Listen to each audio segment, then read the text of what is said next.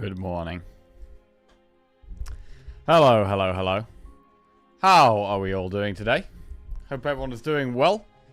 Good morning, cats. Good morning, Doc Paldin, French Fry Apocalypse, Scherzer, Madame Angela, Flying Duckman, Canra, MTG, Spire Fox, Wiglini. Hello, hello, hello. Good morning, Julia. We have, still it's quite white outside. Not quite as white as yesterday, but a thin sheet of snow. You're dehydrated. Stop being lazy to go get some water, Spire Fox. Go get some water. Oh, you poured rum on a rum cake and ate it. What? You're having snow in Australia? I do not live in Australia or Austria. Do not live in any of those places. It snows in England. Are you a northerner? I am from the Midlands in England. So, yeah. People in the south would say I'm northern, and people in the north would say I'm southern. But realistically, I'm just in the middle.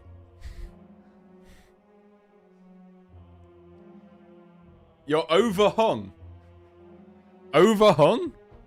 I'm not from Australia originally, no. I'm lucky because I just woke up and you're already streaming. By the way, hi. XDXD. I mean, this is, to be fair, I'm actually starting very late today. I would normally have started half an hour ago. So, yeah, slacking this morning, really. But I am feeling the pressure a little bit because we're on a massive win streak. Humongous win streak. Bro, we've won 8 runs in a row. It's been incredible. And so today, we have one goal. We have one goal today. And that is to just get that 8 to a 9. Get that 9 win streak. Which is also going to be... it would match my record with Defect. So we're playing Defect, which is already really scary. Because it's definitely my worst character. So that makes me nervous. But we're playing Defect. Because we got a big silent win yesterday. And it's for 4 Defect wins in a row, which is my best ever record with Defect. And also 9 rotating in a row. So, yeah, let's get chat back on the screen. Big pressure today. Is there an interesting cause for lateness or just nerves? Possibly a bit of both. Slightly nerves, but also I was very engrossed in a investing video. And it was a really important one, and... I thought, well, I could watch the rest of this later, or I could just finish the last 10 minutes of this now. And so I decided to finish watching that video, and I've got that knowledge in there now to try and make some money. 2026 is your year so far. So far, it's also minus 14 degrees Celsius here, and I'm sitting in front of the open window to sober up. Wow. Wow, what were you been drinking, Cretera? What you been drinking? What were you doing while you were drinking? This is a question. This is an interesting question, actually. As people get older, so if you're older, someone who likes a drink, what activities do you like doing while you're having a drink? Because, for me, I used to, go to bars and, clubs and stuff when I was younger, and, house parties, and it would all be very, social things. It'd be like, oh, I want to, you know, go to a big social event and I'll have a drink. Whereas now it's chilled out a little bit more. Now it's I still, you know, like drinking in a bar every now and then, but probably a more chilled bar where we can have a relax and a chat and it's not too noisy, you know. That boomer mindset. But I also love playing games, bro. I love playing games. Playing Spire. Good food and good wine. Yeah, good food. Socializing is good. But, bro, I love playing a game and having a drink. It's one of my favorite, if I've got, a day off. A little drink and a few games. Fantastic. Whether that be, you know, games with friends, or computer games. I'm 32 and I still like to go dancing. But now I do cocaine as well. Ah, okay. Probably not the best habit to be picking up at the age of 32. Get that 8 to a 9. Alcohol can help with that. Yeah, so there's no... This is tea. This is tea. This is not a mug of vodka or anything along those lines. It is just Straight tea. Hard tea on the rocks.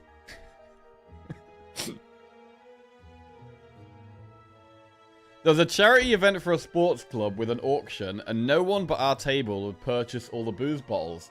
So we emptied like 3 or 4 0.7 litre bottles with 7 people. Damn, okay. Oh, what a message right when I join. Vodka is the bodybuilder's secret. Oh, I didn't know that. Maybe that's why I'm so skinny. Shit. Playing Spire, watching Spire, drinking more. Yeah, I mean, lately I've been enjoying some League of Legends. But, like, having a couple of beers and a few games of League. Oh, fantastic. I mean, I'm having a great time. Whew. Yeah, I'm definitely feeling some pressure for today's run. Because what I tend to do as well is when we're on a big streak and then we lose, I really spiral out and then I start losing every run. So, if we do lose, I am definitely not going to be diving straight into another run. We're going to take our time, probably play TFT or another game for a bit, and then we'll reset and start again tomorrow. Will be the plan. Because as soon as I start lose and then start diving into more runs, it all goes to shit very fast. But we have been playing very well. We've actually been playing really well this last week. In fact, this is the best we've done in months. This is the best we've done in months, and I'm very excited about it. I'm very happy with how we've been playing. I think we've mostly been making really good decisions. We've been trying to be aggressive where we can. I think we've been making better decisions at the start of the run. We've been taking slightly less cards that we don't need to be taking. I think our pot usage has been slightly better. Using pots at the right time. And we've been really taking our time on a lot of these big decisions. Like the boss relic decisions. Pathing decisions. That kind of thing. I mean, some of the runs have been close. I'm pretty sure we've been down to 1 health a couple of times in this streak so far. So, yeah.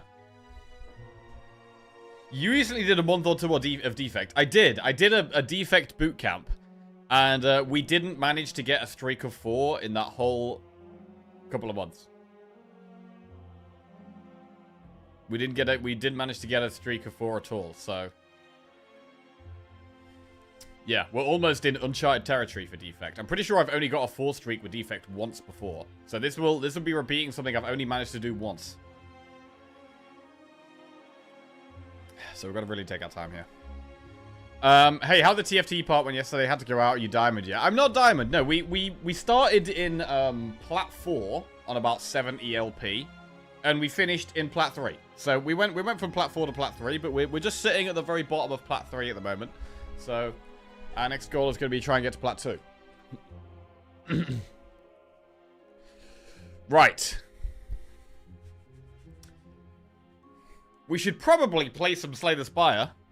That is what we are here to do.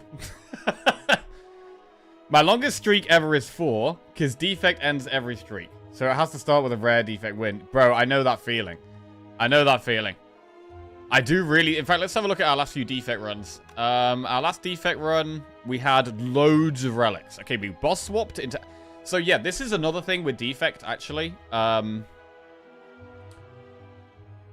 a lot of people, a lot of other really good players are big on, like, boss swapping a lot with Defect. I generally haven't liked boss swapping with Defect, because I really don't like losing... the lightning orb at the start. I feel like it makes it harder to be aggressive at the start, which is true, but it's because Defect's weakest acts or stages are when the enemy is very aggressive very quickly. So like in Act 2 or like Spear and Shield, that type of thing, are some of Defect's hardest fights. And so boss swapping can, like the lightning orb doesn't really do anything in those. Like against like Slavers or against Spear and Shield, your starting lightning orb isn't doing anything. So over the course of the run, boss swapping can give you a bigger benefit. Like unless we get a really good option at the start that's like, if we get like transform 2 cards, or if we get like 250 gold, they're pretty good starting options. So I might go with those. But I am leaning a little bit more into trying to boss swap with Defect. We also have Black Star on this run, which is great. We had capacitors. 33 card deck. Echo Form was in there. I mean, where's our focus? Did we have focus? Did we even have focus?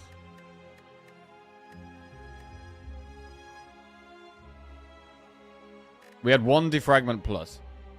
And then we might have, like, Echo Formed it. We did have a lot of orb slots. So that was good. We didn't have loads of focus, though. It was only 1 Defrag plus. The run before that, we had a lot less relics. We did not boss swap. We had branch in the end there. Double Echo Form. We had biased cog. Self-repair, ball lightnings. The problem I have with defect as well is that a lot of my winning runs look very similar. They've all got ball lightning as the early game damage card. They all build frost as the defensive strategy, and then they rely on the late game on focus and powers. They all kind of feel the same. Which means that if I don't get that, I do struggle a lot more. Because I don't really... I'm like, what the hell do I do here? Occasionally, we'll have like some crazy deck that's got like Meteor Strikes or Snecko Eye, and we're doing some crazy stuff. But when we're not doing crazy stuff, and we have a weak start, I do struggle on defect. Right, the other run... This was another boss swap with Black Star. Okay, 2 of my last 3 defect runs have had Black Star in. Okay, so that's it. That's the solution here. We're going to get Black Star. The one before this, we died to Time Eater. Okay. The one before that, we died to Reptomancer. The one before that, we actually won in 47 minutes. Okay. So I've been consistently going quite far with defect. It's a win, a win, a win. Died in Act 3. Died in Act 3. A win. Died in Act 3. Died in Act 2. A win. Okay, so mostly we died to Gang of Gremlins there. Oh, God. Nice jacket, bro. Thank you, oh my God, X-Suit. Cheers. Yeah, I actually, so I raided someone, right? I raided someone, I think it was like last week. And then in their stream, they were basically talking about how they thought my jacket was cool. So I've got to wear it more often, man. I've got to whip the jacket out more often. Right. Honestly, I don't think I've ever owned a piece of clothing that is... I mean, I never really received compliments on my clothing at all. Like, I like fingerless gloves, I wear hoodies, I wear boots. I very rarely get complimented on my appearance, other than the hairstyle, which I change drastically from time to time. But this jacket has had many compliments, and it's actually felt great. It's been great to actually be like, oh, nice jacket, bro. I'm like, oh, cheers, bro. Thanks, bro. It's great. So I kind of want to, it makes me almost want to get more pieces of clothing that are like, make me feel good. If that makes sense. I don't really have that many pieces of clothing that make me feel good. Right. We should play some defect. Ooh, here we go. Right, we will do a prediction. We'll get a prediction set up for this absolutely massive run. Will we win the defect run? Prediction going up.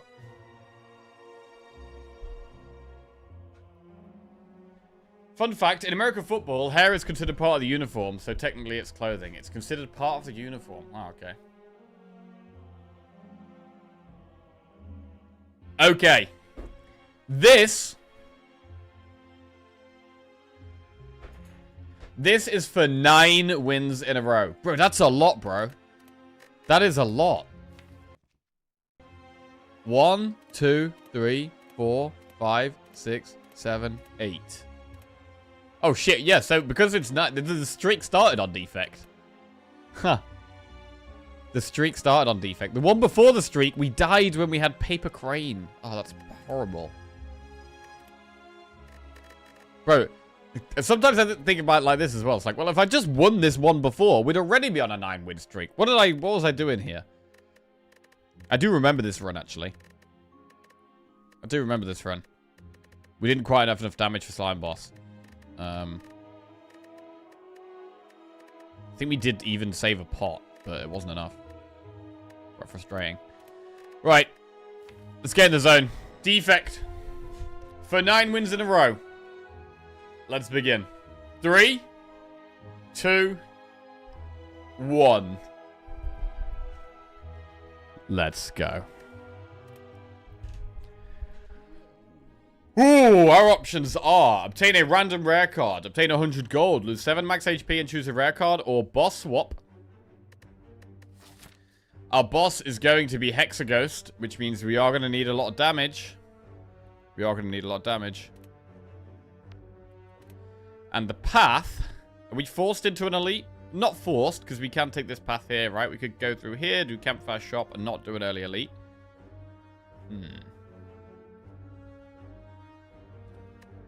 If we wanted to take the 100 gold, we could go straight into this shop. I would generally like more than 100 gold going into shops, but it's not bad.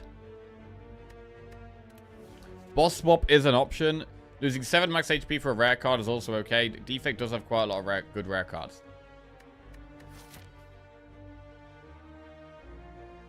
Which way do we want to go? This isn't the nicest looking map, because a lot of the time we want to be doing a campfire before an elite. We also want to have some options. If we go up this left path, I don't think we could do that, actually. There's so many events. There's basically just events. So I don't think we can go up the left here, really. Even though there's a campfire before an elite, which is quite nice. I think we're better off getting to this campfire with the intention of doing this elite. I mean, if we get to this floor, right? If we get to this enemy, we can then decide between going this way, where we go campfire, maybe one elite. Or we could do, if we've got some good pots, we could maybe do elite, campfire, elite. Which is aggressive, but we would like to do. Because then after that, we could do campfire. But it's nice to be able to not be forced into the early elite and go this way instead, right? It's nice to be able to go around here. So I think getting to this enemy looks very good. Getting to this enemy gives us some options. What do we think about early shop? I mean, we go through the early shop if we take 100 gold, right? We could go 100 gold into this shop on floor 2. We're going to have about 200 gold. And then we're going to do a couple of enemies after. And then be in a spot where we're thinking about doing an elite.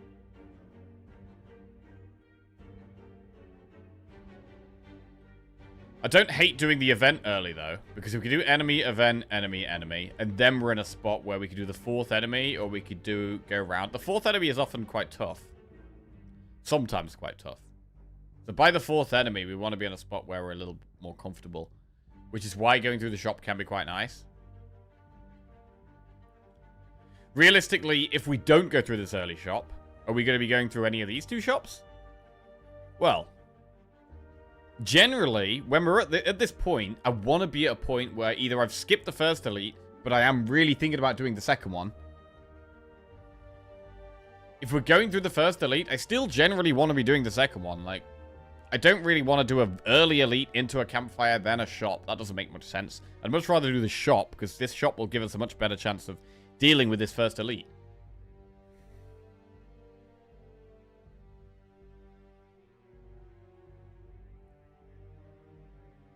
But probably the most sensible path is not doing the early shop if we're doing the boss swap. Or the rare card. Not doing the early shop. And then going round this elite to this campfire with the intention of doing this elite. Morning, Mowgli. What's going on?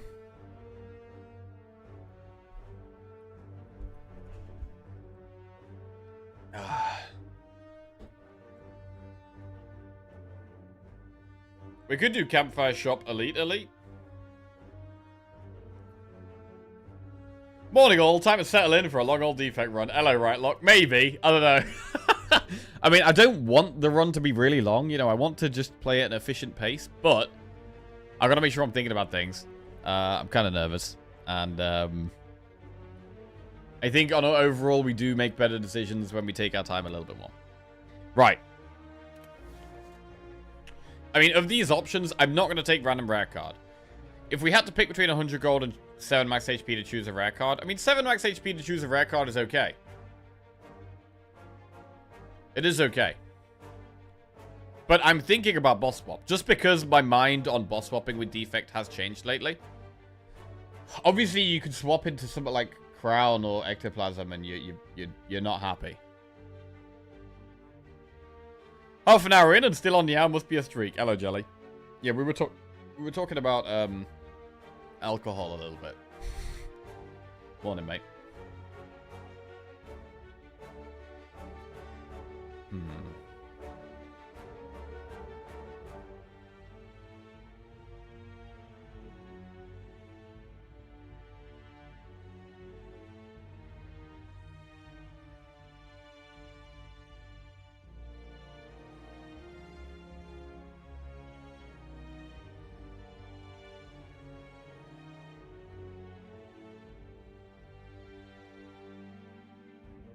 I think you're wrong. This is 100% always, no questions asked, random rare card. Okay.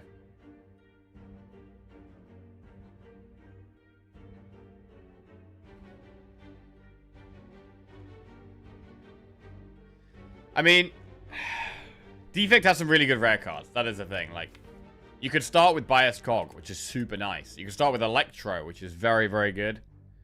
Echo Form is good.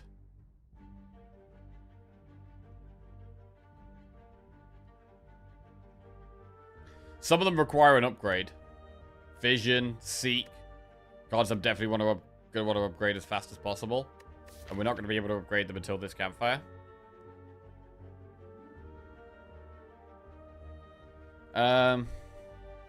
Which character was played when we had the 1 hour turn 1? I think that was Defect. Yeah, I think that was Defect.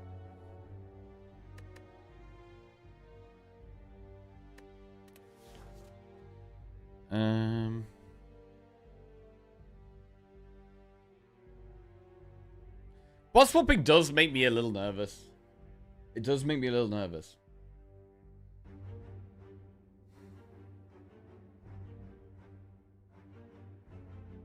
But Defect is similar to Ironclad in the sense of, like, more energy is generally really good. Defect's got quite a lot of powerful, expensive cards. Glacier, Doom and Gloom, Echo Form, Creative AI. These cards that we're going to be taking, or want to be taking, that cost a lot of energy. And bot swapping does encourage taking those. Like, choosing a rare card, getting Echo Form, but not... Like, Echo Form is not going to help me right now. Echo Form does not help me right now. The only rare cards I want right now are the ones that are actually good early on. Which are, like, I would take Core Surge, I would take Electrodynamics, I would take Biased Cog. They're probably the best ones in the early game. Seek is always great. Seek is always great. Fission is nice to have.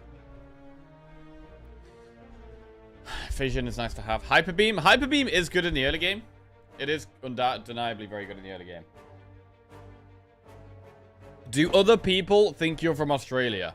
I don't know, Spire Fox. Let's ask them. Does anyone else think I'm from Australia? Why do you think I'm from Australia?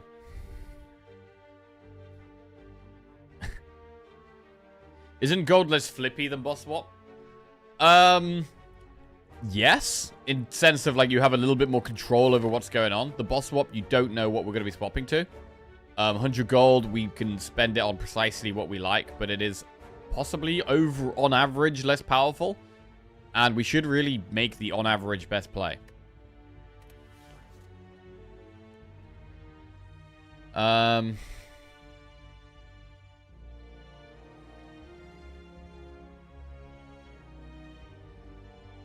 Defect does have a lot of good rare cards. Like, if I had to pick between these two, 100 gold and choose a rare card, I am slightly leaning towards choosing a rare card.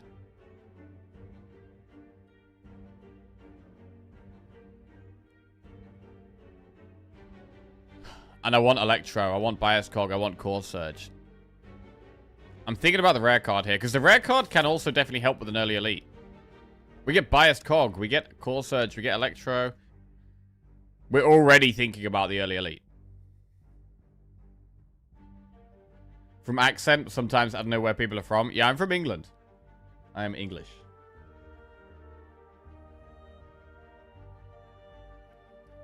Okay. I think probably choose a rare card.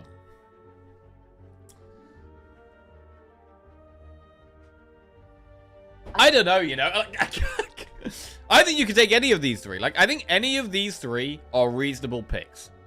Taking 100 gold with a floor 2 shop. If it was 250 gold, if we had like a 250 gold with like a minor downside, I would be taking 250 gold here.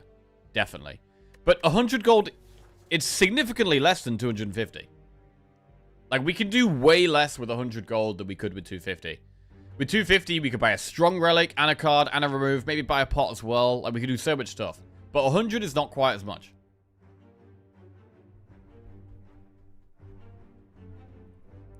Why this shop? Go shop on floor 7. If we shop on... Wait. So the shop on floor 8, that would mean we're not doing the elite. If we're doing that, and we're not doing this shop, and we're waiting for this shop, that means we're basically committing to not do this elite. When really we want to be trying to do elites if we can.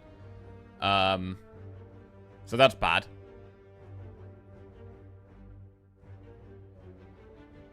You can still do 2 later elites? Yeah, but we could do 3. I don't think I want to commit to a shop up there. Also, if we want to be able to spend that gold for a power as long as possible. If we go to this shop, we've got extra strength on this. We've got extra strength in like 4 fights. If we're waiting for this gold, we've basically got no starting option for like the first half of the act almost. We've got no buff through this whole start of the act. When instead we could have a rare card we can choose, or a boss swap. So I don't think it's a good idea to do that. I'm either gonna choose a rare card or I'm gonna boss swap. I am slightly starting to lean towards choose a rare card. There just are a lot of good defect rares.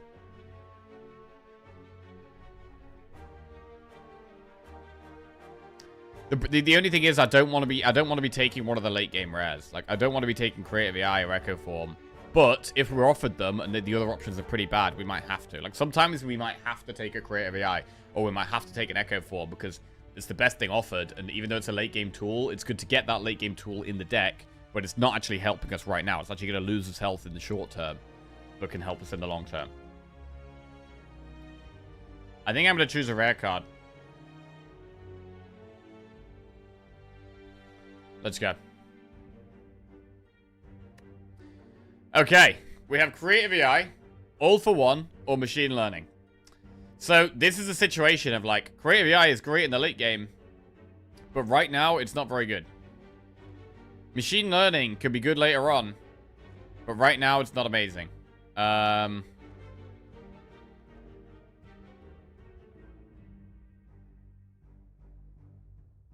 What card are we really hoping for? Electrodynamics, Biased Cog, Core Surge. All great. Seek is fantastic all the way through the run. There's quite a lot of good ones. I did mention that multiple times. I think All for One is doing nothing right now. All for One seems like the only early game option. The problem with All for One is that at the moment, it's actually worse than playing 2 strikes. It can become better as we upgrade Zap, we upgrade Dual Cast, we maybe find more zero-cost cards, like potentially go for the eyes, etc., etc., etc. So we can lean into it. We can start leaning into it. Is it possible to beat Act 4 with Compact Defect? It is, yes. Generally, the best way is to have a deck revolved around Reprogram. Reprogram is very, very strong if you build a deck around it. But the main problem with that is that you're sacrificing focus. And so all the Frost cards, which are a lot of the time the best defensive cards in Defect, are bad. So you're basically building a completely different style of deck. It's best if you can get Reprogram really early on and start building around it from right at the get-go. All for One is probably the best pick for Act 1 and Act 2, really. Like, Creative AI, it's not really very good in Act 1. The only fights it's good in is Lagavulin. It's barely even that good against the boss. And in Act 2, it's kind of the same. It's only the Act 2 boss where it's going to become good. So, like, Creative AI is probably the card I would like the most to take the most out of these. But for Act 1 and Act 2, it's actually really not going to help. Machine Learning is a similar thing, but we're going to get less punished. So it's like a bit of value in the longer fights.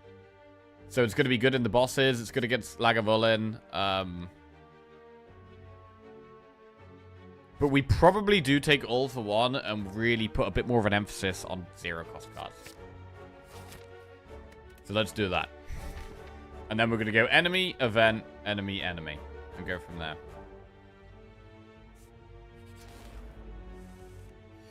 So the All for One doesn't help very much right now. So these next few floors could still be quite tough.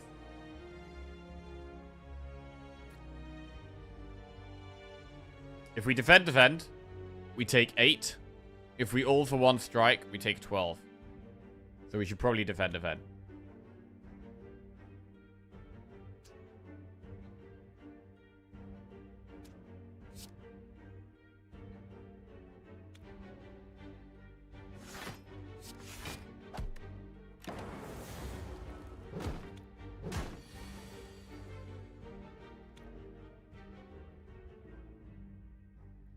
Defend, we take 4. The greedy play is to play Zap and hope we kill that. But I don't think it's worth doing that.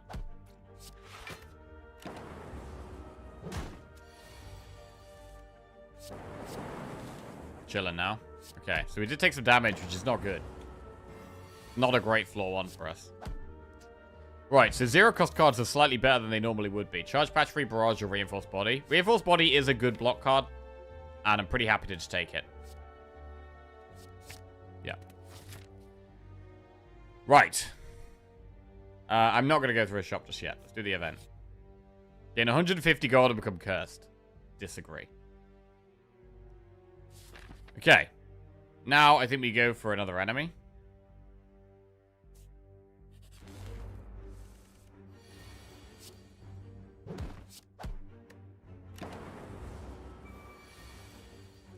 Would love another Chemex run here. We had a sick Chemex run yesterday. It's silent. Pots would also help us be able to go for elites. Colorless pot? I mean, it's a pot, but it's not a great one. Ball Lightning, Steam Barrier, Rebound. So Steam Barrier works with all for 1. So Steam Barrier is definitely better than it normally would be. But Ball Lightning is such a good early game damage card. I think we still take Ball Lightning here. I'm going to take Ball Lightning. And my best upgrades definitely are going to be Zap and Jewel Cast because of the all for 1, right? So we'll take Ball Lightning. And we will do 1 more enemy.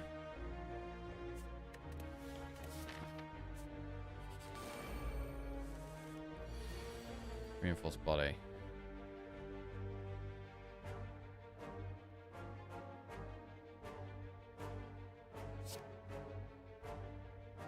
I'm going to take 0 damage here. I don't want to take any damage. All for 0 would be a better name. True, actually.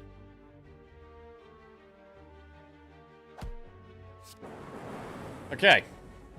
No pot.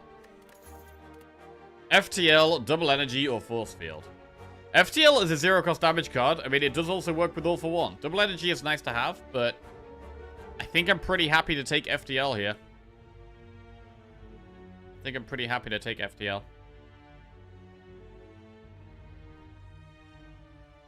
Alright, that's another 0-cost card in the deck. In fact, I say another. That's the first 0-cost card in the deck.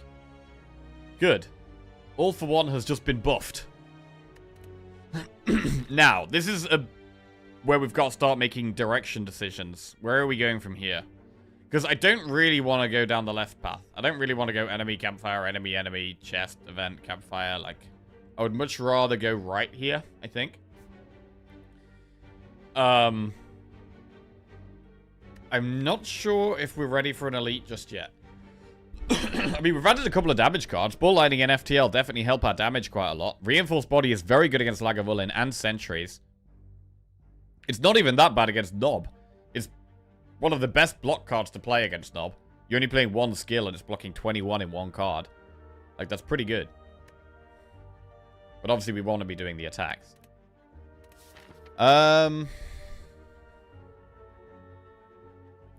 But if we think we want to take the safer path, we could do an event, into an enemy, into a campfire, and then start reconsidering.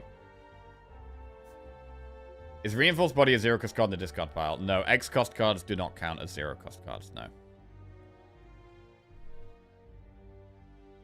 You know what? I'm already pretty happy with how we played this. I mean, I think the floor 0 decision is tough.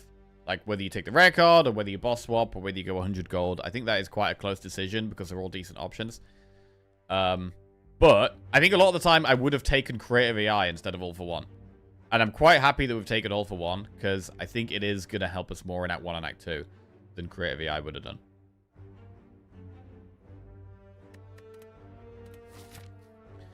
Okay.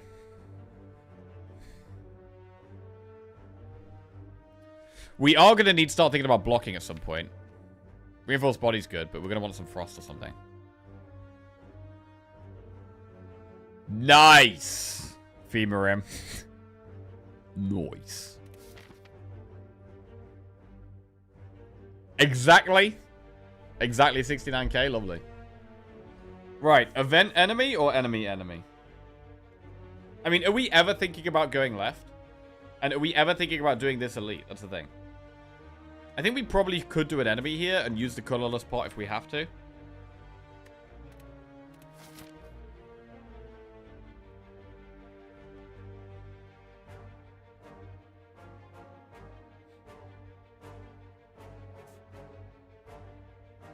I'm going to do the enemy. We got a thief. Not bad. Not too bad, actually. I don't mind this guy. Yeah. We might be able to save our pot.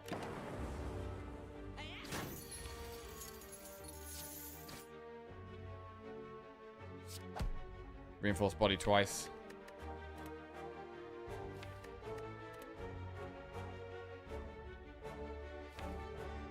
Next turn we have all for one ball lightning, which is 10 plus 7, which is 17, plus 3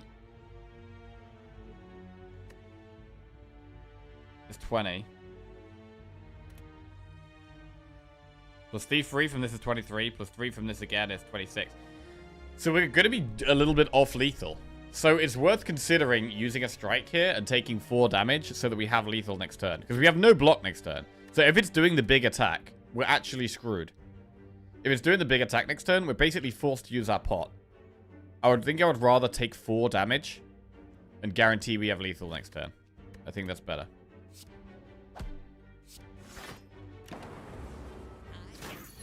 Okay, it wasn't attacking, but I think that was the right play.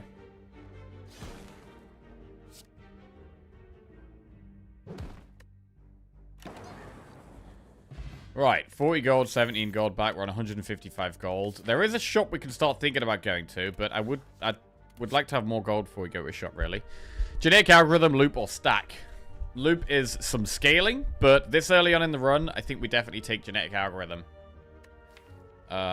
It's a great way of blocking. It's just going to get bigger. I think we're early enough in the run to take the genetic algorithm here.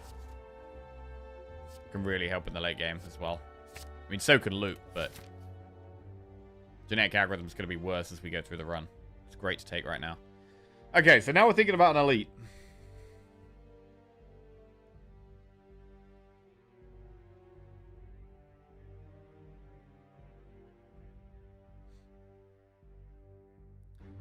The deck doesn't have loads of damage. It feels a little risky. I think I want to not do an elite yet. I think it's probably better to do enemy campfire and then reassess. We're going to be stronger by this point. We might have less health, but we're going to be stronger. We're going to have possibly another pot. Most likely another pot. And possibly another card. And we should be able to upgrade something, which with all for one is very good, because we're going to upgrade Zap or Jewel Cast.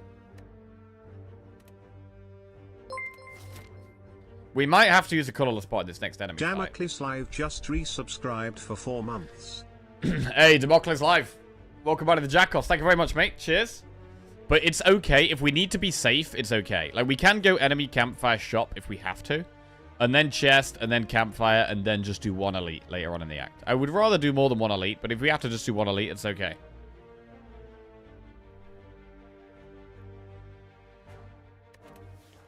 So I'm going to go here. The Slaver is also not too bad. This is actually one of the easier fights, I think.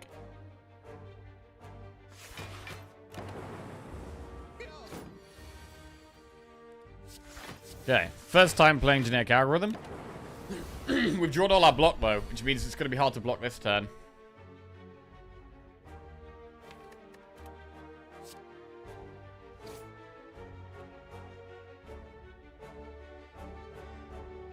All for one does 7, plus the FTL again, which is 3, which is 10.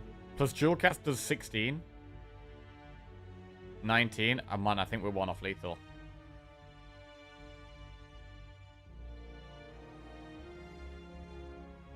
I think we're 1 off lethal. Do we need to colorless pot?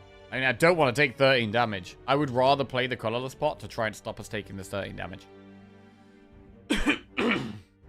Good morning, High Farm. How are we doing?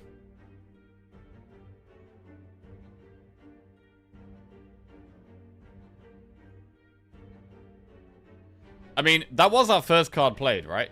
Is there anything that we can draw with FTL that helps? We could draw Ball Lightning, and that would be lethal. So there's a 1 in 8 that we get lethal. Actually, is that lethal? Because I'm not going to have the energy to play it. Over dual cast. We could draw Reinforced Body, which blocks 7. We could draw Defend, which blocks 5. So they are possibilities. But then if we get, like, the vulnerable pot, then I want to be playing the attacks first.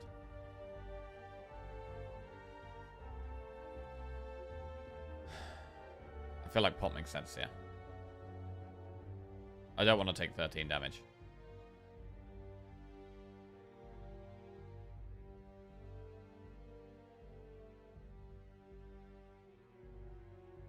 We only need 1 damage. Right? 7 plus 3 is 10. We only need 1 damage. I think colorless pot for 1 damage is the way. If we don't get 1 damage, we just look to block as much as possible. And we don't even play the card, because we all for 1, then we play FTL, try and draw a block card, and then play the defensive card with the block card. Apotheosis, Deep Breath, Enlightenment.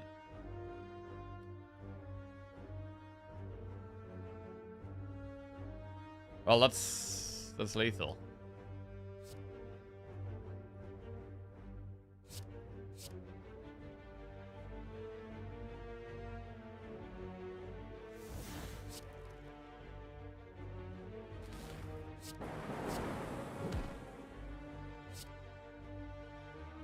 Okay, so we used the colorless pot to kill it. Fine. It means we don't have it. We're getting kind of unlucky with pots, which is making me doubt that we can go for this elite right now.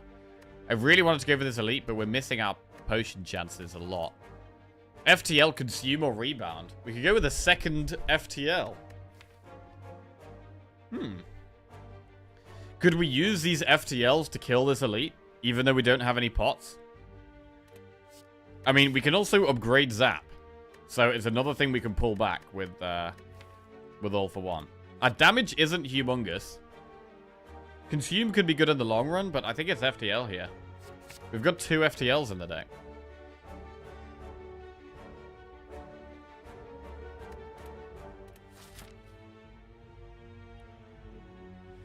And I do think we upgrade Zap now.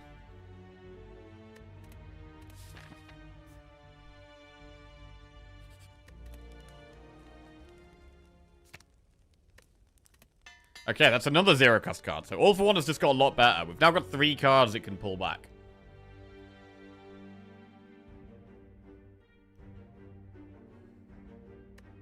Is there ever a world where we don't want to upgrade dual cast because we don't want all for 1 to pull dual cast? For these late game situations where we get a big hand. We can dual cast Frost though. Which is helpful. Right. Elite or shop? 173 gold. Isn't that much for this shop, but I think the main thing we've got to think about is, like, how are we going to do against an elite?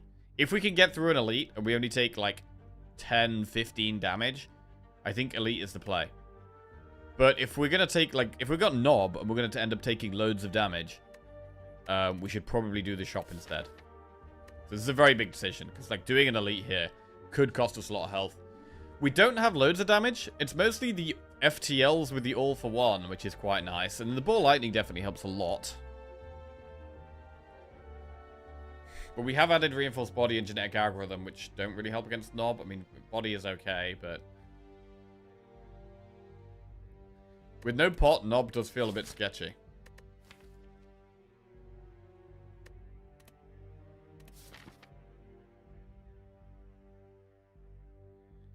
I'm kind of thinking we need to do this shop. Which isn't great. I don't really want to be doing the shop, but... I think it might be the way.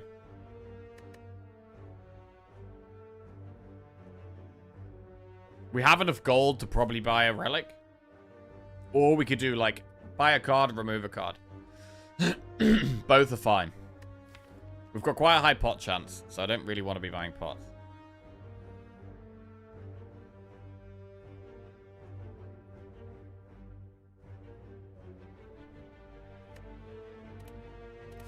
Yeah, I think we're just going to go for one elite in Act 1. I mean, it could be a run where we actually are able to be more aggressive in Act 2 and do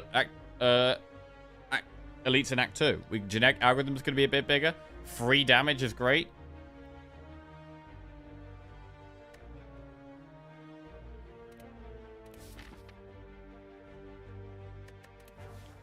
So I'm going to go through the shop. Defrag. There's a frozen eye. Steam Barrier is a 0-cost card. Beam Cell is a 0-cost card.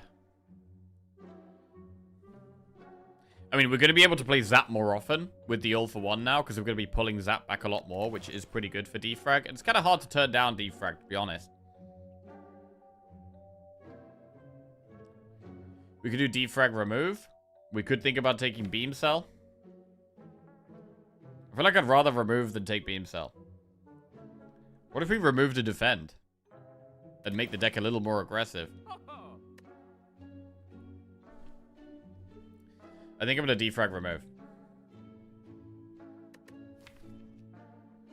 Beam Cell's such a common card. I don't really want to spend gold on it when I could spend that gold on a remove instead.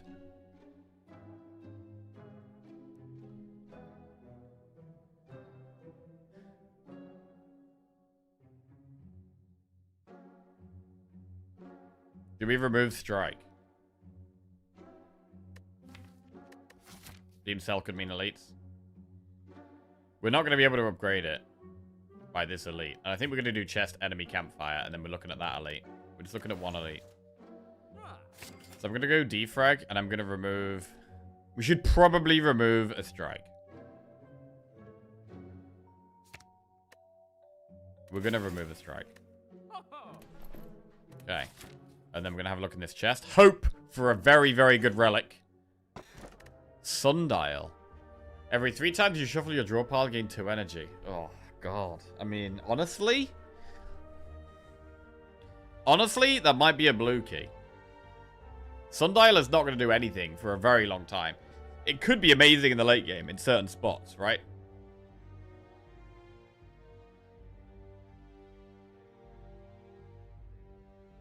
But more likely than not, Sundial is just not going to do anything for a very long time.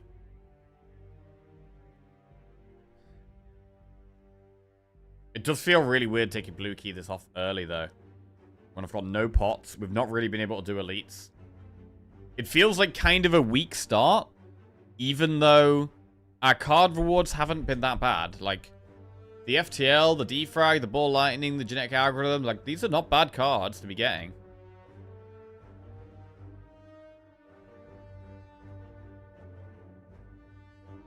One Recycle, it can become very good.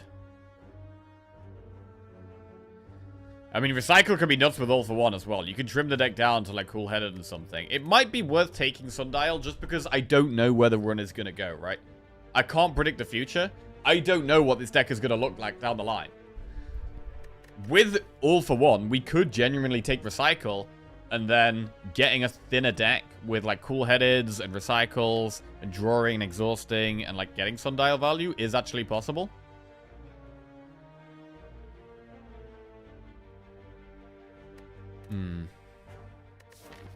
What is the vial at the left of the map? The vial at the left of the map? What vial?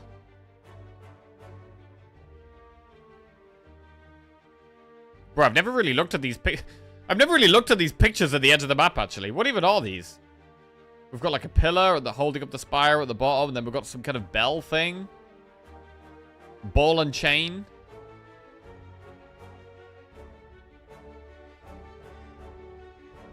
Oh, the left of the map icon. This is our potion chance. So this is our likelihood of getting a potion on our next floor. Yeah. So it increases by 10% each floor.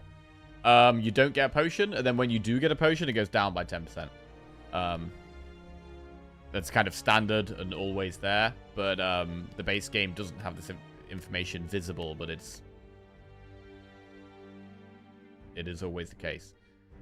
You start on a 40% pot chance. If you don't get a pot on the next floor, you're gonna have a 50% pot chance. If you do get a pot on the first floor, then your potion chance will go down to 30%, and it keeps doing that on every fight.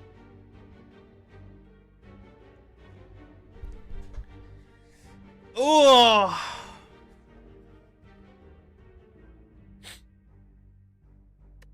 I think we should probably take Sundial, right? We should probably take it. It opens up options, and I don't know what the deck's doing yet. So I'm going to take it. Right. I don't think we want to do an elite just yet. I think we want to do enemy camp. We've still got no pots. I want to do enemy campfire.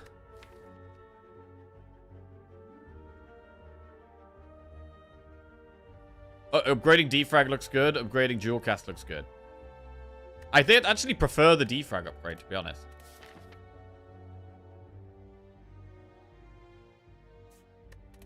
Let's go. Okay, this is a bit of a harder fight.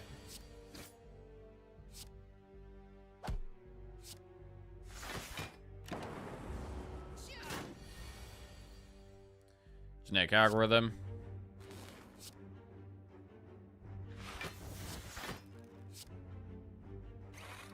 Alright.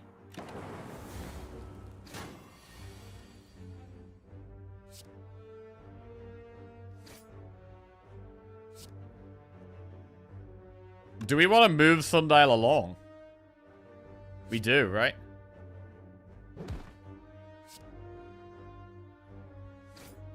Cool.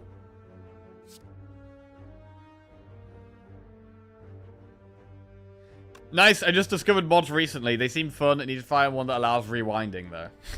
The best one is the one that makes silent backflip when you play backflip. That is the best one. Everyone agrees on that.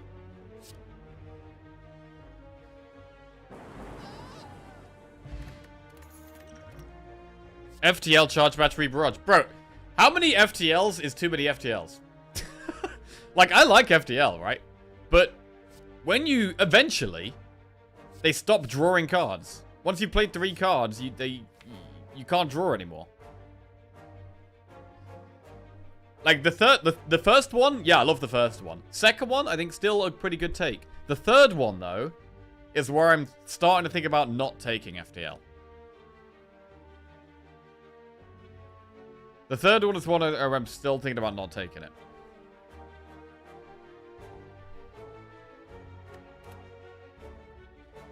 If we are not taking it, do we take charge battery? I don't mind charge battery. I mean, we've got reinforced body, so it seems kind of bad compared to that, but charge battery is alright. We don't really need to take it, though. Cut to 6 hours time and 5 damage of a heart kill. Hey. I actually don't think we take this one. Man.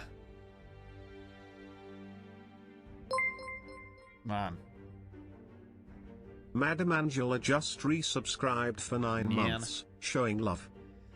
Hey, Madam Angela, welcome back to the Jackoffs.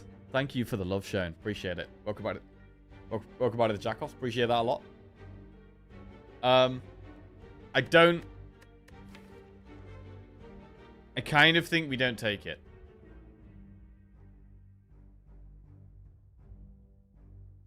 I kind of think we don't take it. Zero cost draw 1 is good. It is great. It is great.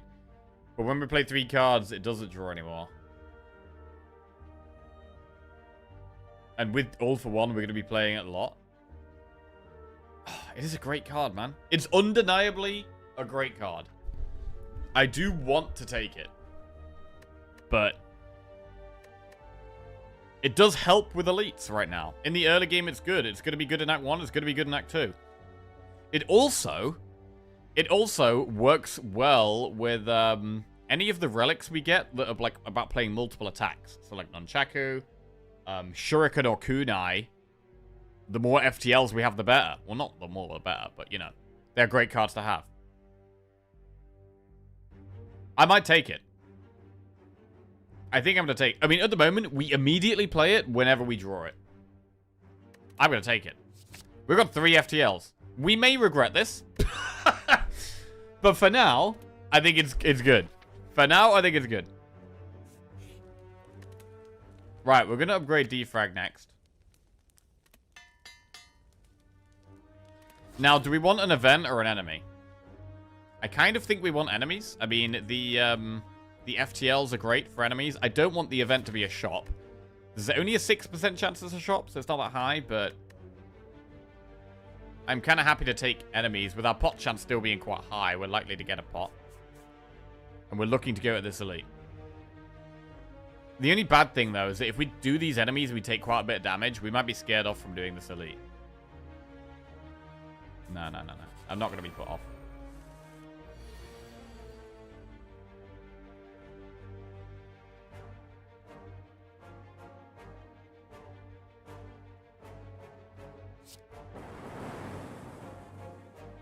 That's a nice double FTL there. Oh, that's nice. FTL looking pretty good right there. Oh, less good here.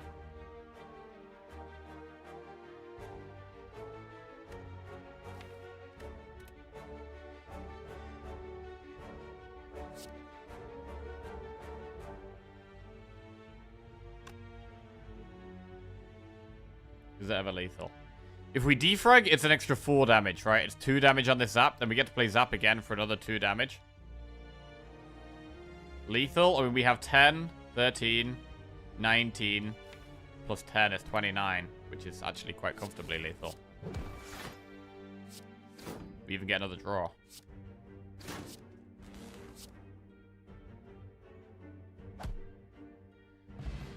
Weak pot. I mean, now if we see FTL, I think we turn it down. I think we would turn down the next FTL. Right. Cold Snap, Rebound, or Ball Lightning. I am not going to take Rebound. We're going to do Cold Snap or Ball Lightning. We don't have any Frost yet. So we could think about Cold Snap because we don't have any Frost yet. I'm definitely leaning towards Cold Snap here. Because we've got the Alt 1 to pull Zap back more often. So we're getting the Zap Lightning more often than normal. And we have a Ball Lightning already. So I do quite like the Cold Snap. It's not so good against Nob. Like, against Nob, we want the Ball Lightning, really, but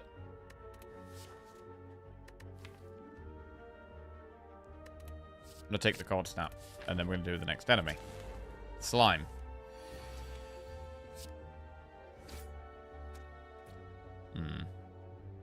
Well, Cold Snap's better than Ball Lightning here. I mean, this might be a block pot turn, actually.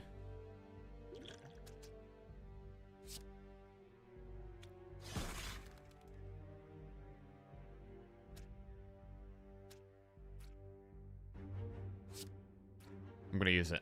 We do have a 50% pot chance, and it blocks 11 out of 12. It's worth.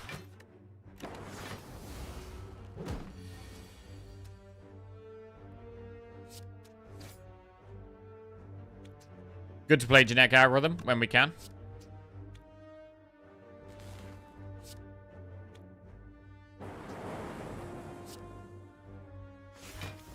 Nice to just keep buffing that up.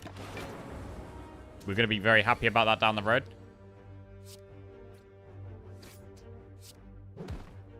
Haha, look at these FTLs. I mean, it would be nice if they were upgraded. I'd really like them to be upgraded.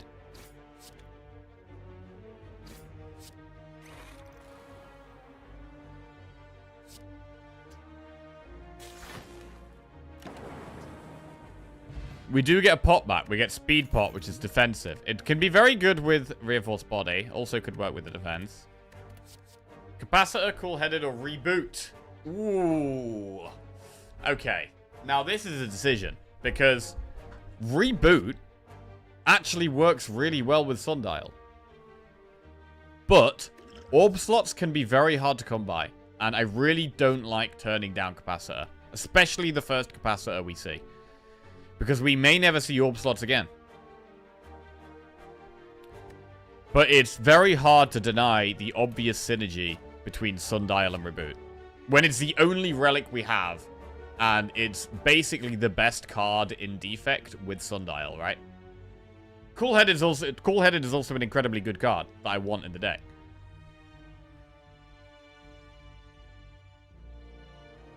Capacitor doesn't help you yet. I think it definitely helps on the boss. I think Capacitor definitely helps on the boss. We are going to attempt this elite. And then we're going to have Campfire and a boss. I mean, what are we going to upgrade in this Campfire? We might upgrade Jewel Cast. Or we might upgrade the card we take here, to be honest. I actually think whichever we take here is probably our next upgrade.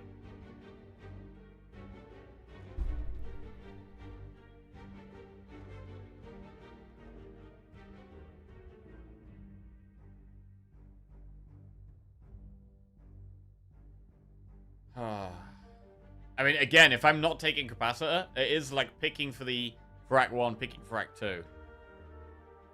I am leaning towards the reboot. I'm really leaning towards reboot.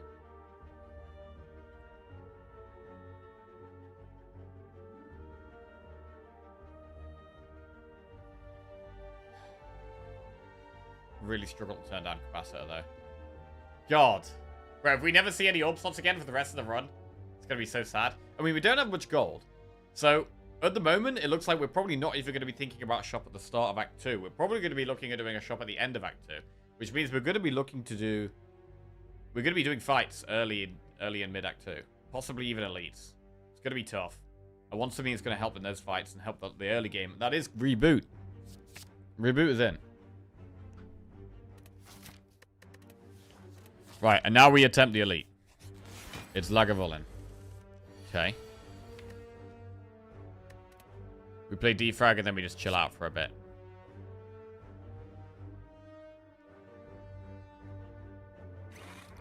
Sundial gives energy, but we have a lot of zero cost, so energy is a bit less important. At the moment, yeah. At the moment, yeah. But we are going to be looking to add more expensive cards. We are going to want Glacier. We're going to want Cool-Headed. We're going to want Echo Form, Creative AI. We are going to want these cards. So at the moment, the deck is pretty cheap. But I do want to give myself the potential to get lots of energy so that it's easier to play these expensive cards when we do add them.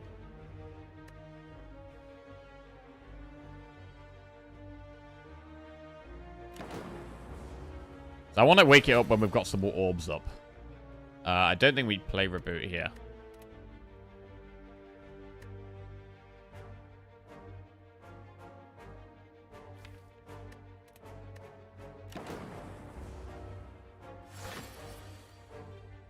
Generic Algorithm, do we play it? We have Reinforced Body next turn.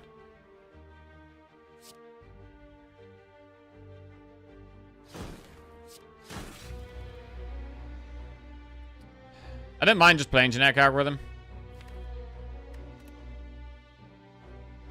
We know we have Reinforced Body next turn unless we're doing the All for One.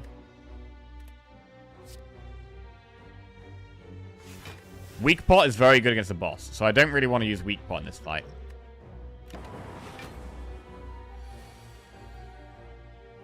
It's weird to not use All for One here.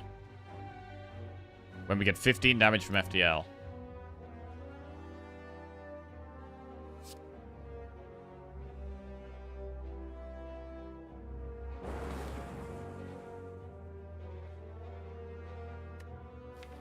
We're going to get Reboot as well. Which actually means we're going to reshuffle. Holy shit, wait.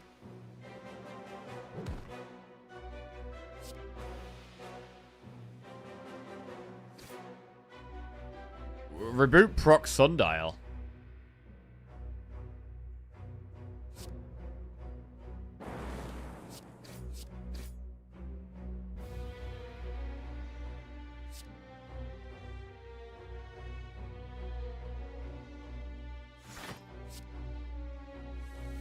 That's good.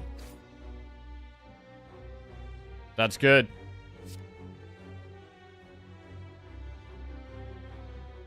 We managed to do lots of damage and block it all.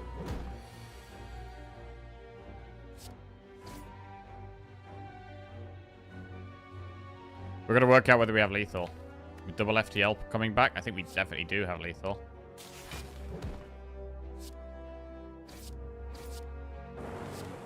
Wow. That was great. That was really nice. That was the deck working as intended. We get Strawberry, not amazing, but we get that max HP back that we lost at the start of the run. Boot Sequence, Auto Shields, a Rebound. I don't mind Boot Sequence. It's good block turn 1, and also if we don't play it turn 1, All for One could just pull it back. And then we get to play it with the All for One. So I think Boot Sequence is a good pick here.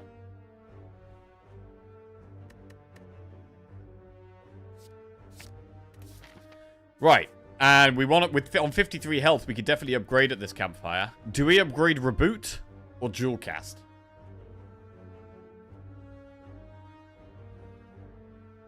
I mean, upgrading FTL is actually kind of interesting.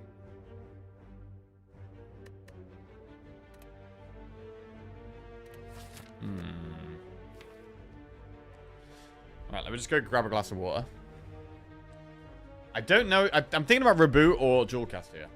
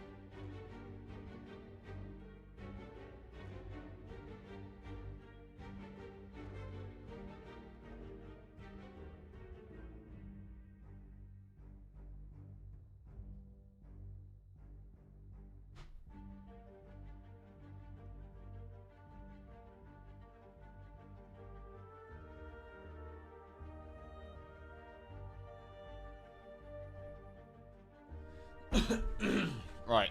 Upgrading one FTL means you would get full effects of all three if drawn in the same round. I mean, you can already get that, right? You can already get that. Oh, wait. No, you can't. Shit. Oh, no, you can.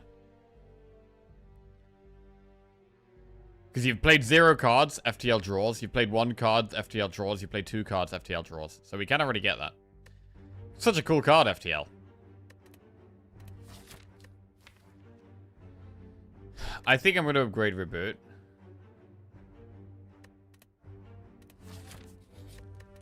I think this is definitely going to help the most in Act 2. Right. Do we have the damage for this boss? I would say so. I'd say we have the damage, but let's see. We can use the weak pot if we need, but I'd rather save the pots if we can. Rather save the pots if we can. All for One is going to pull back Boot Sequence. So All for One is 10 block.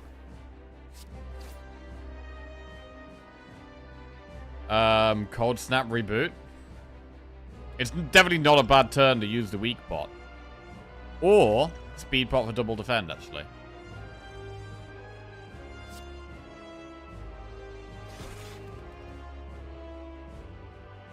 I'm gonna reboot. Okay. I mean, Boot Sequence and Genetic Algorithm is 19 block. Plus the 4 from Frost is 23, so we can, we can just block a lot of this. And not use any pots.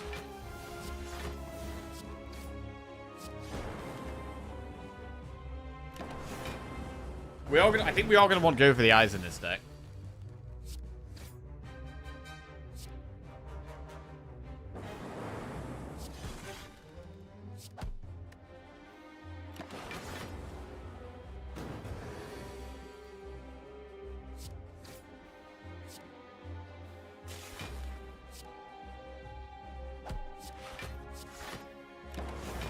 And we really would like some more relics. I mean, One of the big downsides of Act 1 here is that we haven't been able to get many relics.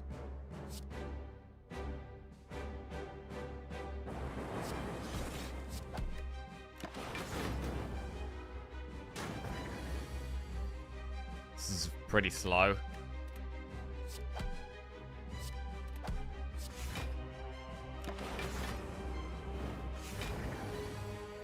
Alright, I think we do play the All for One here.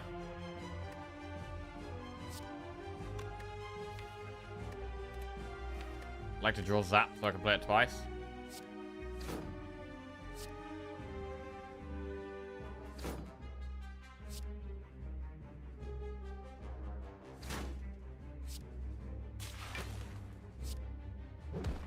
Whoa!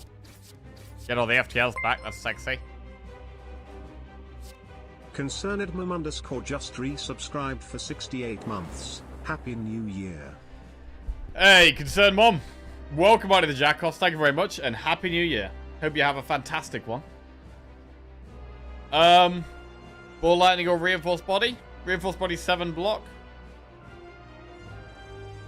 I mean, Ball Lightning is going to do 15 damage just in Lightning Orbs. I think Ball Lightning is the way here.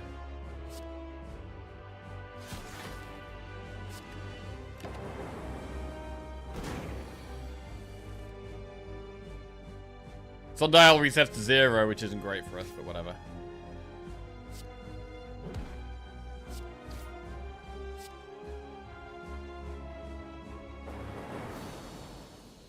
Okay, pretty good boss fight there.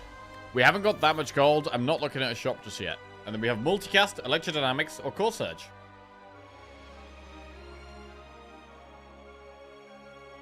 Core Surge and Electro are both really nice in Act 2. I think, we're definitely not going to take Multicast. Core Surge is good in the single target fights that give you bad things in your deck. Electro is very unique, and we don't have any AoE, so I think we probably do take Electro here.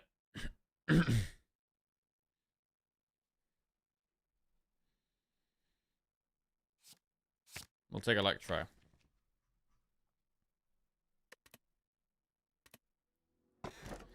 Okay, and we have Busted Crown, Snecko Eye, or Empty Cage. It really does not feel like Snecko here, but Snecko does work with All for One, but it's kind of terrible with FTL. Oh, God. Oh, God. I mean, we're probably going to be looking for a turbo with this All for One, so we could get energy through, like, turbo. I really don't like Busted Crown. Honestly, I think I really do not want to be taking Busted Crown here.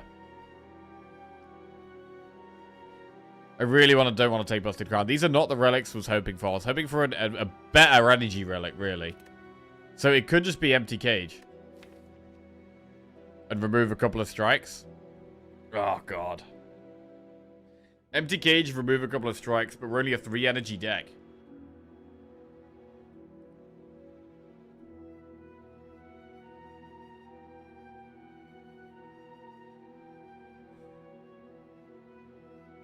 Do we remove double strike or 1 strike, 1 defend?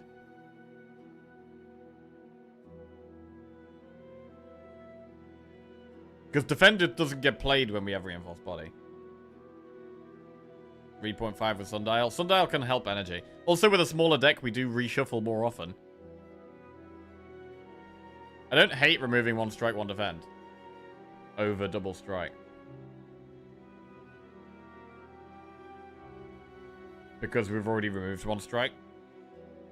But at the same time, when we've got 3 FTLs, they're basically acting as a better strike, to be honest.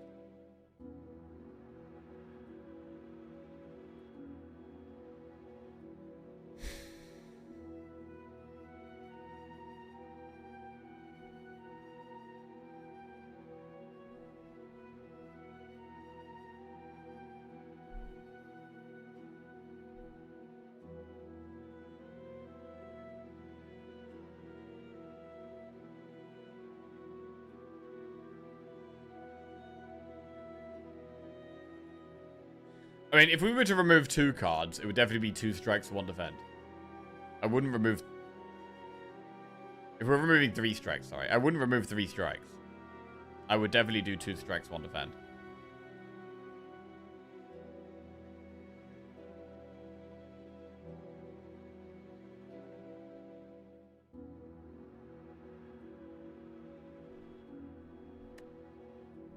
Defense aren't as good in Act 2 because there's a lot of cards. There's enemies that make you frail a lot.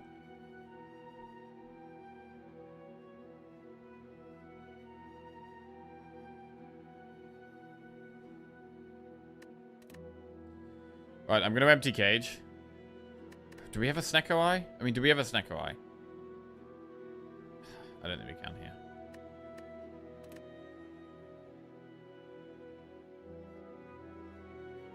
Empty cage.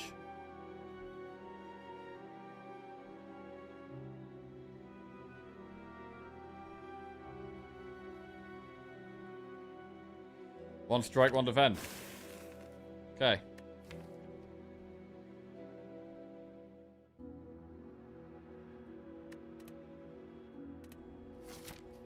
Right, we're into Act 2. We have Hyper Beam Boss. Morning, Lemon. How are we doing?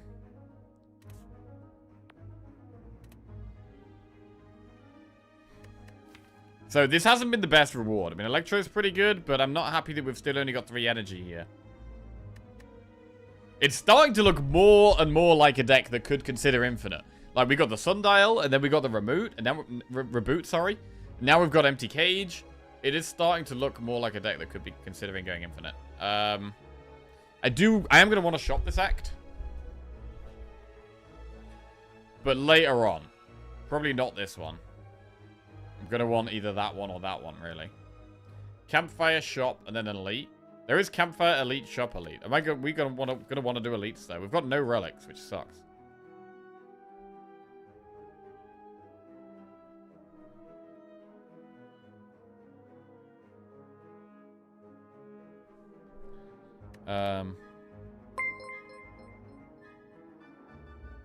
Lemon1 just resubscribed for 109 months. Yo, Lemon, welcome back to the Jackoffs. Thank you very much, my mate. Cheers.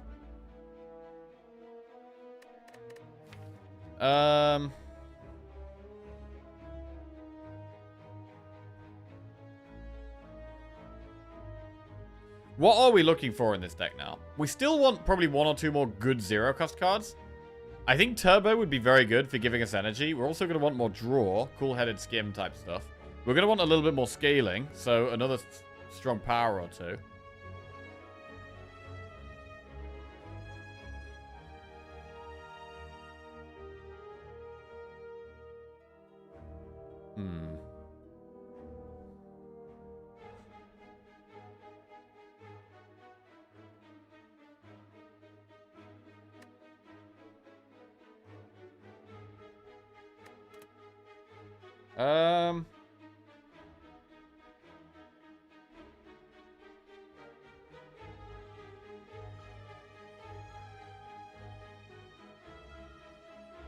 Shop, elite, campfire.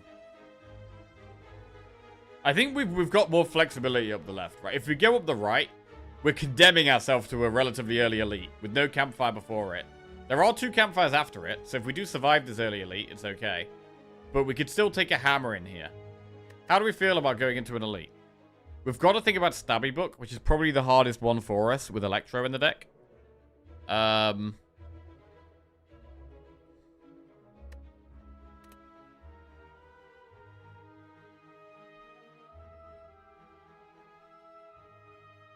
It's generally nice to be more flexible, but I would love to take the right path. I would love to go for elite, campfire, campfire, elite, elite. I would love to do that.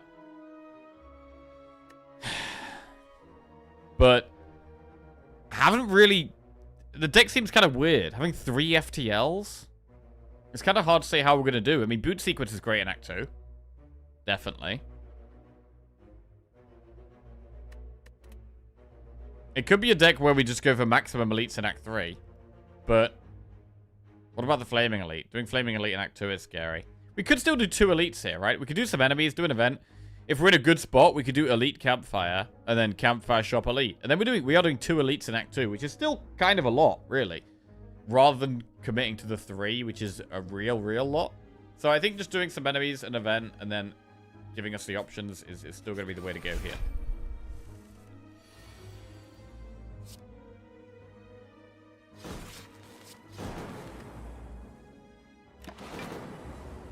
We can suddenly take a lot of damage out of nowhere. It might be happening here. All for one pulls boot sequence, which is great. It's just great.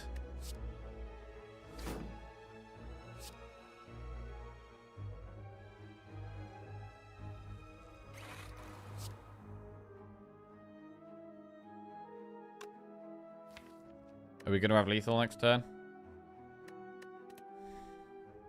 If we're not going to have lethal next turn, it might be better to not play the zap and sit on the frost so that we have a chance to dual cast it. There is reinforced body there, though, and there is reboot.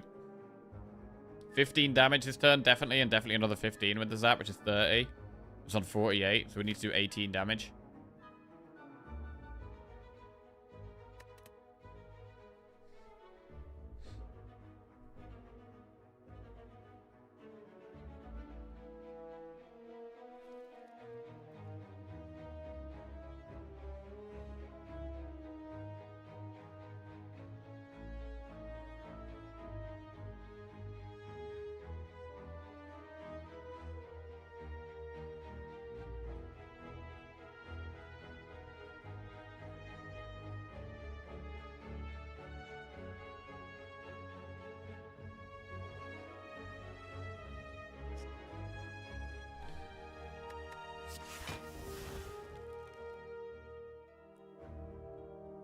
I'm considering taking the safer play here. I think we should.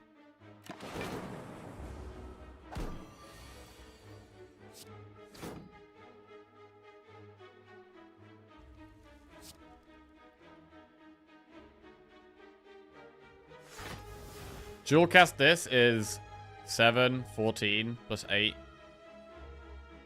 Blocks it all. So we can actually dual cast reboot to try and get some more damage.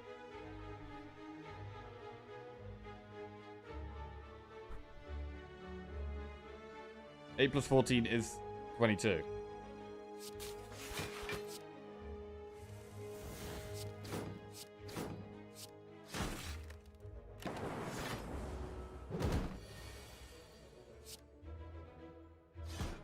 Good. Block pot. Consume turbo streamline. Interesting. So, we were talking about turbo and thinking it could be a good card to have in the deck with us not having an energy relic and having all for one. So, I think turbo makes sense here. Streamline is good when it's 0 cost, but we really don't need it. I'm going to take turbo, and I do think block pot is probably better than speed pot. Not a good starting hand. We might want to be using a pot in this fight. Pretty bad start.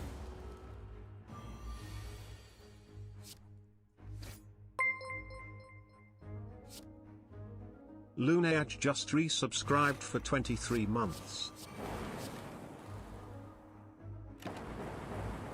Hey, Luna, welcome back to the Jackoffs. Thank you very much, Luna. Appreciate that. Welcome back. Cheers. Reinforced body blocks 21.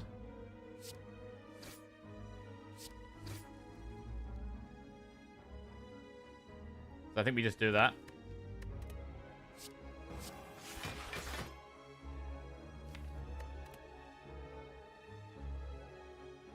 Reboot feels kind of unnecessary, although it does put the dazed back in. If we reboot, we could get past some dazed. We could also play an FTL or two. It probably is worth. Play an FTL. Dazed are in the deck. We get to play a Zap, which is good damage. And now 1 damage is lethal.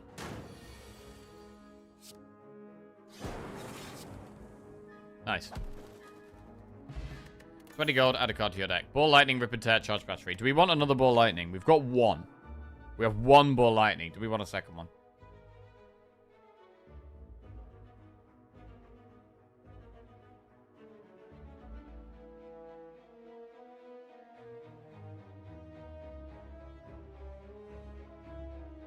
Do you think I've seen the original Top Gun? I don't think I've seen Top Gun, no.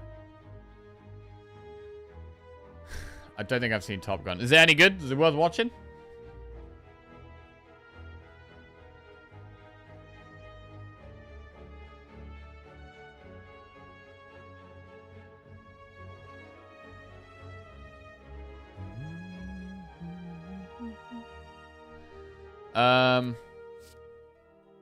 Skip.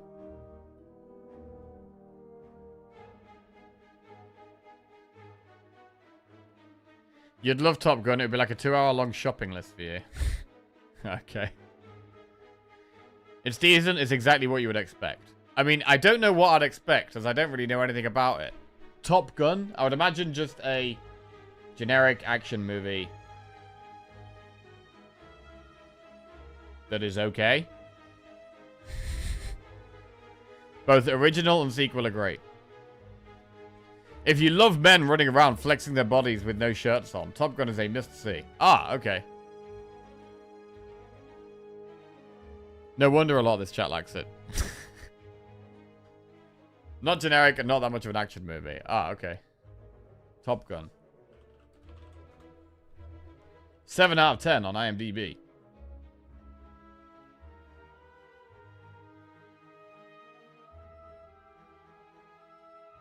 When hotshot fighter pilot Maverick is sent to the school, his reckless attitude and cocky demeanor put him at odds with the other pilots. Okay.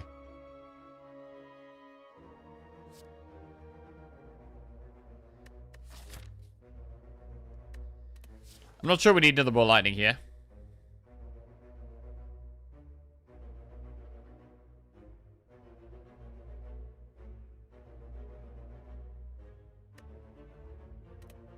I mean, a lot of the time I am happy to have multiple ball lightnings, so.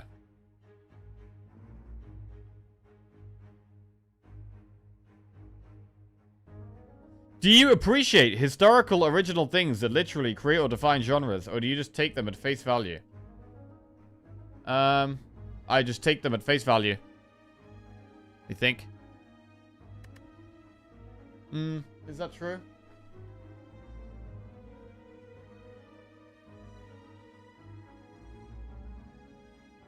I don't know. I mean, Jurassic Park was a massive movie. But I still think it's the best of all of the Jurassic Park and Jurassic World films. And I don't know if that's just because of the nostalgia or because it actually was the best. I think it actually was the best.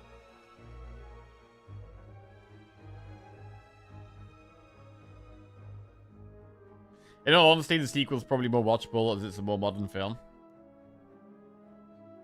It was the best. Bro, it was amazing, bro. It was amazing. Jurassic Park 1? Holy shit. I mean, I kind of hope that, like, you know, like, cinemas?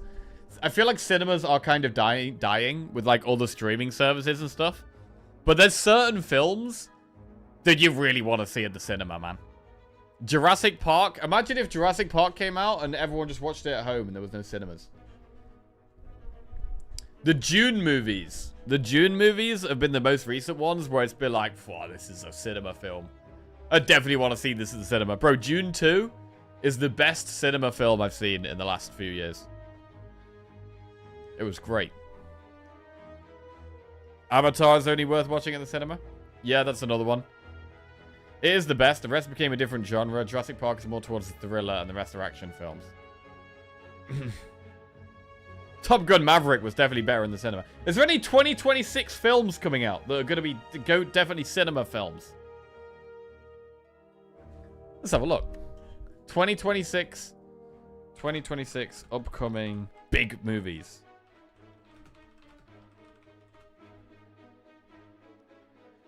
Avengers Doomsday. Wait, there's another Avengers film? I thought they finished with those. The Odyssey? New Nolan film? Okay, I'll probably go and see that. I mean, I generally like Nolan. I think he's had some kind of movies I haven't liked as much, but I will definitely go and see any Nolan film at the cinema for sure. Moana. Odyssey looks like a banger. June 3 should be out in late 2026. Wait, late 2026? Bro, that would be hype. I'll go straight to the cinema for that. Take my money. Backdoor Sluts 2026 is due. Backdoor Sluts. Damn, I don't think I've seen that one.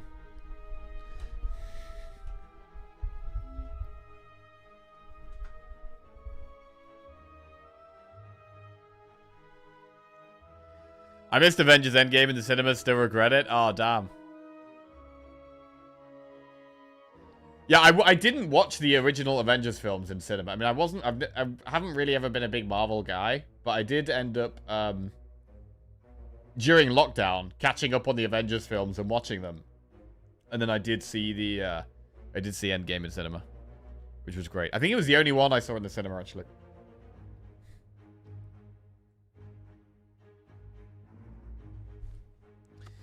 What are we doing here? We're thinking about taking Ball Lightning. I'm not going to consider any of the others. It's Ball Lightning or nothing.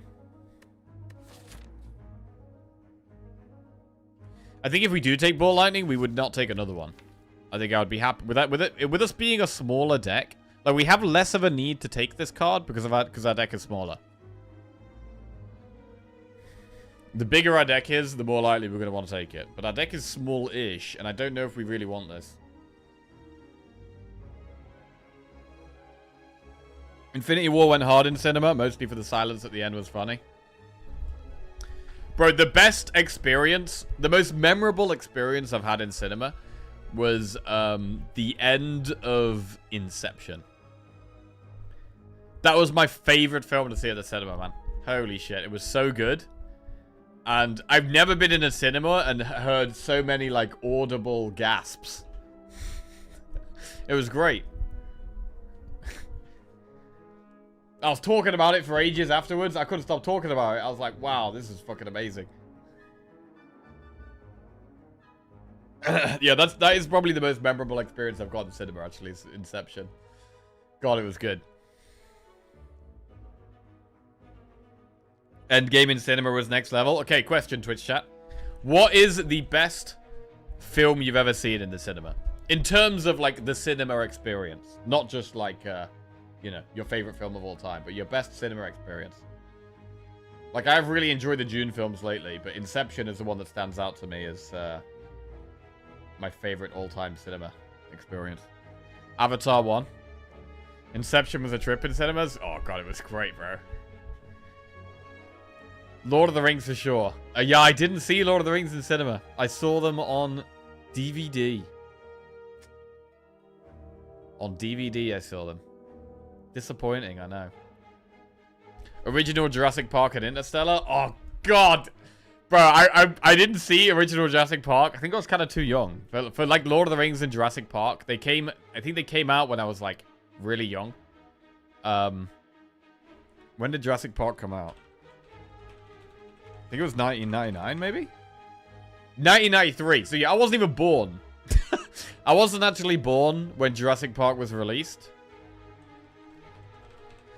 Oh, born too late, bro. I was born too late. Wait, Fellowship of the Ring was 2001. So I would have been 6. I definitely didn't go and see that in the cinema at 6. Wow, I thought it was before that. I wonder if maybe I saw the last one in the cinema. Ah, I surely would have remembered that. I don't think I did. 100% Lord of the Rings. Matrix 1. Oh, shit, The Matrix, bro. The Matrix, bro. Oh, my God.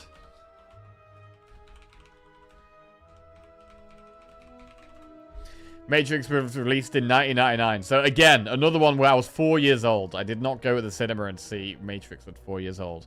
But, again, I can imagine that would have just been an unbelievable one in the cinema. Holy shit. Classic cinema film. I saw the original Avatar in 3D while I was baked out of my mind, and let me tell you, it was a spectacle. When all that stuff was burning, I was trying to actually catch the ashes falling on my head. Probs Dune for me? Okay. RoboCop 1. RoboCop, damn. Parasite. Parasite was a good film. I don't think I saw that in the cinema, though. I think I watched that during lockdown. I think I watched that one during lockdown. Pirates of the Caribbean back in the day? Oh, yeah. Bro, I did see the Pirates of the Caribbean were great in the cinema. Definitely great in the cinema. Personal experience, The Dark Knight. There were special circumstances. Yeah, that's another great one. Harry Potter 2 was the most memorable for me. I got so into it, I actually clapped at the end of Dumbledore's speech.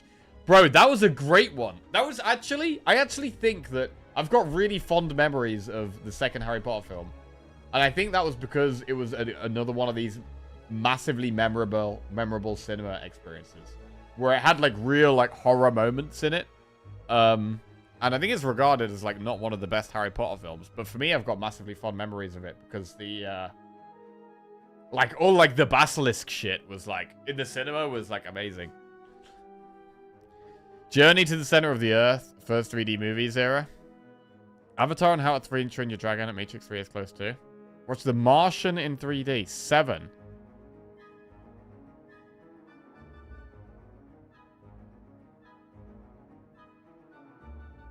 My friend fell asleep halfway through while half the crowd was scared. Probably Endgame in all honesty. Dark Knight early IMAX. First Lord of the Rings, people were calling the movie shit. Imagine that. Wow. People were pissed calling it shit. Damn. Star Wars Episode 3 with a lot of beers. I did see one of the Star Wars films in the cinema, actually. I think it was that one. I think it was the last of the original 6 to be released. So it was, which is Episode 3. I'm hoping to see Lord of the Rings with a live orchestra to replace the music this year. Nice. Interstellar was great. The docking scene and silence was mind-blowing.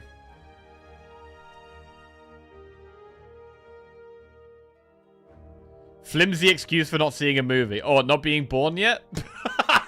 Yeah, okay. Shit has been born, bro. The Matrix and it's not close. Matrix was before Lord of the Rings, yeah. My parents said I had it.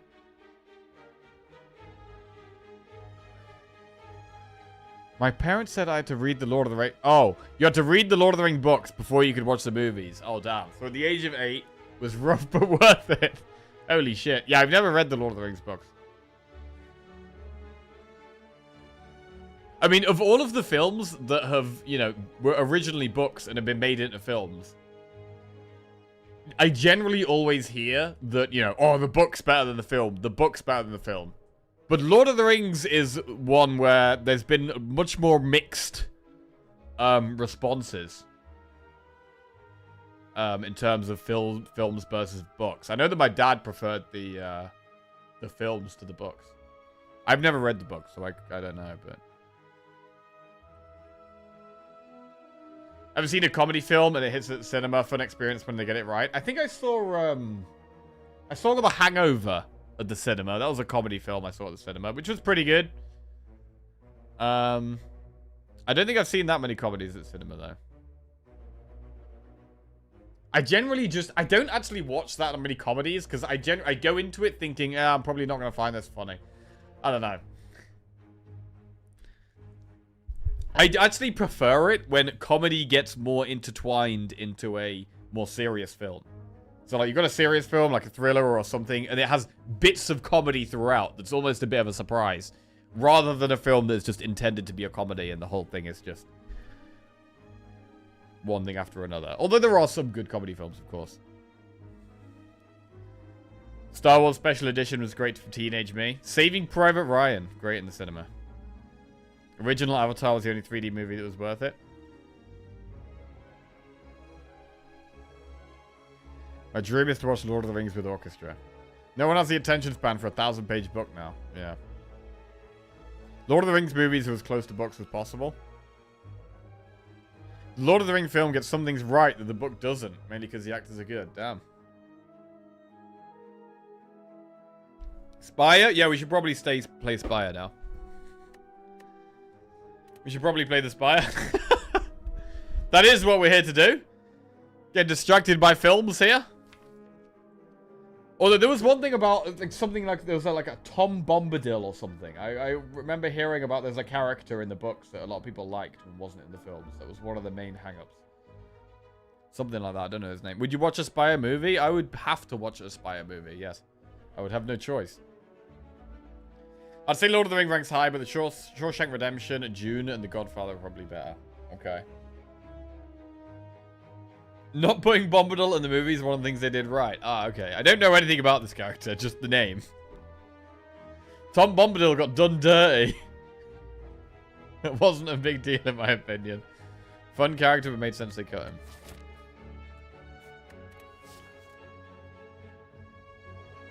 I'm gonna skip. Oh, he's played the game. He's playing the game. What's going on? Streamer playing the game? Come on, bro. Talk about films. Right. Boot sequence. We're going to use a pot here. Which pot?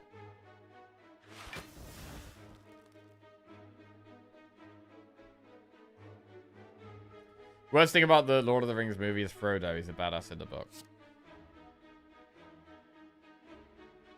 Weak pot or block pot? That's good.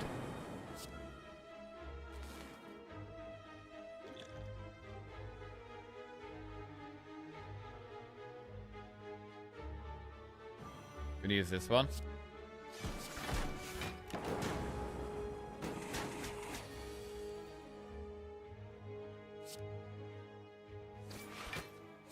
Alright, we block it all. That's nice.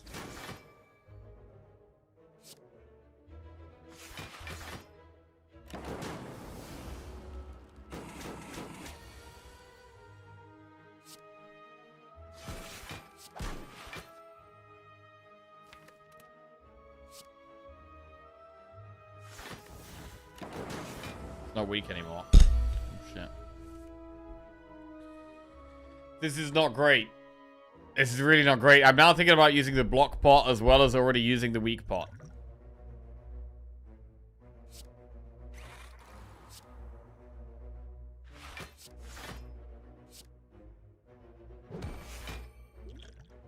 Pretty horrible fight. The 1,000-page book, you have to cut some of the side quests for a movie. Yes. Makes sense.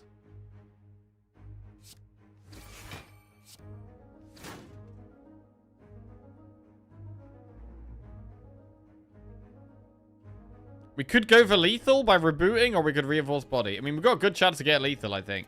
Dual cast is lethal. Ball lightning, I think, is lethal.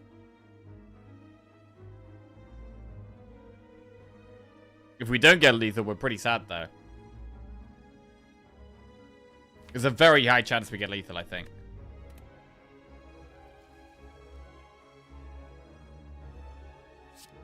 Yeah, I think it's just so high that we just do it. Okay. Dex pot. We get one pot back. It's not a great one. Meteor Strike, Capacitor, Sweeping Beam. It's a type of deck where we can think about Meteor Strike.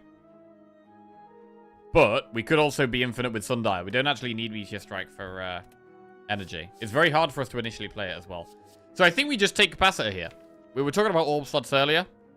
I think we just take the Capacitor. Get some orb slots. It's very good. Now we have an event. Quite a hard fight, this one.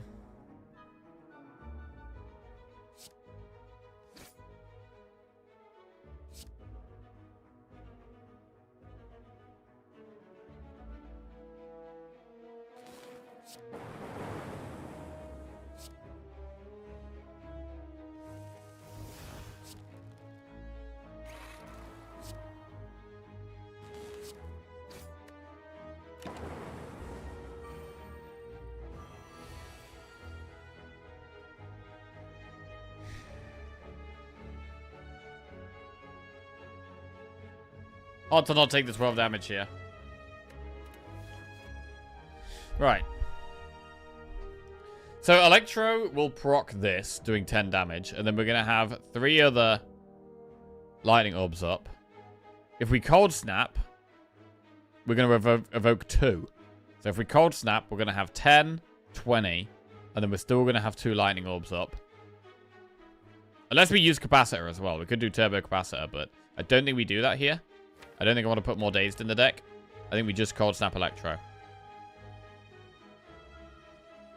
Which would mean we Cold Snap the Chosen. I also want to put the Cold Snap at the front, I think.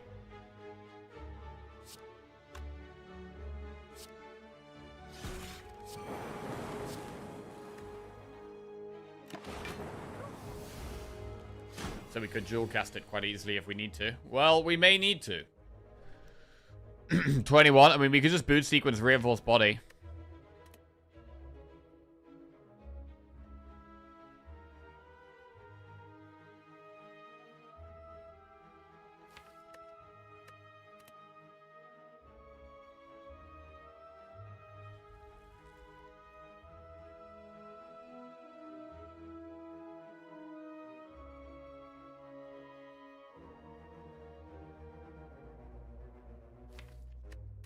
I mean, if we ball lightning reinforced body boot sequence, we still block it all. Right, 14 plus 10 is 24. Plus 7 is 31. So with Ball Lightning, we still block it all and we push more damage, but we just don't have the Frost Orb up. I think it's okay. I think we do it. I think we Ball Lightning, Boot Sequence Body. We don't want this fight to go much longer. And we're basically going to be relying on Genetic Algorithm to block next turn anyway.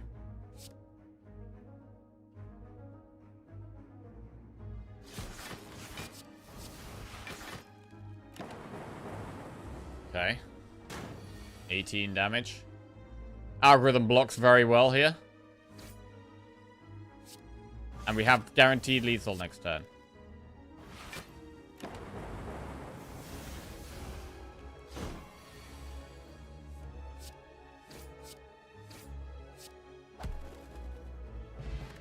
No pot. Defrag, Cold Snap, FTL. Well, we're definitely not taking another FTL. With 3 FTLs in the deck, we're more than happy with these FTLs. I would like more Frost, but I think we do take Defrag. We've got Capacitive Scaling now. We're going to want to upgrade Defrag, and we're going to want to upgrade Capacitor as well. And we're going to want more Frost. But we take the Defrag. Now, what do we do now? Do we want to go into an Elite? I'm not sure we do. We've got 42 health. We're already at a spot where we're starting to think about resting. We can still do this later on Elite. We could do Campfire Shop there into that Elite. In which case, I don't mind going through a Campfire soon to upgrade the Defrag or the Capacitor. Probably the Defrag first. But we could just go through the shop now and then do the Elite. It's not a great pot. Act 2 Elites are very tough. I don't mind just doing 1 Elite in Act 2 here. I think 1 Elite is fine. I think we can do Campfire, see this shop, and then do an Elite. And I think that's okay. Campfires are the most important thing right now, I think. And then this shop, and then do an Elite.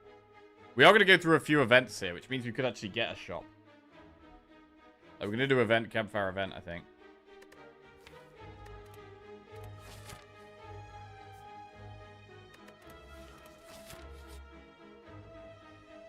Right, Ritual Dagger or 50 gold?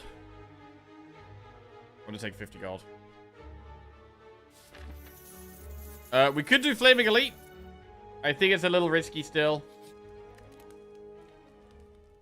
So I'm going to upgrade Defrag. We've got 2 Defrag plus. Chest.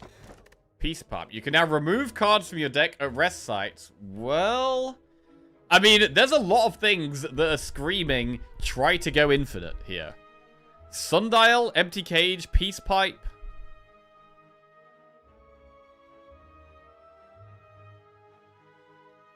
We don't have the draw for this yet, though. We don't have, like, a cool-headed. We don't have, like, a skim. FTL Infinite? Wait, is that even a thing? That's not a thing. That's definitely not a thing.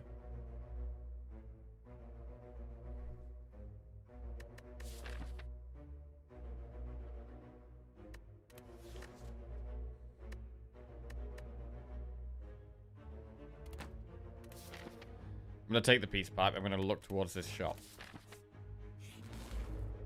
Would like to be taking 0 damage here if possible. Please.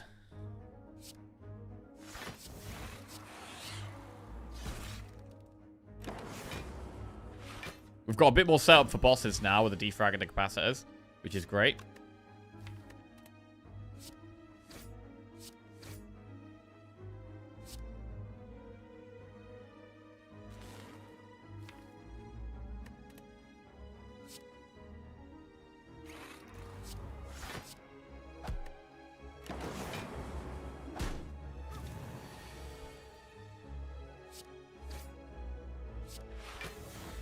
Generic Algorithm's getting bigger. We already blocked that. We can definitely reboot.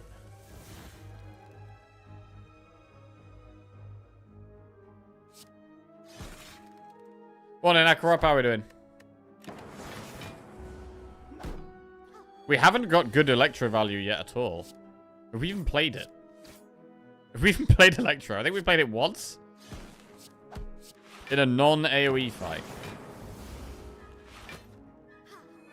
We played it like 2 or 3 times in non-AoE fights. I don't think it's actually done anything in AoE fights yet.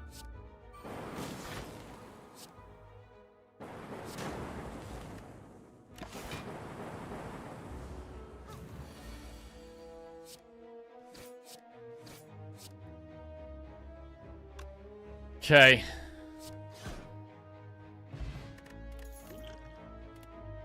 Hello world, leap or streamline. I think these are skips as we head towards this shop.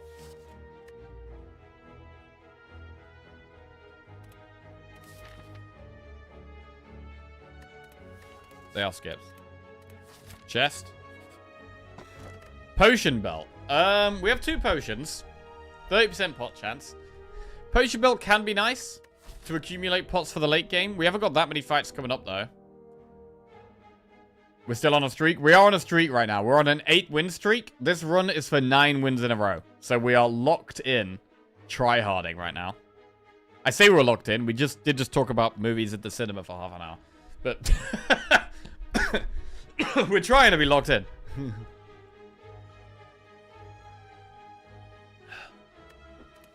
I think we should take potion belt.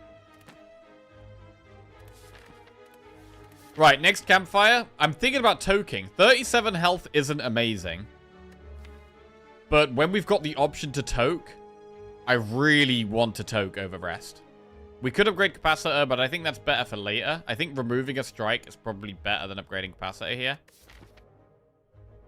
But we could just rest.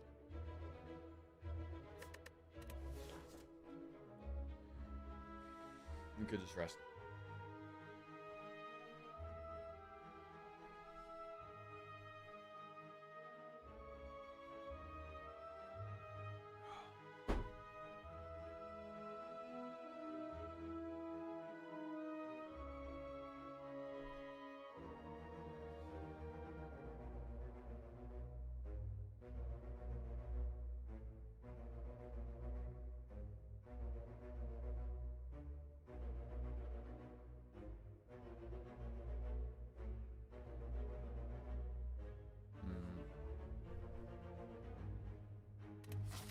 Rest.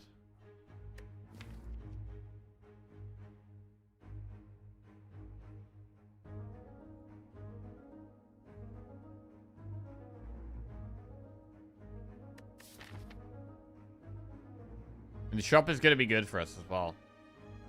37 health.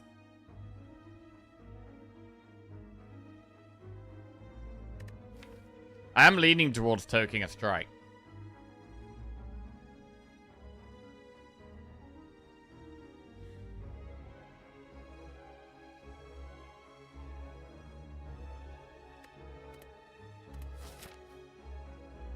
How do you go in for with this deck? We don't yet.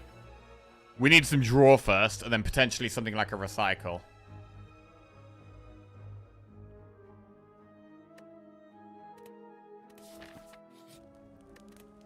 I'm going to toke a strike.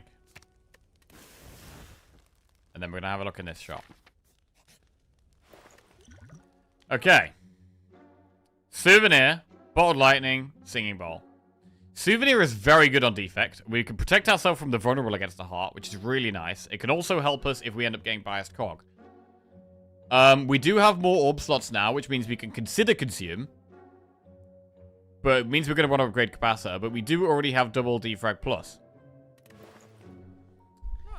Singing Bowl can be max HP, but it's very hard to turn down the Souvenir here. I think Souvenir and remove a card is pretty good. Heat Sinks is also solid. Heat Sinks is also solid. We can't afford Souvenir, Heat Sinks, and remove, though. Pots. I mean, if we wanted a pot to help with this next delete, we'd probably take Fire Pot. But we can't afford Souvenir, remove Pot.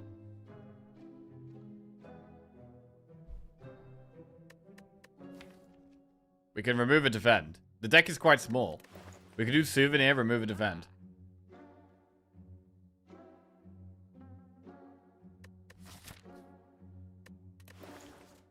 I do think Souvenir is the pick.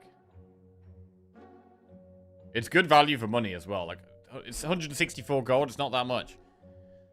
The fact it allows a remove as well is nice.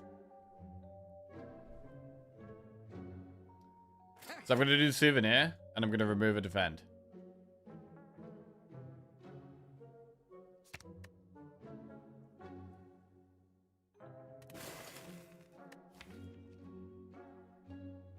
Small deck. Yeah, small deck. Okay, event.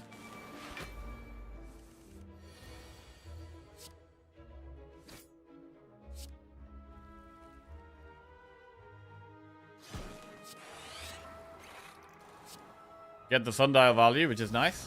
Oh, it's a huge Electro.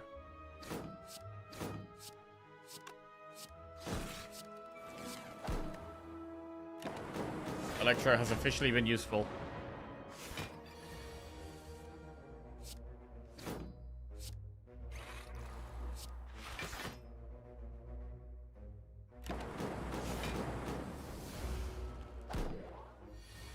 How does automate and die? It will die to my lightning orbs that are doing 7 damage each.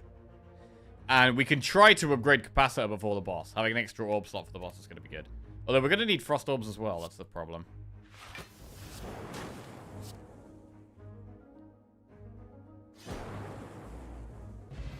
$12 gold, add a card to your deck. Hologram, Turbo, or Compile Driver. Compile Driver is draw, but if we have a Lightning and a Frost up, we do only have 1 Frost generating card still. We want more Frost, but Compile can draw 2. Which with Sundial can give us energy, right? So Compile's interesting here. We've already added a Turbo that hasn't been useful yet.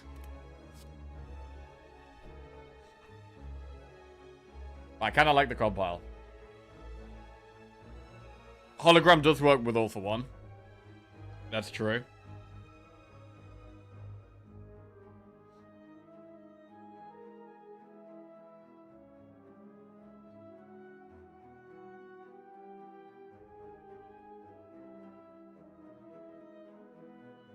I mean, Hologram and Compile are both great. Hologram needs an upgrade. Compile does not need an upgrade.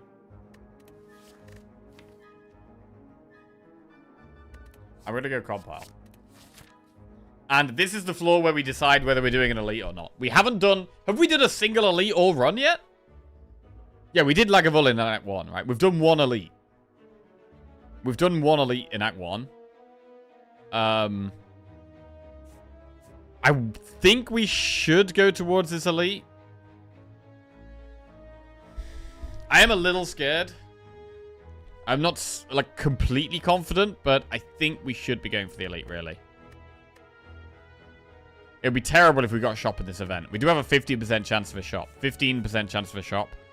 And it would be really bad with 49 gold.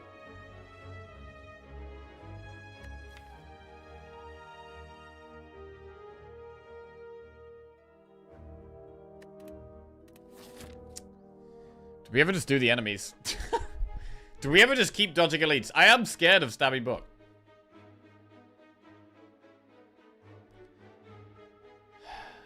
I am scared of Stabby Book. Also, it's 2 more chances to get a pot.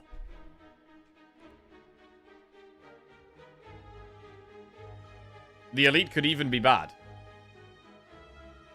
The elite could even be bad. Right?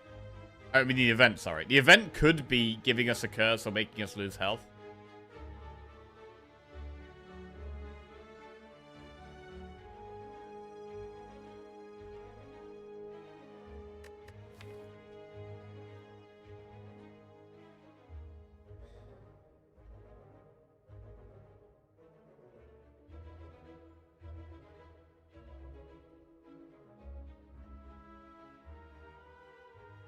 I really want to upgrade capacitor in this campfire.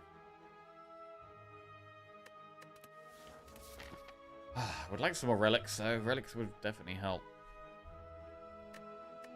Our pots are not great.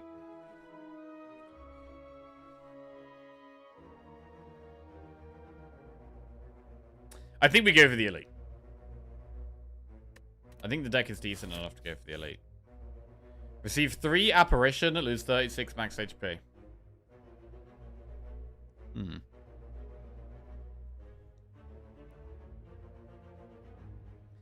This is a big decision. It really helps us get set up. And I think we should take it. I think we should take it. The problem is, it's not very good against this boss because we're not going to be able to upgrade them. It's not good against this boss, really, but it's great against this upcoming elite. And it can be really great in Act 4 as well, and Act 3.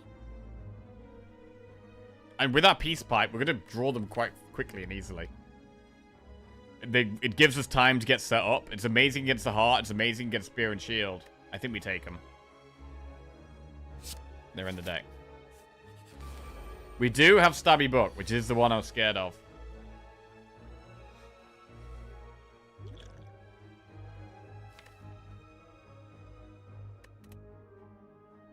Right.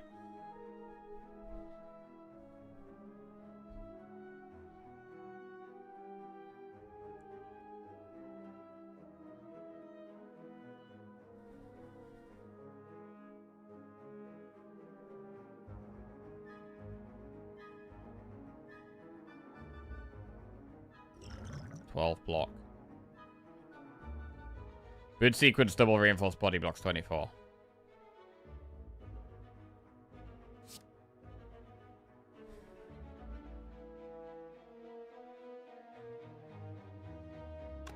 Or we could save the boot sequence so we can pull it back again and then just use like Dex Pot with reinforced body or even Essence of Steel with reinforced body. I mean, it's quite nice to save the boot sequence, and Essence of Steel is our worst pot, so we could use that here. We could do Reinforced Body to block 21 and then use Essence of Steel. We say boot sequence. I think that's fine. Works with reboot.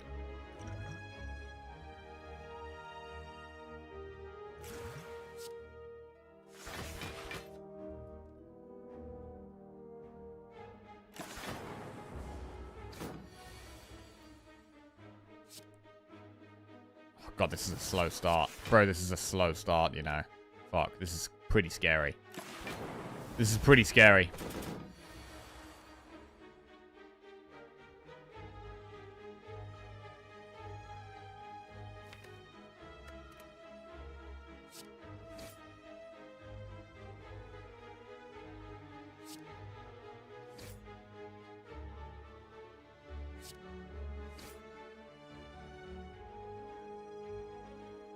Apparition does block it all.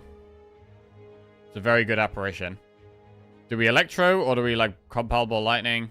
We've got another apparition in the deck and a genetic algorithm. I don't want to draw past those really. So we could do Apparition Capacitable Lightning or we could just do Apparition Electro.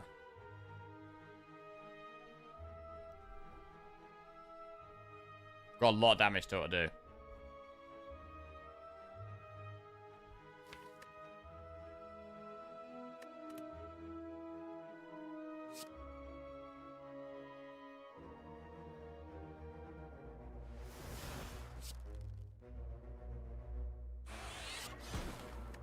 Okay. 24 damage. So there's genetic algorithm there, but I think we still apparition. Unless we reboot the apparition away. We could genetic algorithm and reboot the apparition away so we can still draw on another turn. Or we do it the other way around, that we apparition, defrag, and reboot the genetic algorithm away.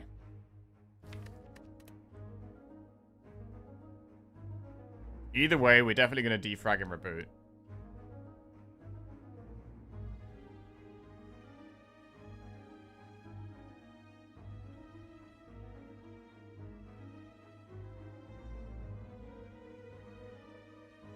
I think it's better to toss the apparition.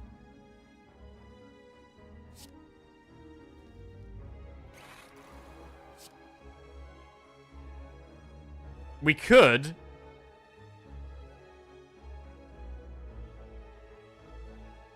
No, I think we toss the apparition.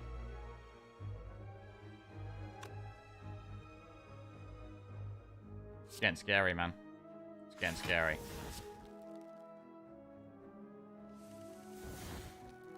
Turbo, all for one. I mean, we play Turbo here, so we can play Electro.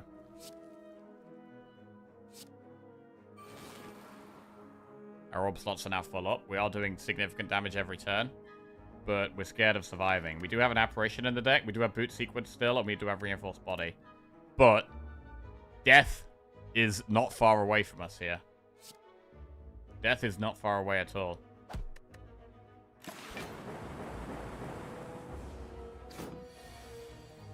We've drawn Apparition with it doing a lot of damage, so that is good.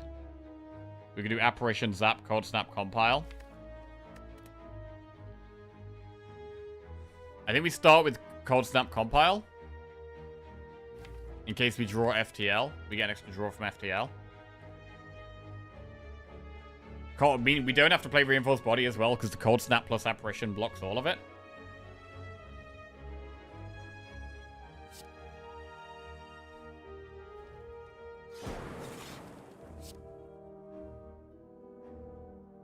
Is there a void in here? There's not a void in here. Okay, we get FTL. We can't play Defrag because we have to play...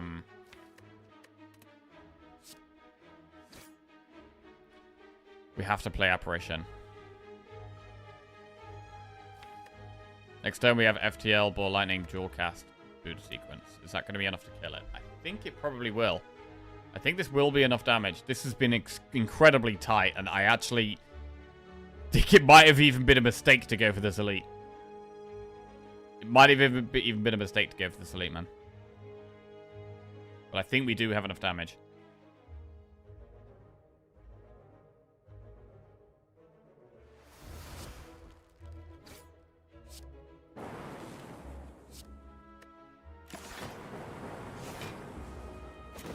Not a mistake if you win taking 0. Maybe. But it might not have gone like this. I think it might not have gone like this. I feel like I've dodged a bullet a little bit here. Shit. We get rewarded with Vajra, which is some more damage against the boss. I mean, Vajra is definitely helpful with the FTLs. We're playing them every time we draw them. They now do 6 damage instead of 5. It's something. It is something. And there's a biased cog with... Oh, it's so worth it, bro. It was so worth it. It was so worth it. Biased cog with our clockwork souvenir. Holy shit. We made the right play, bro. Immediate value. Jesus. Get that in the deck. Right, and now we have to upgrade. What do we upgrade here? Also against this boss, right? This boss doesn't,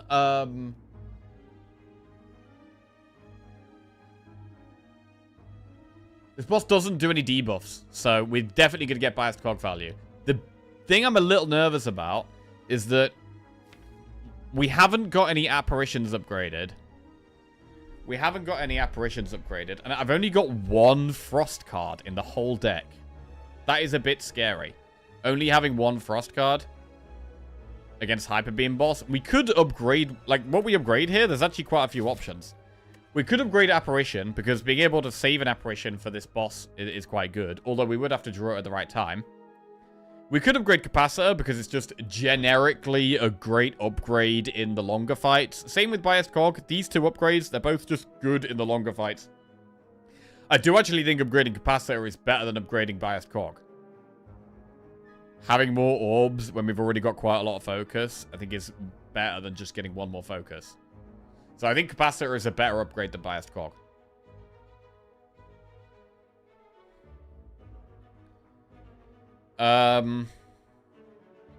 Or we could upgrade an Apparition. I think it's probably that. I think it's probably Capacitor or Apparition. I've got to think about this boss fight and no further than that. I've just got to think about getting through this boss. If we get through this boss, we might get an Energy Relic. We might get another strong rare card.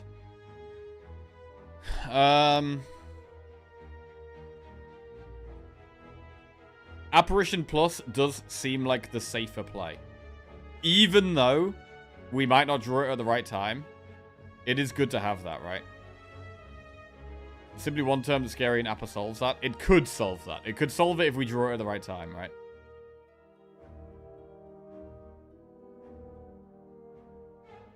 God, it's tight. Right, I just gotta go to the bathroom quick. Shit.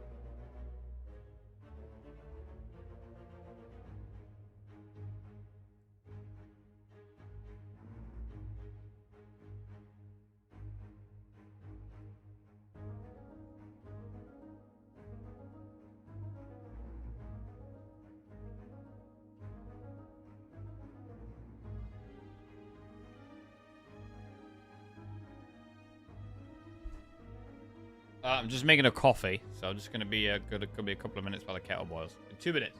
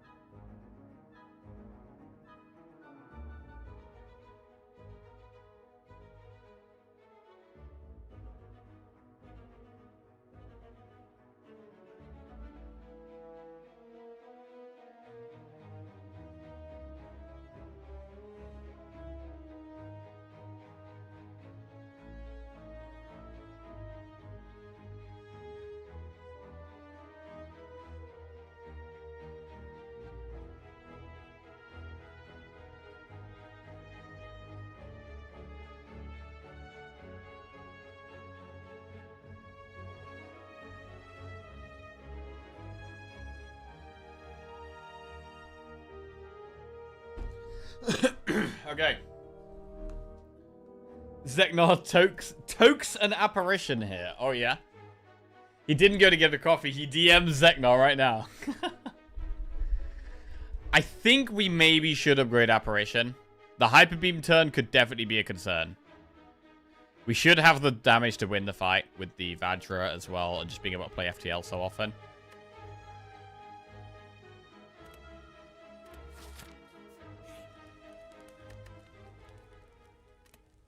So I'm going to upgrade one apparition. It is always nice to have one apparition upgraded.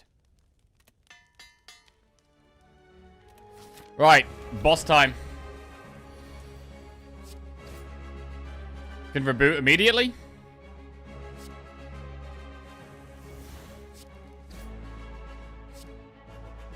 So we've already drawn an apparition that we can't do anything with, which is annoying.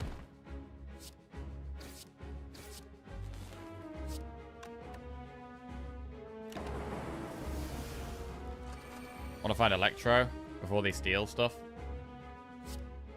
Yeah, they're already stealing stuff.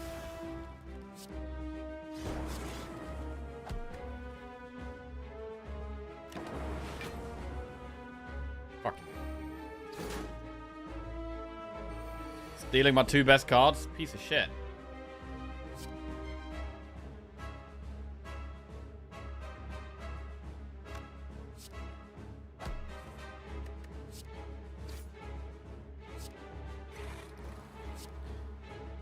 Yeah, we've got some focus.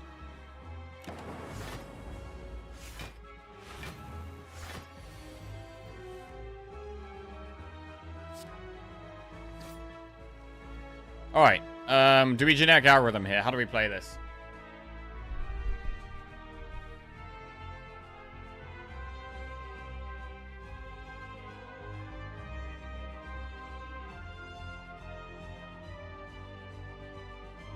We do block most of it. I mean, with boot sequence and cold snap, we do already block 22. So it doesn't really make much sense to play generic algorithm here, to be honest.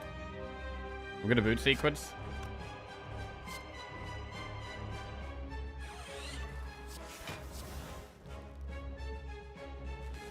I think we just save the generic algorithm for now.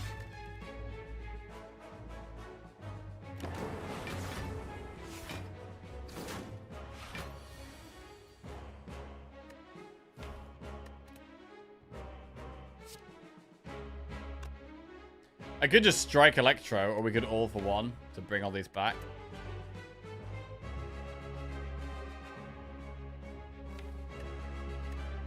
I think strike Electro is the way. Wait, do we... If we kill the one at the back, though, we could get biased Cog.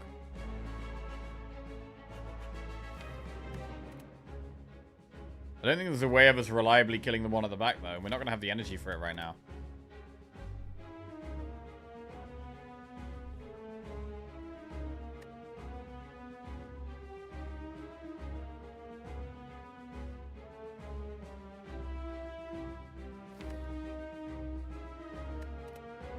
Strike plus Electro. It does make sense. We do get the biased cog next turn with that play, which is nice.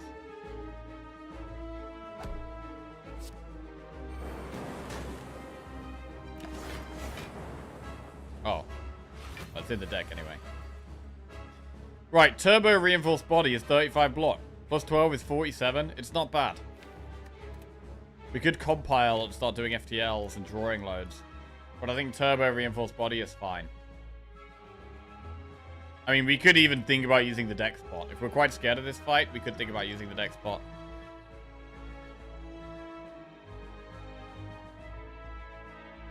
Like, I'm trying to save my pots because we've got these 4 pot slots. I don't want to save them for Act 4, but we need to get through the fight. We need to get to Act 4. And this is a fight where it's not a guaranteed win, I don't think. We don't have, like, insane block. Other than the apparitions, which we've pretty much already used.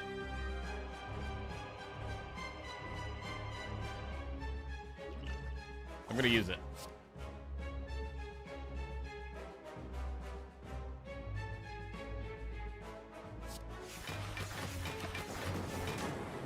We take 1 damage.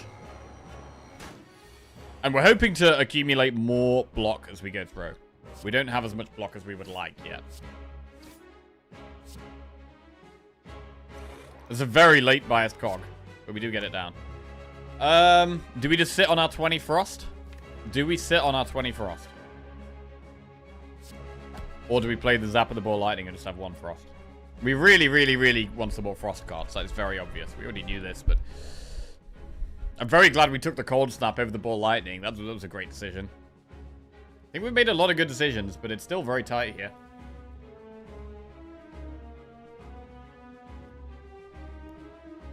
It speeds the fight up a lot if we keep playing these Lightning Orbs. And 20 block doesn't even block that much. I'm gonna go.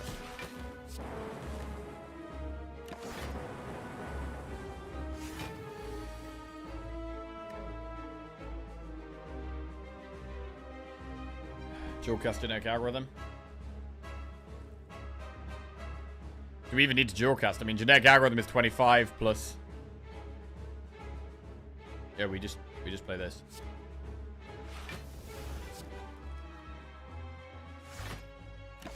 Okay, still a lot of damage to go.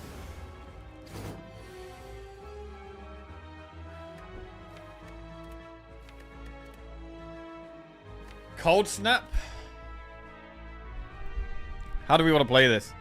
Do we want to just push massive damage? Because All for One pulls back all these FTLs and Zap and Turbo, actually. I think we do massive damage here.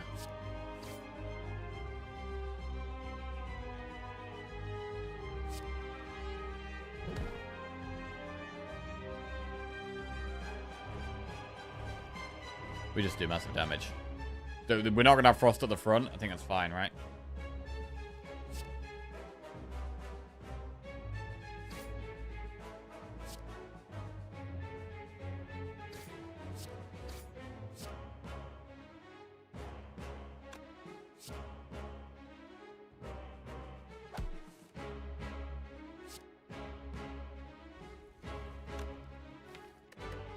We got some damage next turn.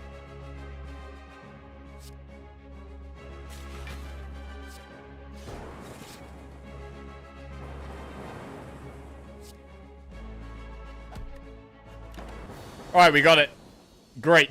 Very good. We get a block pot. Nice to get a pot back after we use the pot. I mean, we possibly didn't need to use the dex pot there, but it felt a little sketchy, so I was kind of happy to use it, to be honest. Hyper Beam, Rainbow, or Fission. Rainbow is another way of us getting some Frost Orbs. Fission is great, but needs an upgrade. So the deck does get there, but it needs some ramping up. I mean, right now, if we take Fission, we've got a lot of cards we want to upgrade. We're going to want to upgrade Bias Cog, we're going to want to upgrade Capacitor, and most importantly, Fission. Good Rainbow. It's not the worst Rainbow. It's not the worst Rainbow. It does work with Compile Driver. We do want some more Frost. But I'm a Fission fan, really. We're purely going to be looking for Frost Orbs now, really. But there is a frost orb in front of us. It just generates 2 damage orbs with it, though.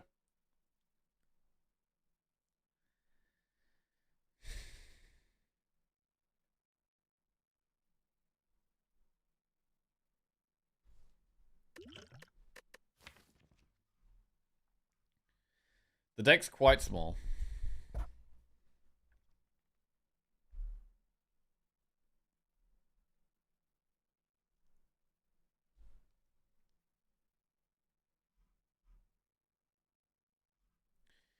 I mean, we are going to be, in the short fights, we are going to be using Apparition as a genetic algorithm. So anything that's going to speed us up getting set up, I think we want. I'm going to take Vision. Velvet Choker, Tiny House, Fusion Hammer. Ooh. This is rough, I mean. Fusion Hammer is fine because we can't upgrade at campfires, but it means I've got to get rid of Fission. It means I can't upgrade Fission or Capacitor or Biased Cog. Well, I think it probably is the way. Fission regret. I think Fission did make the most sense because we're all about getting set up. We've got the apparitions and the genetic algorithm to keep us alive for a bit. I think we've got to go with the hammer anyway, even though we've taken the Fission.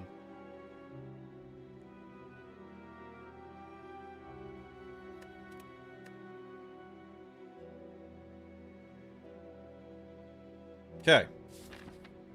Move on. We do need to go for the Flaming Elite here. It's up the right. So we've got a few campfires. There's a shop. We can do campfire, campfire, Flaming Elite, campfire, shop. I think we do the shop at the end of the act. We haven't got that much money. So we'll do campfire, campfire, where we can toke, right? We can get rid of a strike and both out of ends, potentially.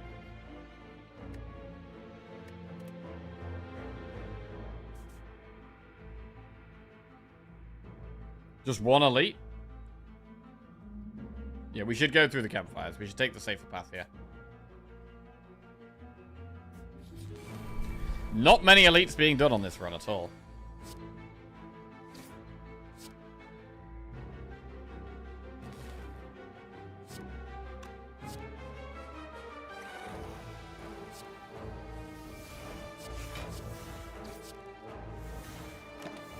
Gonna try and take 0 damage.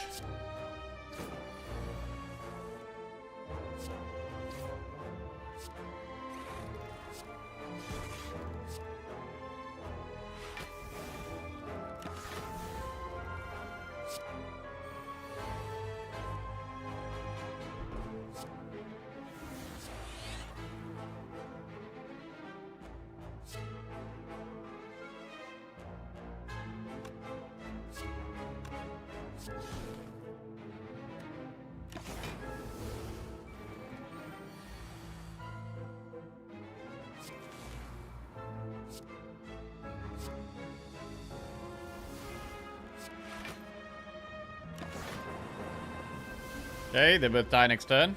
We need all 3 keys. Gotta remember that.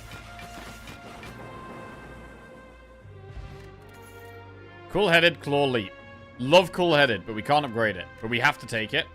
We have to take it because we don't have enough frost.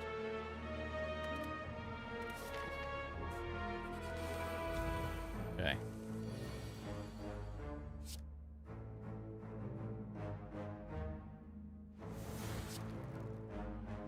Not a great start here. Pretty tragic start, actually.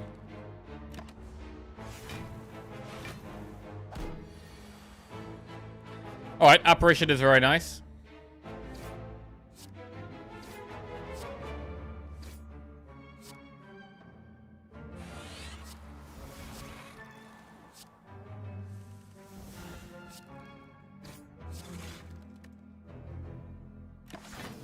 Cool.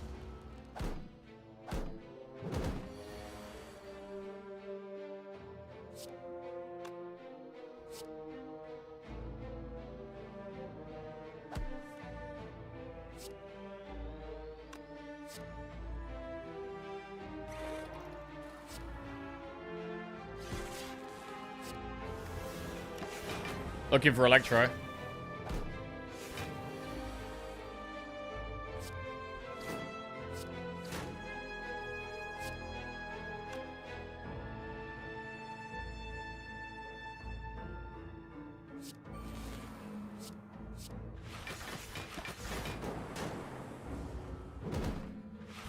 Sweet.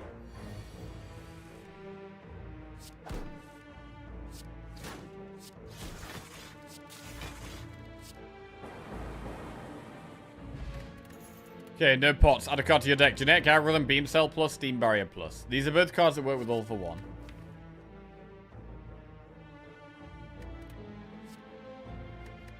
I think it's a little late for a second Genetic Algorithm. We could take it. It will get to an okay size. It's going to get to like 3, 5, 7, 9, 11. Like it could get to like 15 by the time we get to the final fight. Is it worth taking that, though? Because we're going to have to play a bad card for loads of fights to just get one card that could block 15 once. I don't think it's very good when we've got apparitions as well. I don't think we want Steam Barrier. Do we? I mean, it's blocked that we can pull back, though. I don't actually hate Beam Cell. With Vajra, and with us playing a lot of direct damage cards with the FTLs, like, I do think Beam Cell is okay. Worth considering Steam Barrier Plus for Beat of Death? Yes, it is.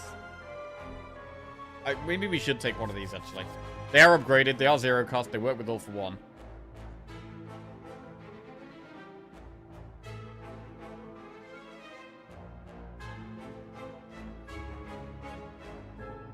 I would still take Over the Eyes. So I do actually kind of like Beam Cell.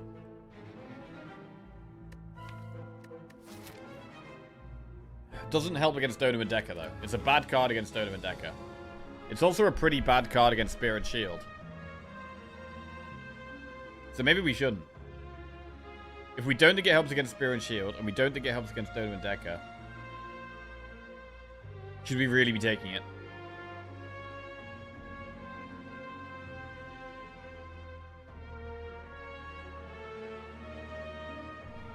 I don't think we should.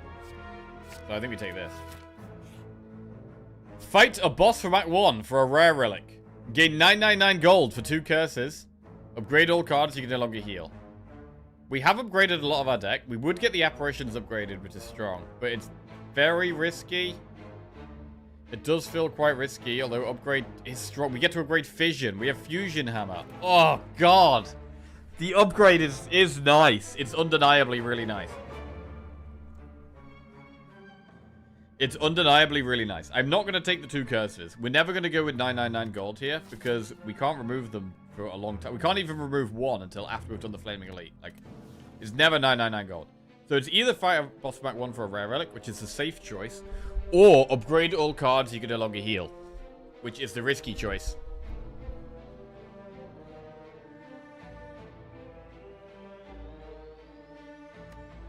You have toking for curses? Oh, wait, you're right. We do have token for curses. Oh, shit.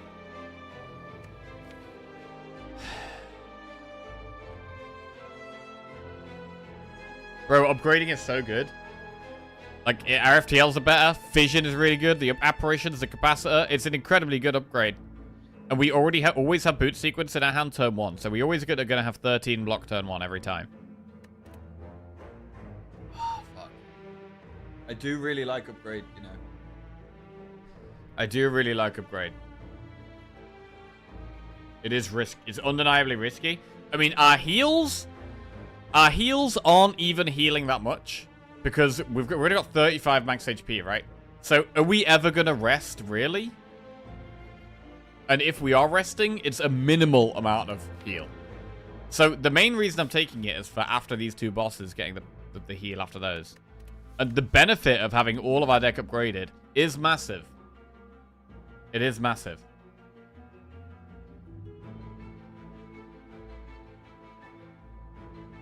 We are going to want more Frost.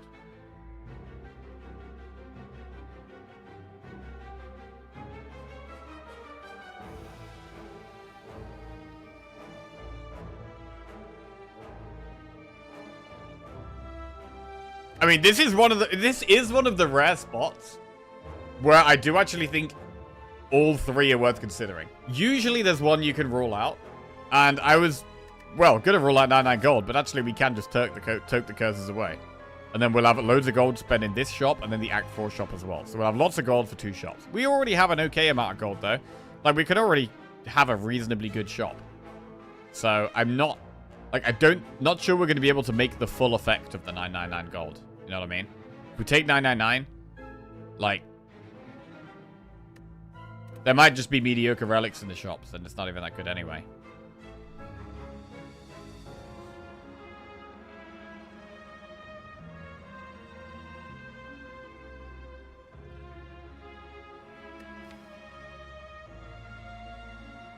In terms of not taking damage, apparitions are pretty good for that. Especially when our deck's smaller.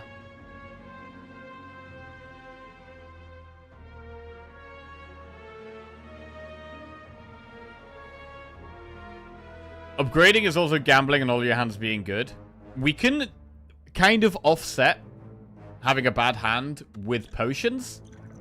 And with the fact that we have kept our deck quite small.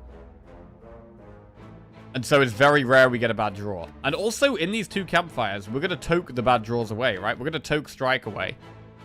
And we could possibly toke Jewel Cast away. So, we're toking away the bad draws. Anyway.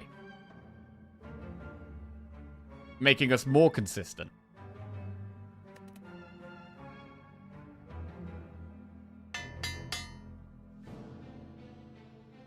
There it is. Upgrade all cards. We have 34 health for the rest of the run. That is the rest of the run. All the health we have is 34. We need to keep it. You begin to fall. Oh god, we lose a card immediately. Lose Apparition plus, Defrag plus, or FTL plus. Well, it's definitely not Defrag or Apparition, so it has to be FTL here. We go from 3 FTLs down to 2. I've really loved the FTLs. But, We can go from 3 FTLs to 2. That is fine. It's okay.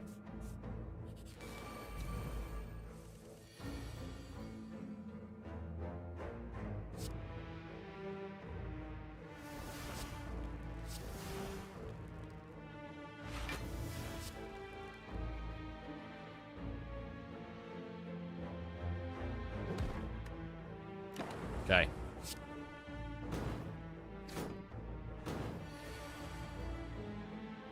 FTL. Cool-headed compile's pretty good. Quite like the Steam Barrier now, actually. Now we've taken the no healing. Having this extra 8 block could be really nice. Definitely prefer it over the Beam Cell.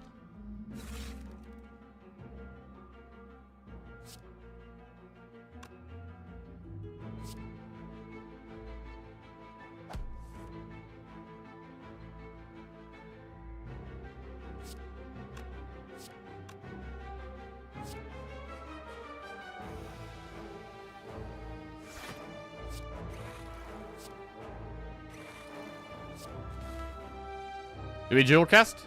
It's only really good if it hits the exploder.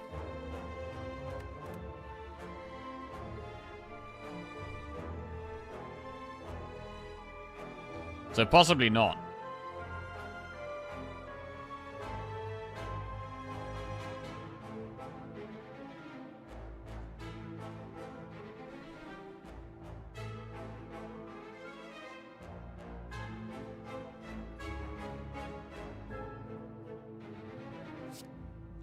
Although, if just one of them hits it, it's worth.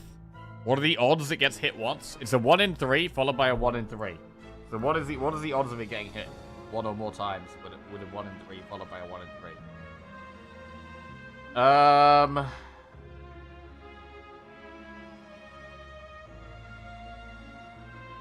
2 in 3? Oh, okay. That's pretty simple. Nah, if it was 2 and 3, we definitely do it. It's not 2 and 3. I don't think.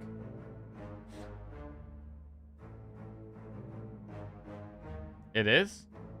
Wait, is it? God, my maths is so bad nowadays. It's a 1 in 3 and then it's a 1 in 3. No, because if it was a 1 in 3, then a 1 in 3, then a 1 in 3, then it's not a 3 out of 3. It's not a 100% chance that we hit it once. So it's not 66%.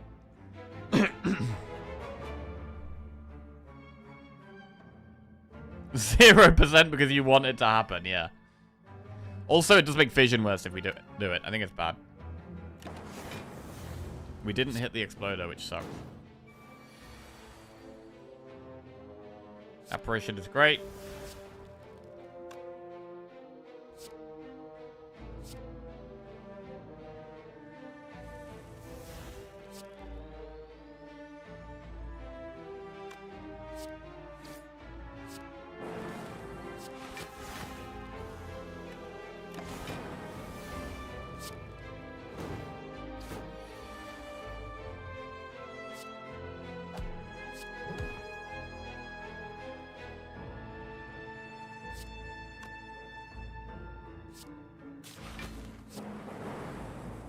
Okay, we have lost 0 health so far.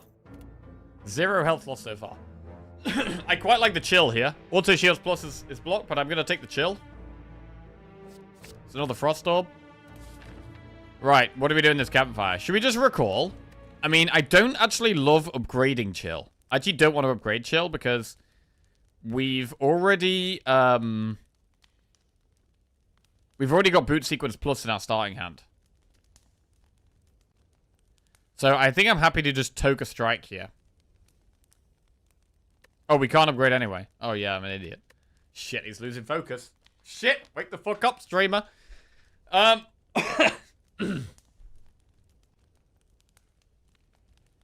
think toking strike is good. I'm gonna toke strike.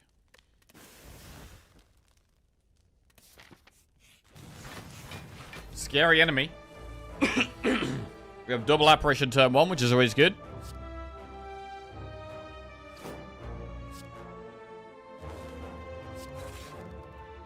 Oh, that's good. I mean, our deck is just good. Let's be honest here. This is a pretty good deck at the moment. But I'm still nervous. I'm nervous because we can't heal. And I'm nervous because our max HP is very low. And I'm nervous because we don't have any pots. And I'm nervous because of Spirit Shield. I'm slightly nervous in the longer fights. I think we do need a bit more value in the longer fights. It's nice that we've got Capacitor upgraded and Biased Cog upgraded. It's pretty damn good.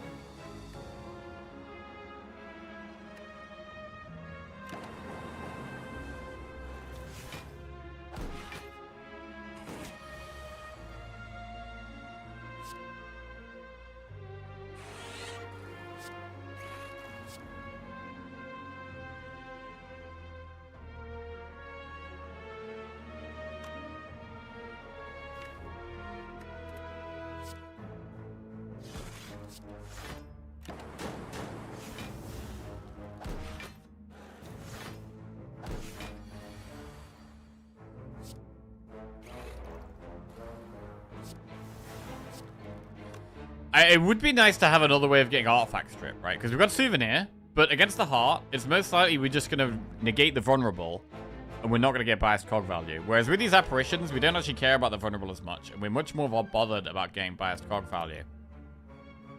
We might have to just play it anyway. And accept the downside. Strength Pot. Streamline, Bullseye plus Steam Barrier. Bullseye can improve our damage. It's upgraded. But in terms of Artifact, this is the problem I have with Defect, right? We come against Donu and Decker, who have Artifact, and we can't strip the Artifact. So Bullseye is like a strike against these. And against Spear and Shield, again, we can't strip the Artifact. So Bullseye is a strike against Spear and Shield. 2 out of 4 of the last few fights for us, Bullseye is a bad card. It's good against the Heart, but then the Heart gets Artifact, and then it's actually kind of bad. So actually, I think it's a skip every time.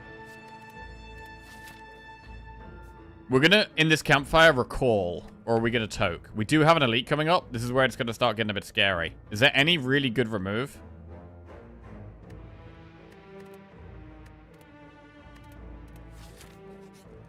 Is there any really good toke here? Because we can't rest or upgrade. It's only toke and recall are the only 2 options now. So we've got to kind of decide what we want to toke.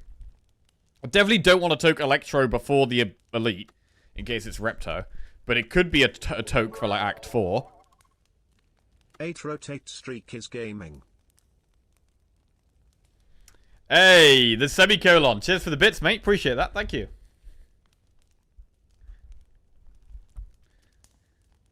Hello, guys. I only watch Amaz playing Slay the Spire. Can anybody tell me what are the blue and yellow circles above the head of Defect? Yes, those are called orbs. And they are the main theme of the Defect character. Right. Remove or recall.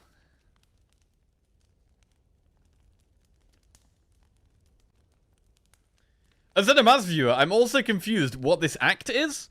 Why are we not fighting Gremlin Knob on repeat? I mean, how many floors have we made it since we took apparitions? No, since we did Mark of the Bloom. It was here, right? We've made it 1, 2, 3. We made it 4 floors without taking a single point of damage so far, so that is good. I'm thinking about toking Dual Cast. What about toking Defend? What about toking Defend? I mean, Steam Barrier is better than Defend. I kind of like having the turbo as a one-off.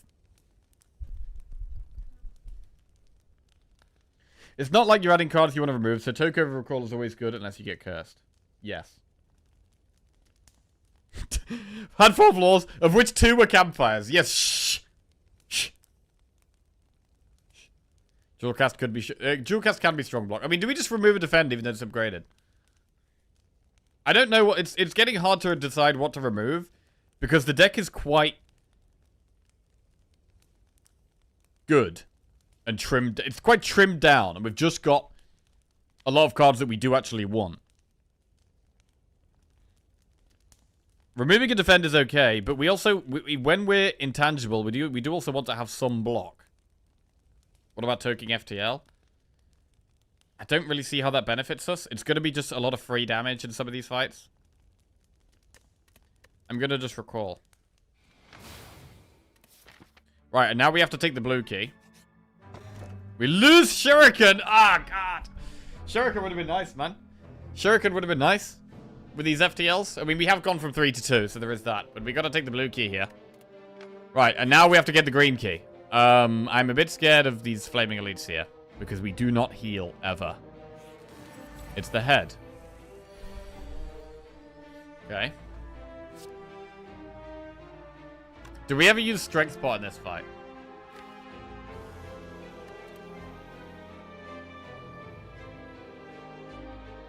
When do we use Strength Pot? I mean, I kind of like the idea of using Strength Pot against maybe Time Eater, if we get it. It's also going to help against the heart. This fight is terrifying. I mean, if we can get Biased Cog off, that's a lot of focus.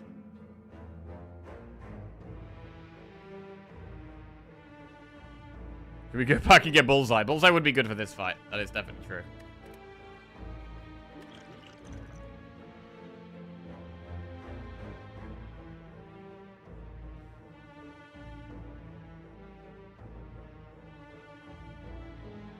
If we're scared, we should maybe just use Strength Pot. If you can get Bias off before debuff, easy. If not, it's a bit scarier.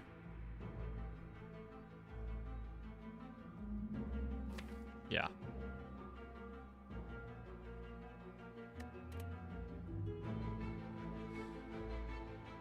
We can never make it weak as well. It's nice to have weak in this fight. Without weak, it can do 70 damage a turn. I mean, with 6 orb slots and how much focus? 1, 2, 3, 4. 9 focus. So 6 Frost Orbs with 9 focus each is 11 times 6. That's 66. So actually, if we get 6 Frost Orbs up, we do kind of just block it permanently, right? If we get to play Biased Cog.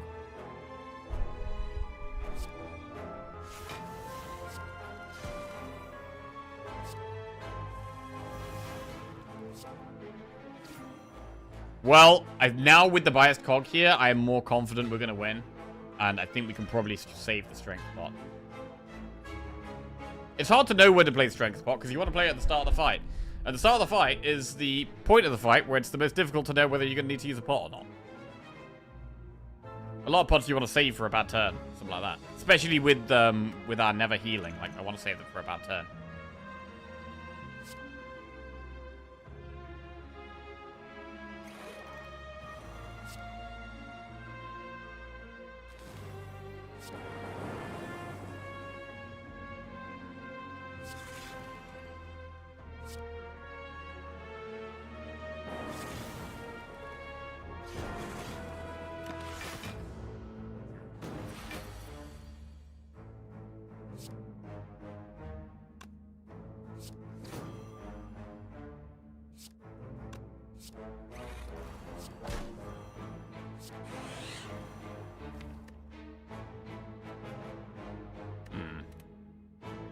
We do have a long way to go.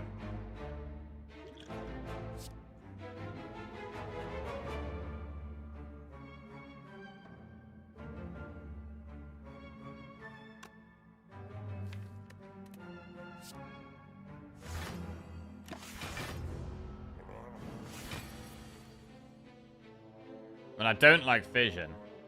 And are we ever not using the lightning orbs? Because I'm just trying to set up the 11 block. I think that is the way to go here. It sounds kind of weird. But I think the play is to only have frost orbs, and we know we get 66 block a turn, right? As soon as we start playing lightning orbs, we can die.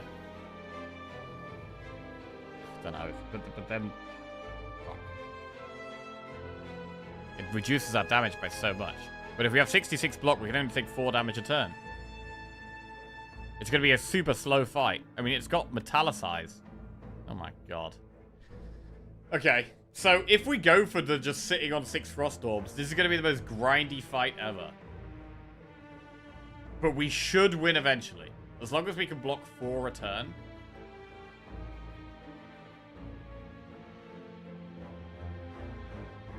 Which we should be able to do. We even have apparitions.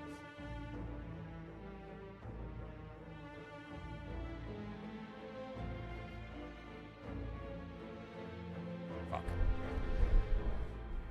It's really weird to not play any lightnings, but... is that the way? Is that actually the way?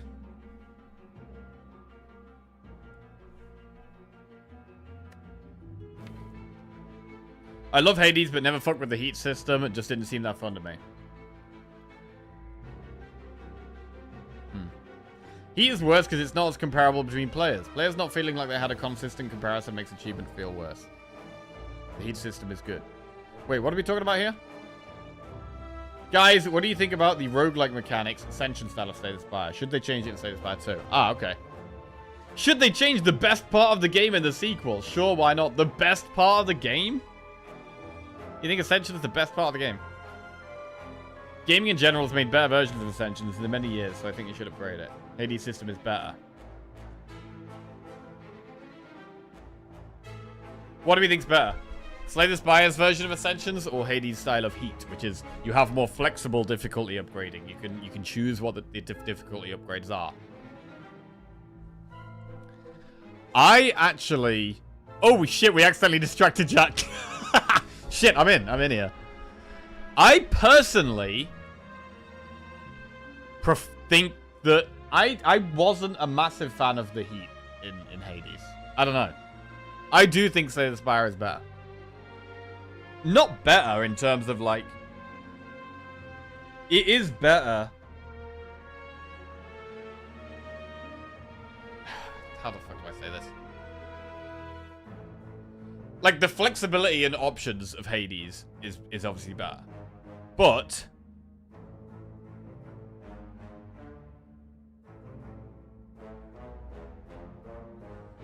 in a kind of, like, social environment and feeling of achievement, I feel like there's more of a feeling of achievement in Slay the Spire than in Hades.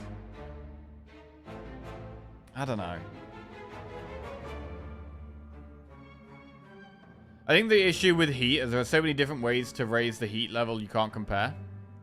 The problem with heat / fear is that some of the choices are straight up worse to pick than others. Yeah. That is the thing, right? You can have heat 13, and there's some heat 13s that are way harder than other heat 13s. You know what I mean? So, like, heat 13 isn't the same difficulty always.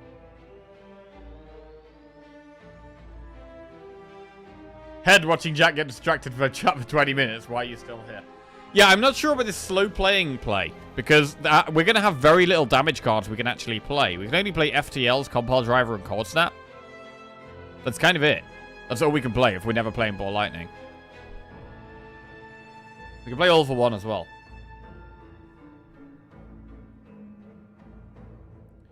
But I think it's the way. Oh, this is going to suck. I mean, it would be good to get Electro out of the way so we can never draw it again. It's going to start doing big damage next turn, and we want just Frost up. That's the reality.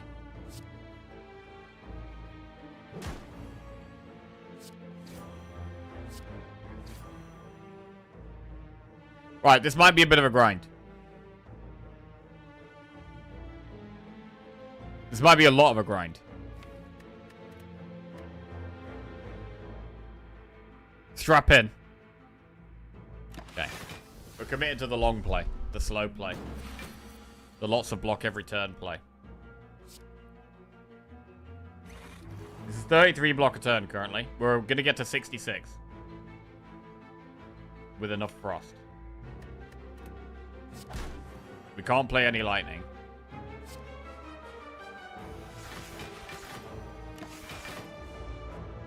There is too much rage bait in chat to answer it all. Rage bait.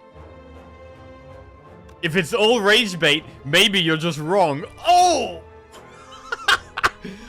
Oh! Oh, I like it. Oh, the spice. Right,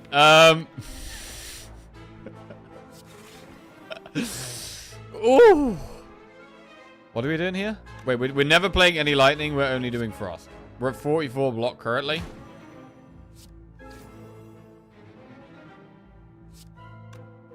There's one more cold snap in our deck. We are doing no damage. We're doing 0 damage. It's okay. 10 damage. That's not 0. That is not 0. I've had fights like this against the head where I've ended up doing the thing where we play the ball lightning and we're just like, oh yeah, just one of these. And then I regret it completely. I'm not doing that here. 44 blocks. Steam Barrier blocks all of this. We don't even need to apparition. We can apparition eventually. It's going to do 70 damage, but it's going to be so disgusting. It's going to be so disgusting. It's going to be so horrible. Wait, I got to read some of this rage bait.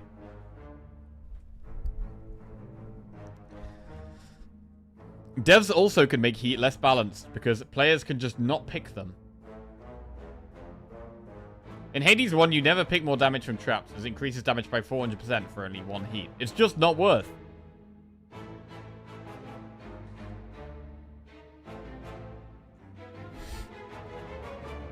Did they ever change the bonus trap damage one? Worst 1 heat ever. Is it a good thing or a bad thing that there are basically unwinnable heat levels? I do think heat has this problem, where this is objectively an easiest combination of options to get to heat 32.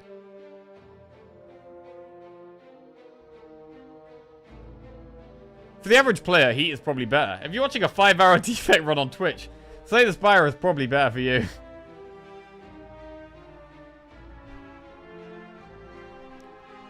$11, $22, $33, $44.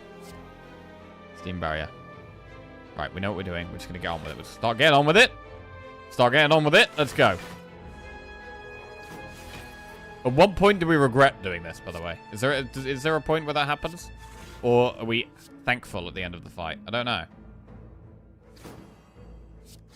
11 damage. Right, we now have our 66 block up. I don't want to play any lightning orbs. We have 66 block every single turn. The head does 70 damage a turn. So we just need to block 4 every single turn.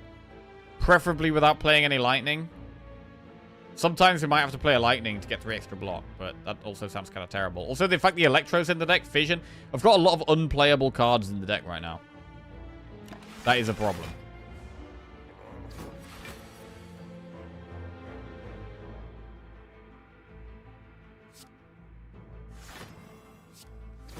We do some damage.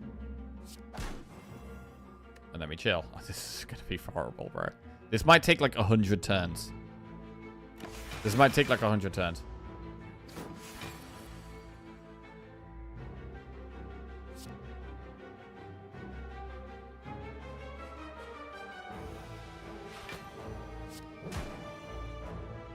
We could just exhaust the apparitions. That is true.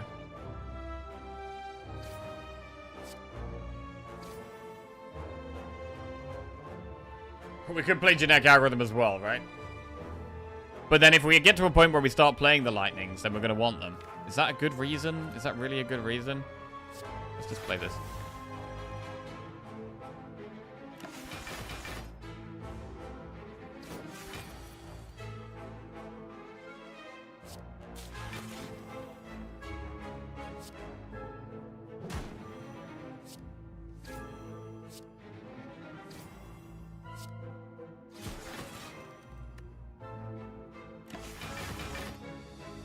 Okay.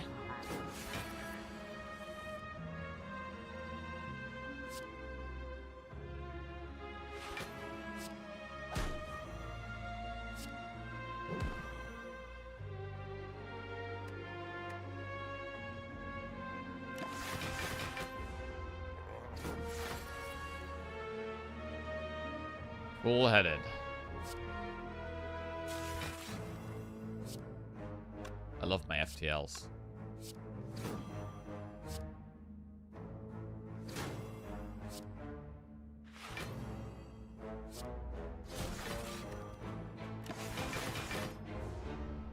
I'm saving the apparitions just in case we get one of these really terrible hands where actually suddenly we need to block. Like we draw like Fission, Bull, Lightning, Zap. And then we get an apparition and then like Electro and just loads of things we can't play.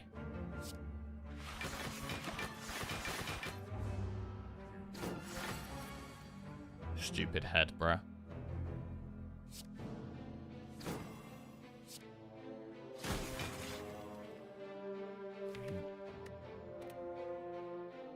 I mean, the main reason I'm thinking about playing them is just impatience. I don't think that's a good enough reason to play them. We don't want to play things just based on impatience. Not the card.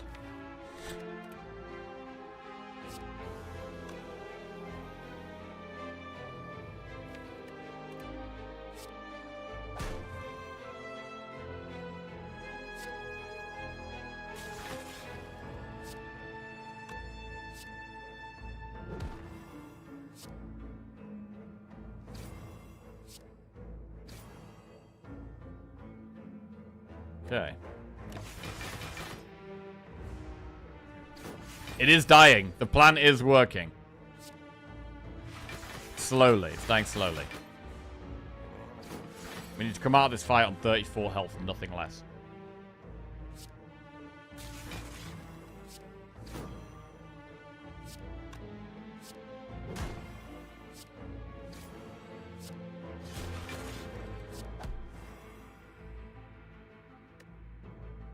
Do not play something else due to impatience.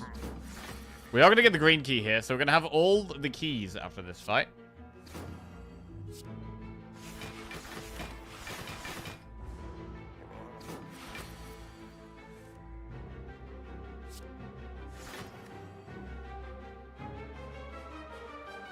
I could play double apparition.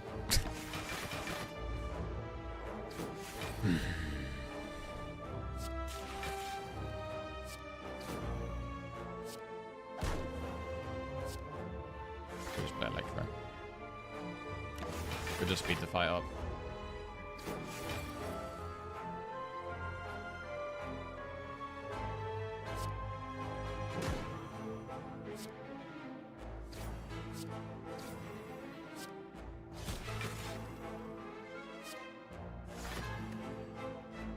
I was impatient. I played that due to impatience.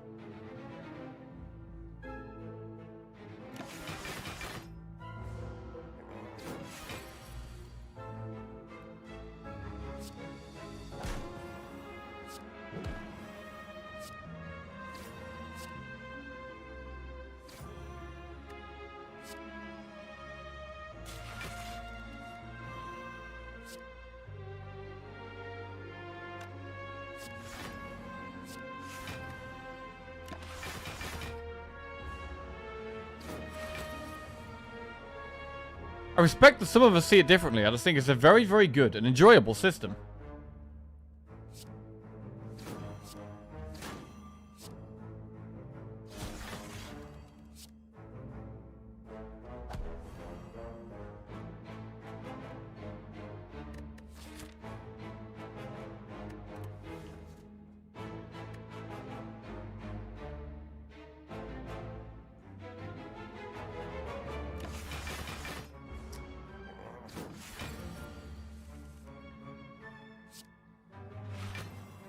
We probably should set up Sundial, seeing as we're being this slow.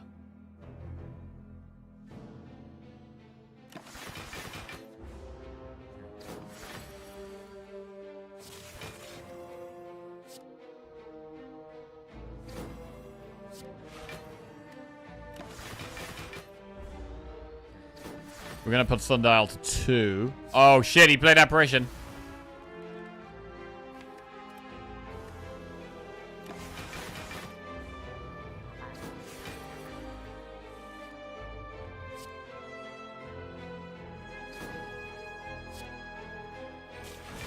And Electro. Okay, we killed the thing. We killed the thing. We get whetstone, which is actually completely useless. All of my attacks were upgraded already, so that is actually terrible. Maybe if we get go for the eyes here. Or seek. We can never upgrade seek. Heat sinks is good. But it's gotta be seek.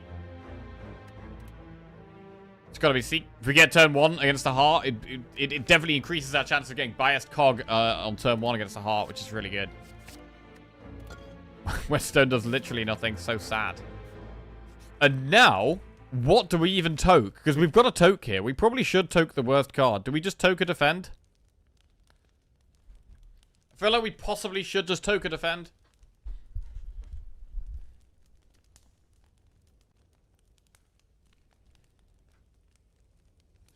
Toke unupgraded cards. Bro, the only unupgraded cards are Seek and Chill. They're pretty good. You can rest for 0 if you don't want to remove. I mean, surely we'd rather remove defend than rest, right? Let's be real here. Surely we'd rather toke a defend.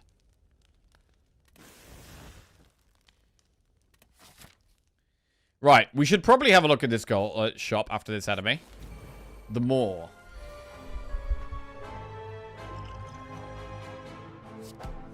Fighting something that isn't the head. Hurrah.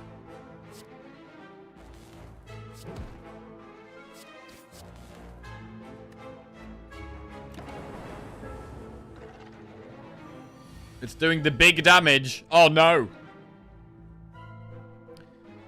Bro, it's doing the big damage and we've got no block. What kind of a hand is this?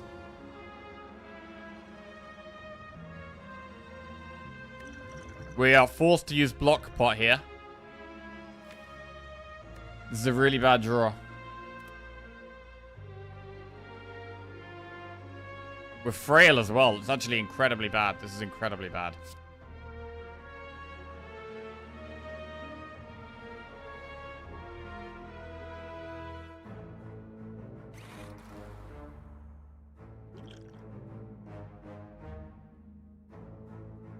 Lockpot comes down. We take what? 8 damage?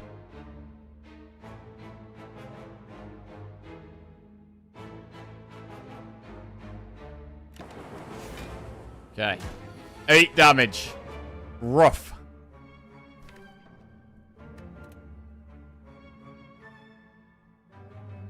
Now what?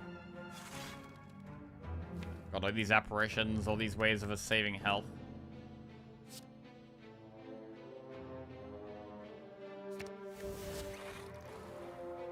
Do we want to play biased cog? Or do we just electro?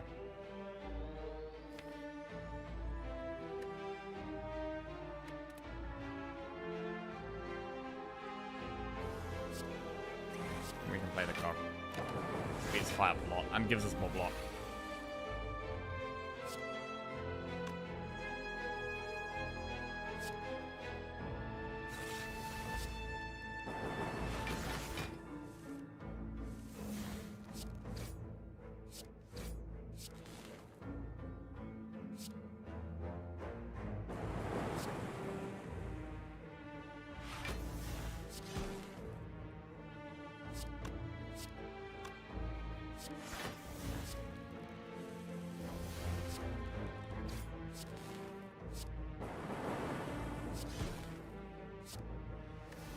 Okay, we get through it, but we lost some health. We're down to 26. We are down to 26.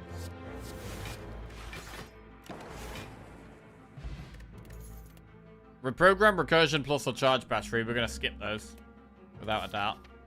And we should probably go through the shop here. I mean, we do have this. It's a good amount of gold to spend in the Act 4 shop.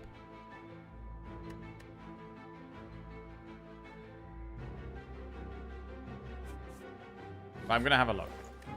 Dolly's Mirror. Recursion? I think recursion's pretty bad. It just, recursion's a lightning orb at the start.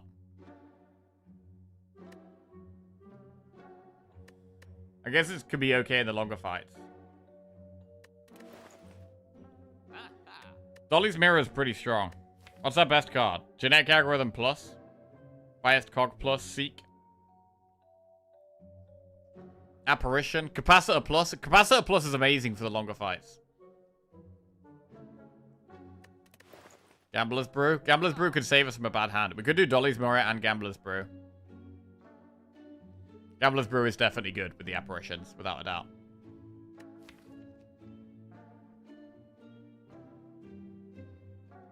Capacitor is 3 whole extra orb slots, which is very, very good in the longer fights. I don't think it's biased cog, and I don't think it's defrag. I think it is capacitor over defrag. So it is either taking a singular block card, like an apparition.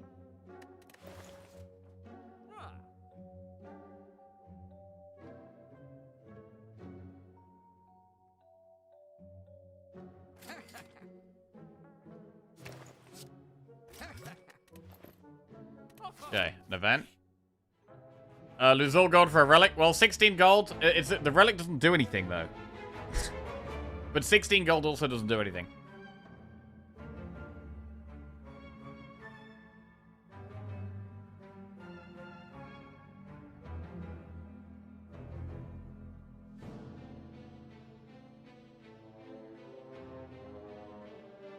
There's no way 16 gold does anything.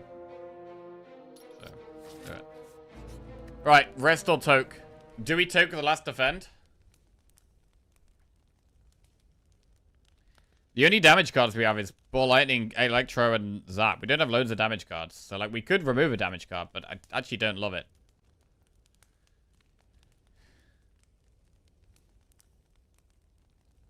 I'm leaning towards toking defend still.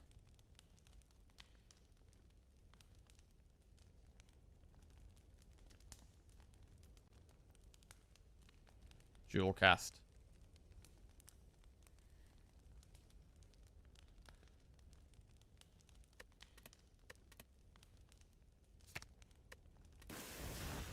Gonna toke defend.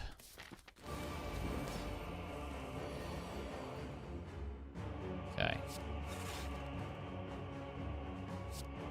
Capacitor's nice with the chill.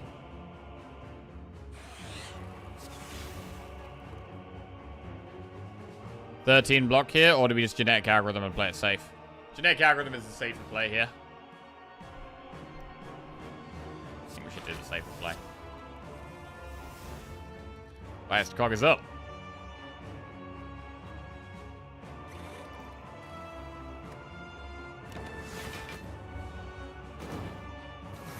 We have an 80% pot chance, which is a shame.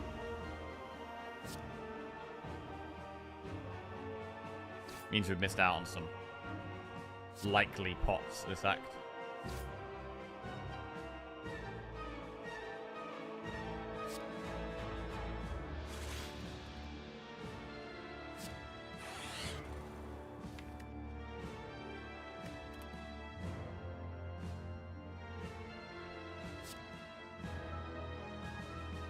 Seek turbo.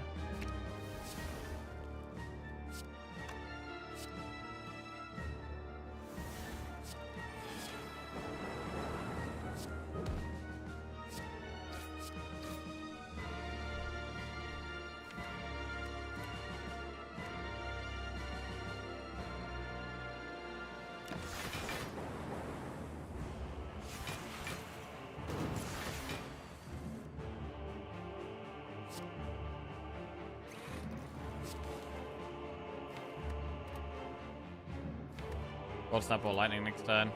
Means we're going to block 36, 45. If we don't need division here, we could just put Reinforced Body.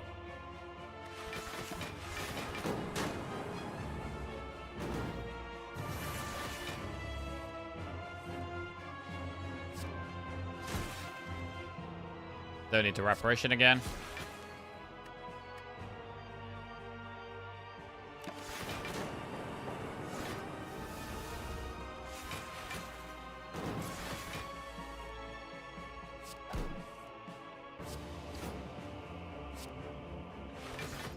Okay. I mean, if we can make it through Act 3 only taking 8 damage, I would say Mark of the Bloom is worth. Oh, I haven't played a defrag somehow.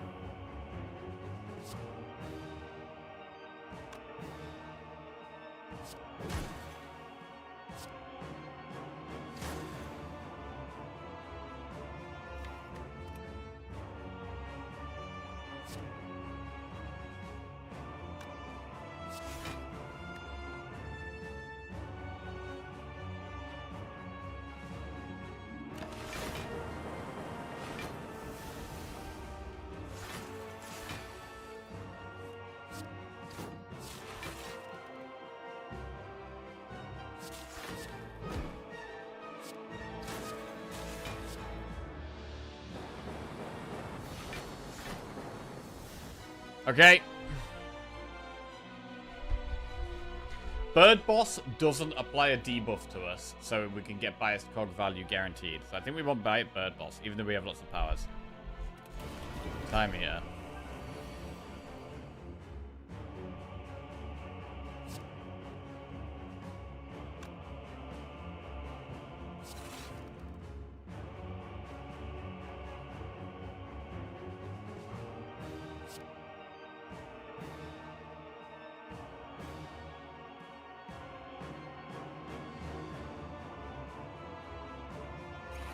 Do we zap Fission here to get through the deck a bit?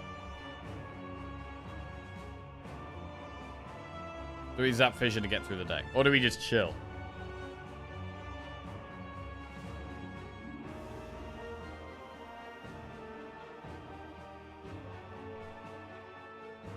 I think we're going to get through the deck.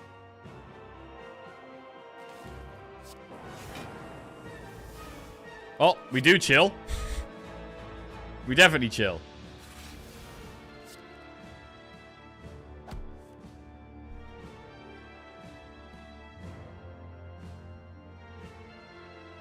So we're not going to get biased cog off. So this is going to be a harder fight than the last one, I think. No biased cog. We can still get 9 orb slots, and we can still get 4 focus.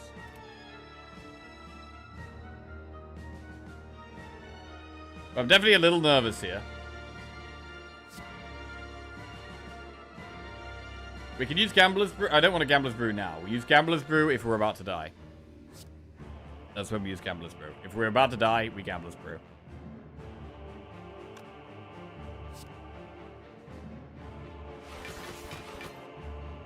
The fact he denies us a draw every turn is really bad as well.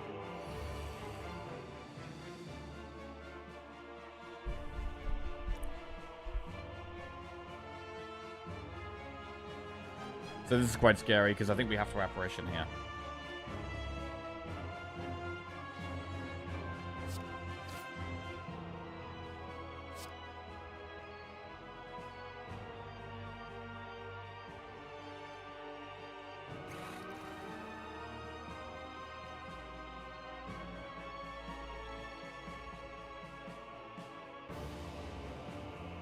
We can't play many cards next turn. We have Apparition Algorithm. We're not going to be able to play our powers. So, it might be worth playing All for One to reset his timer. I want to be able to play cards.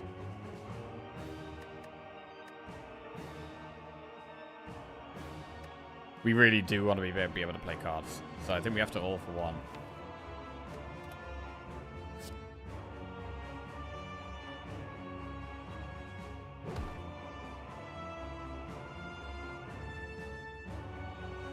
Food sequence is 13 block.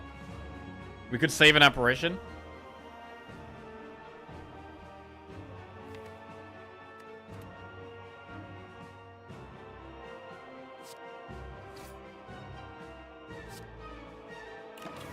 Nervous.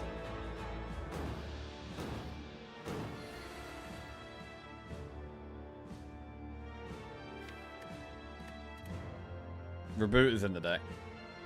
Genetic Algorithm saves us this turn. Next turn, we do have Apparition.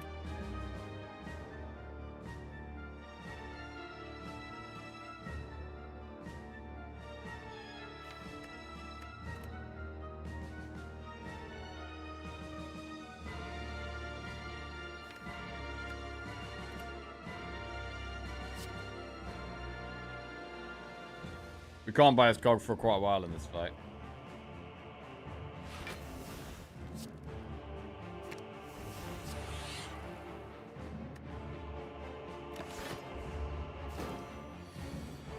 Times 3. So we probably should Apparition here. It's going to take a long time to get these Frost Orbs set up.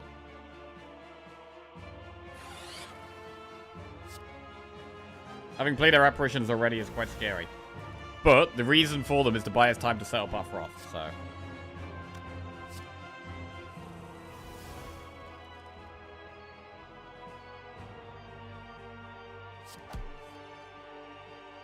Do we ever play Electro to get it out the deck here?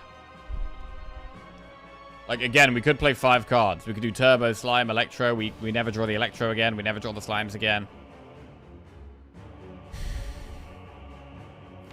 We've only got 1 apparition left.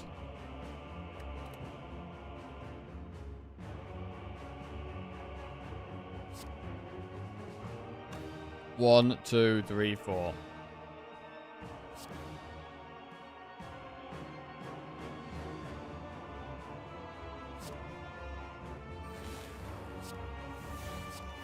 Did we get rid of boot sequence?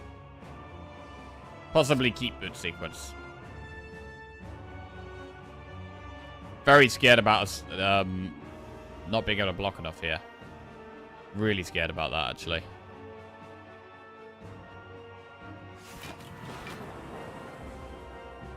Alright, what's next? 12 times 3. We definitely could play Cold Snap. And then Reinforced Body blocks enough, so we could just Cold Snap Reinforced Body and save the apparition. I'm a bit concerned about our block next turn. We do have another Frost Orb up, so that is 12 block, but we don't have much else. We've only got, like, Cool Headed.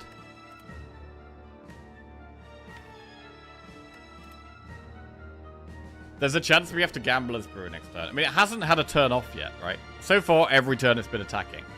So, it's due a turn where it's not attacking, right? I had a bad dream where I was about to kill Tim, but then it's the 12th card and I lose. Was it a dream? It may be reality right now.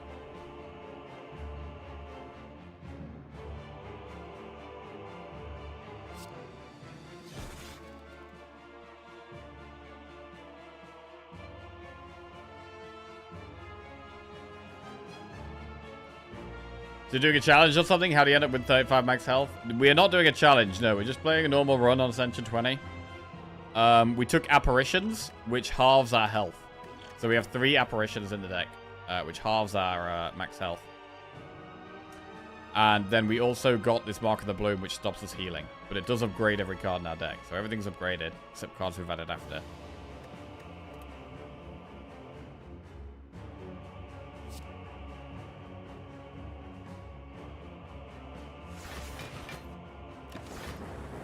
Scared here.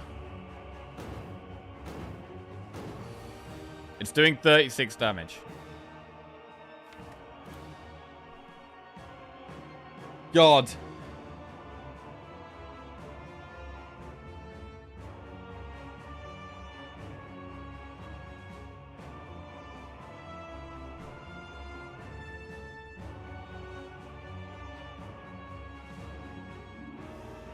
I mean, I don't like losing a Frost, but dual casting a Frost is an option.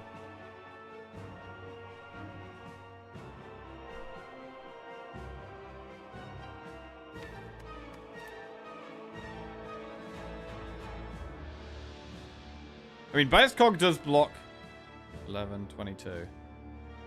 Just block a lot.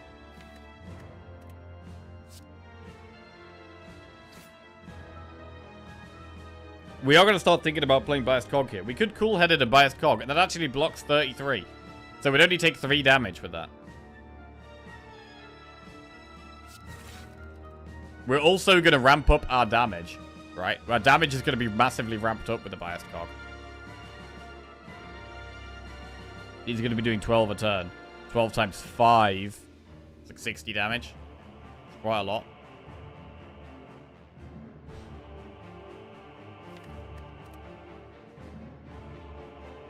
So we could just go for it.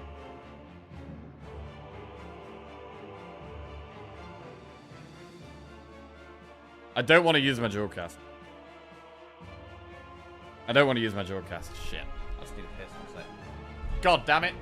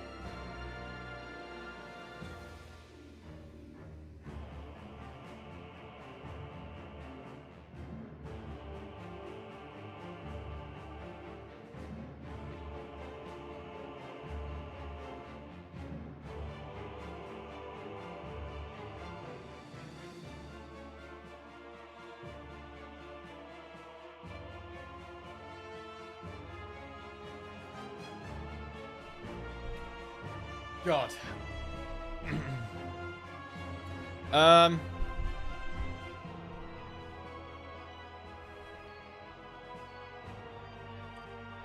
I feel like we might need to play Biased Cog here.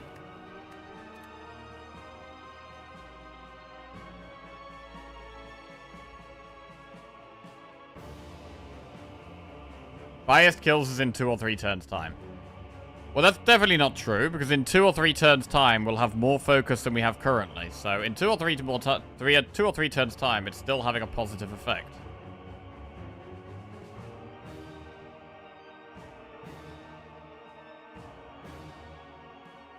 In two turns' time, it's still going to be giving us 3 focus. I really think with 0 gold, we don't have a shop. We don't have a shop in Act 4. And I think this Gambler's Brew, we absolutely need to try our absolute best to save this for turn 2 against Spear and Shield. Because that is the turn we're most likely to die. We're denied 2 draws on turn 2 against Spear and Shield. And so that is the turn, the best individual turn to use Gambler's Brew on. If I have to take 10 damage in this fight to do that, it's worth it.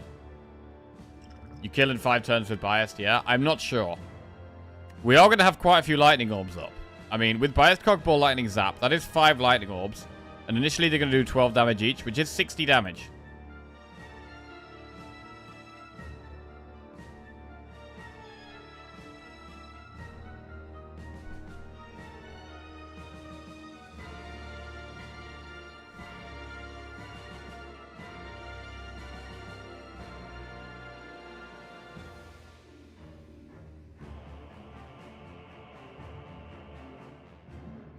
Only 50 to 60 damage a turn.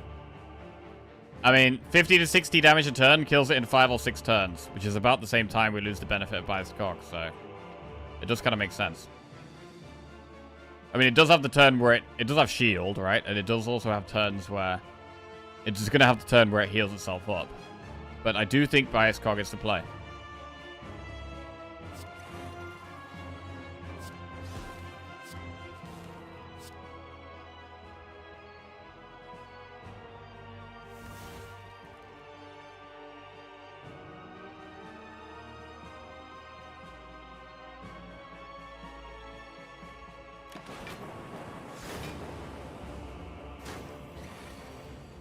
With no additional external influence, it's 60 plus 55 plus 50 plus 45. So it's more like 8 turns. Yeah, but that does also exclude playing any damage cards.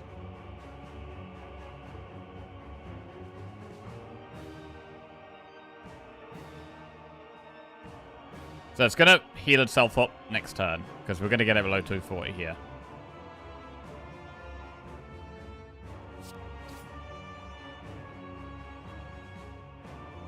So we do nothing here, then we play 3 next turn. We're not going to be able to pop it in 2 turns of it healing itself. So we're going to be down to 8 focus from the Frost and 9 focus from the Lightning, and then we're going to kill it really quickly.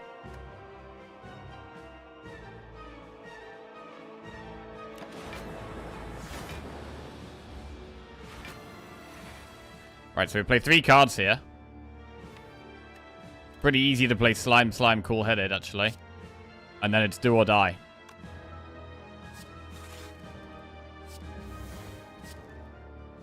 Right, so now we're all in. We've got 4 Frost up. 14 times 3 is quite a lot of damage. It is 42 damage. We do actually currently block 32, so we only need to block an extra 10 here.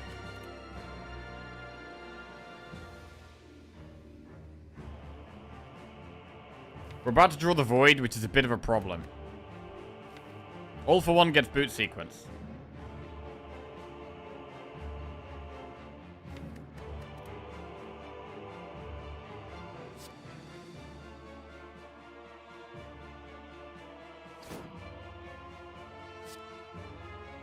Are we worried about a lack of block next turn, though? Because if we do Zap, all for one Zap... I think I've got to actually count how many cards I'm playing here. This is the second boss. We've already killed Dodo and Decker. This is the second boss. This one is definitely more difficult than the first for us.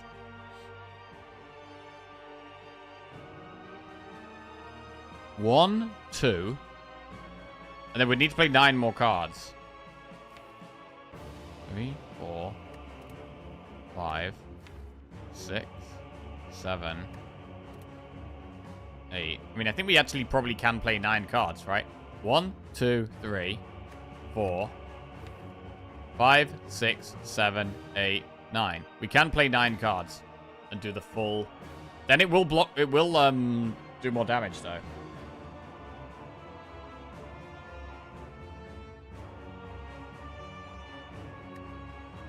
But we have boot sequence and we have steam barrier, so I think it's okay.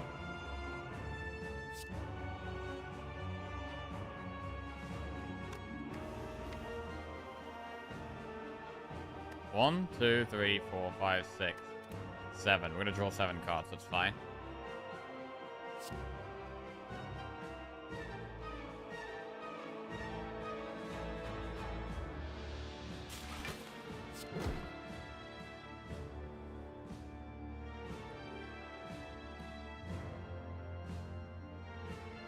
One.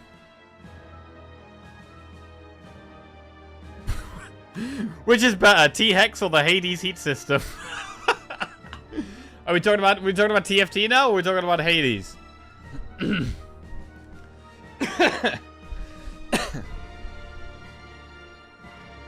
8, 16, 24.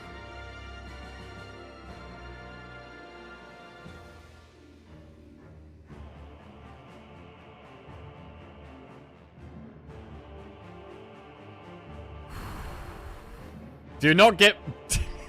Don't get pulled out of the game into chat now. Okay, okay. Sorry. Right, game. Focus on the game. Focus.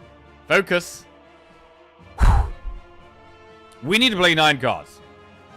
Currently, we're blocking 19. Wow, I said that weird. 19, 27, 35. We are going to play boot sequence, though. We can use FTL for draws.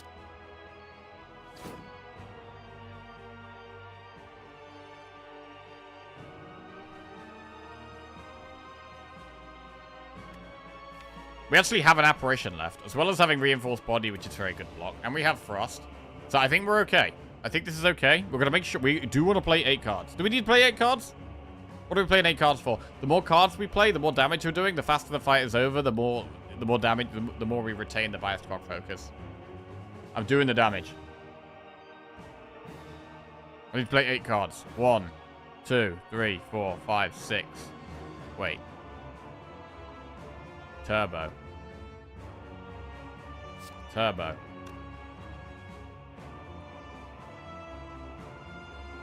It's easy to play 8 cards.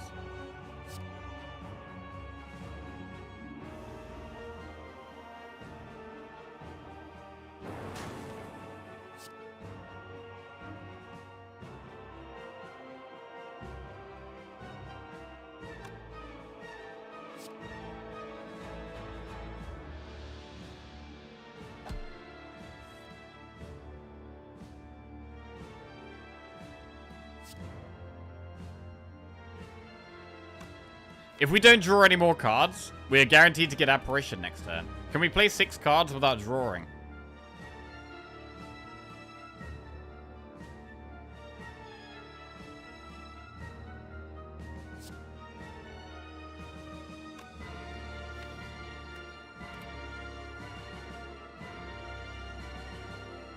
One, 2, 3, 4. We can.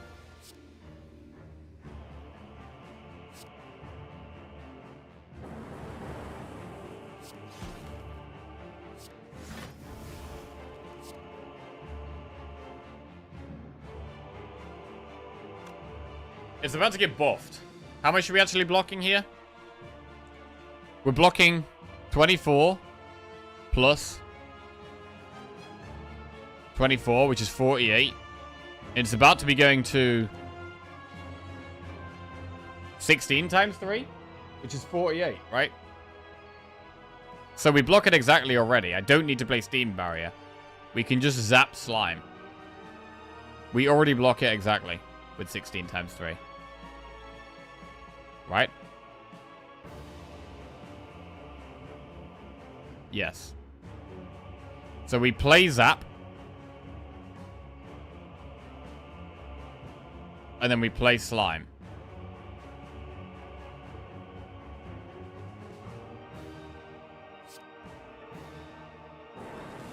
Or do we play FTL? I think I'd rather get rid of the slime, actually. You can't see one of the frost orbs? There's a frost orb behind the cam? There is a lightning orb behind the cam. Oh, now it's... Yeah, okay. Oh, shit, there's one orb sneakily hidden. Yeah, okay. Wait, can I move my... One sec. What if we... Oh, you still can't see even if I move it there. Oh, you can kind of see the bottom of it now, right? You can kind of see the bottom of it now. That's a bit better. Shrink cam. Everyone complains when I shrink the cam, bro. Right. Slimed.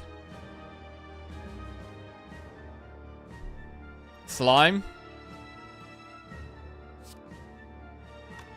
Are we hiding the peace pipe? No, the peace pipe's there. The peace pipe's there. Speaking of which, can you make the cam bigger? 24. 16 times 3 is definitely 48. Yes, it is. Right, 111 damage to go. It's not even attacking. We go full damage with all for one. We go mega aggressive. Mega aggressive.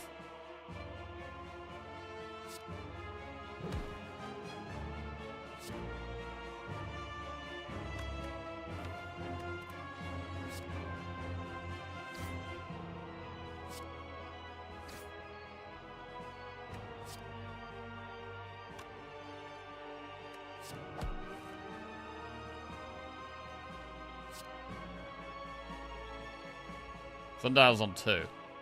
If we could keep it on that, that would actually be pretty good, I think.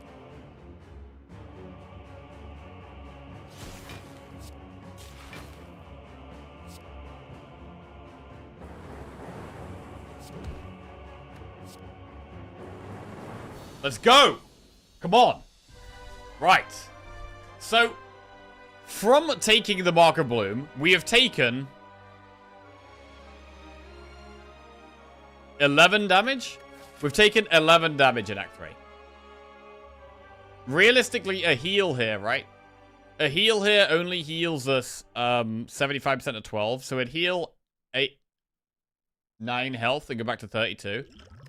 So we'd be on 32 health. But we wouldn't, because we wouldn't have had an upgraded deck until this point. And we wouldn't have an upgraded deck going forward. So I think it's worth. I think the Mark of Bloom's worth. Definitely. We've managed to save our Gambler's Brew, which is really good. And we want to save the Strength pot for the heart if we can.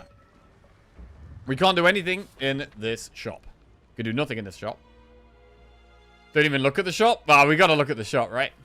What are we removing the campfire? Because it's either Toke or Rest. Rest does nothing. So, we should probably Toke. Is there a card? What card do we the most not want to draw against Spirit Shield and the heart? Is it Electro? Turbo? I think we like Turbo with the cool headed with the compile. I don't think it's Turbo. Boot sequence. Boot sequence is interesting. That is interesting. It's a bad turn 1 draw. Well, I mean, it does save us against the heartbeat, which is nice. But it is a draw less turn 1. That is true. I think we want the Zap for damage. Do we ever toss ball lightning? Because it's easier to sit on... It's easier to do lightning damage with just Zap. What if we tossed ball lightning? Are we going to have enough damage with just Zap? I mean, we're going to all for one the Zap a lot.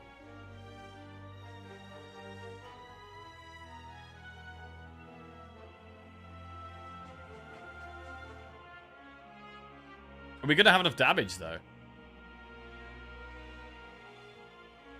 You have close to 0 up front block. Yeah, which means we're going to need to leave a Frost at the front every time. Remove an apparition.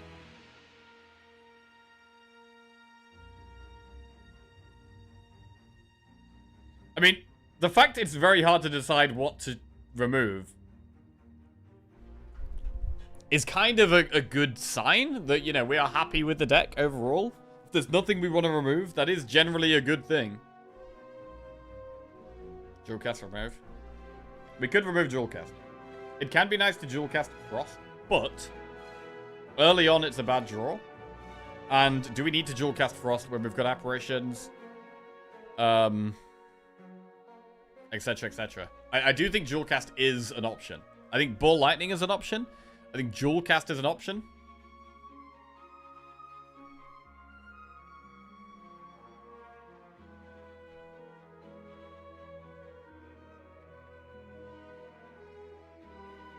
We can rest. Yeah, we could rest for no benefit. Vision. Vision helps get us going.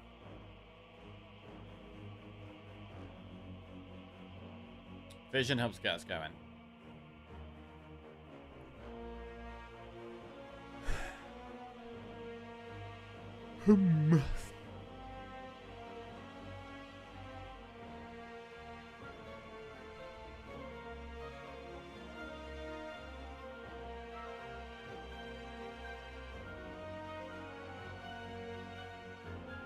I think we should say Ball Lightning. If we're struggling for damage against the heart, we're definitely going to be happy to have Ball Lightning.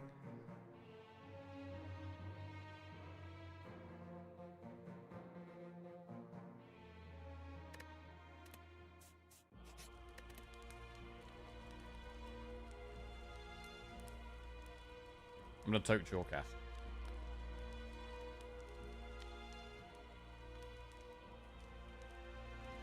Dual casting Frost can block a lot, potentially. We're also more likely to get Bias Cog turn 1 if we keep our draw in.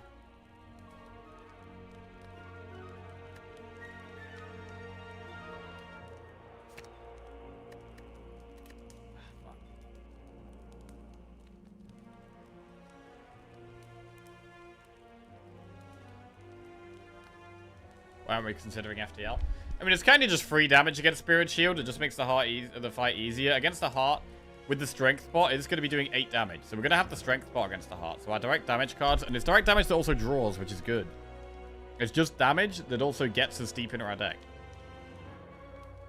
It is fine to remove, though, I guess. It is fine to remove.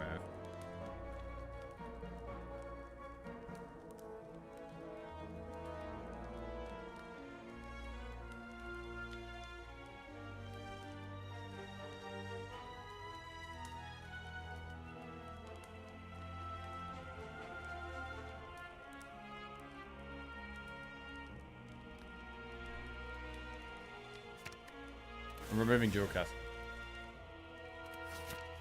Right, let's have a look. See what we missed. Pellets! Pellets, bro! Pellets is good. There's a focus pot there. Focus pot on pellets would have been amazing. Moving on. We've got 23 health to try and beat Spirit Shield on the Heart. How do you have exactly 0 gold? We got the event where you get Red Mask for 16 gold. I don't even need it, though, because I can't even benefit from them being weak, really. But yeah, 16 gold we had left, and so we traded 16 gold for the Red Mask in the event. Double Apparition is great for turn 2 here. Electro-Fission is okay. I think we do it.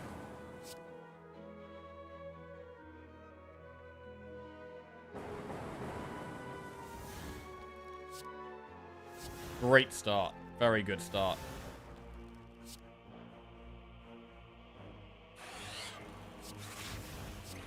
Solid start.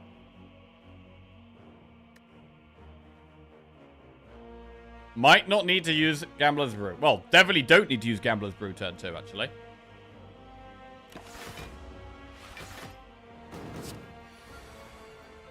Oh, we get to Bias Cog here as well. Very nice.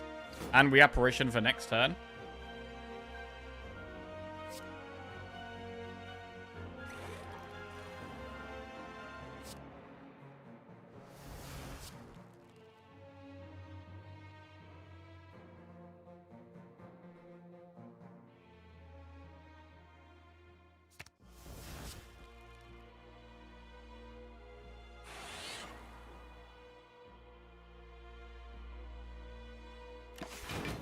Okay, so we're protected for next turn as well.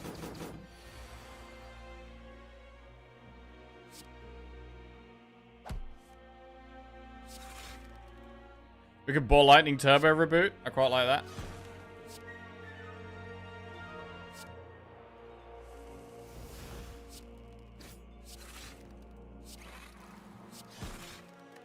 We are nicely set up.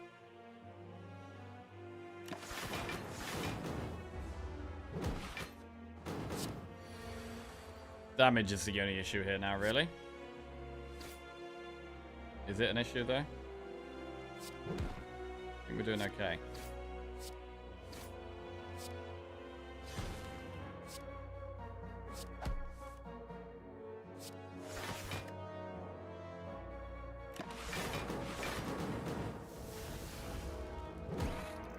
We drew too well. Our draw will be horrendous against the heart. Well, we'll be happy to have... We'll be happy to have the Gambler's Brew then.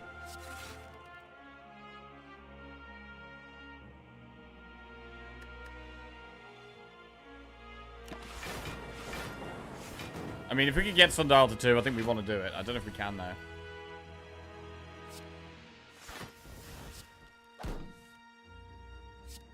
Probably can.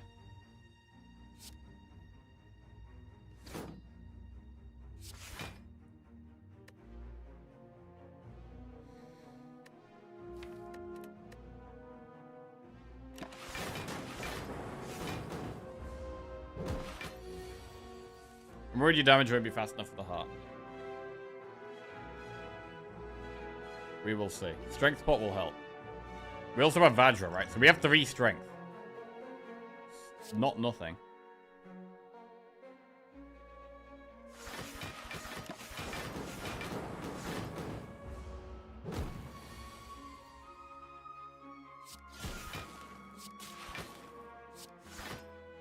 We also have a chance to get a relic, a pot, and a good card here. Let's see. I mean, our main damage is 9 orb slots with some lightning, right? That is our damage, and we're kind of okay with that. What do we get? We get Lizard Tail. I mean, it's actually one of the worst Lizard Tails because our max HP is very low, but I'm still happy to see it. Still gotta be happy to see it, right? Oh, wait! Oh, wait! Shit! I can't heal, bro! I can't heal, so it doesn't do anything.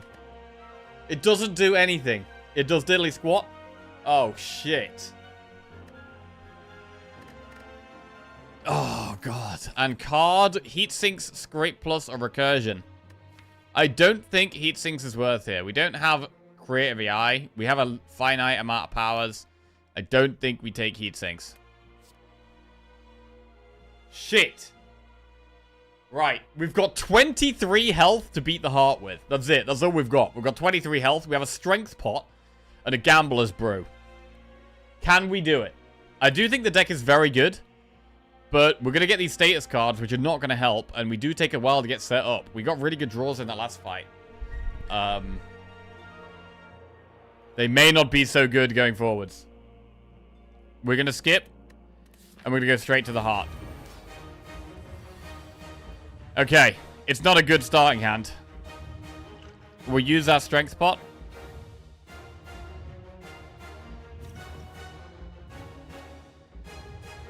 Boot sequence FTL, I guess. We're going to play chill. I'm nervous. Oh, shit. I'm nervous, bro. God, I'm nervous. Do we chill first, then zap, or zap, then chill?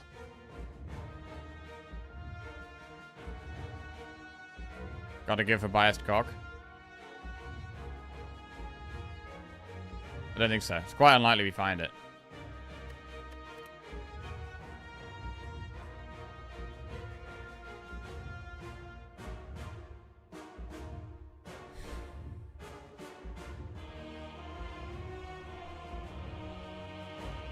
Actually, fairly likely find it. Gambler's Brew. I mean, I want to chill, really. We get 4 cards.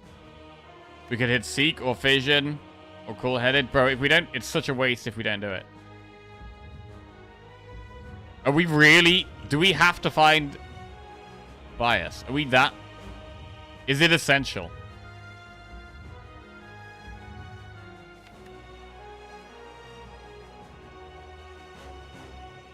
Bro, what's more essential is drawing apparition when we're about to die.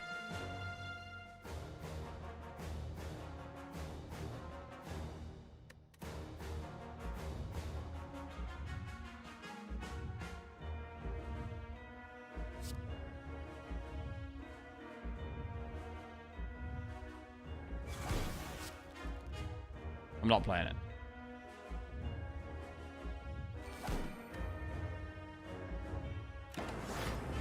Okay.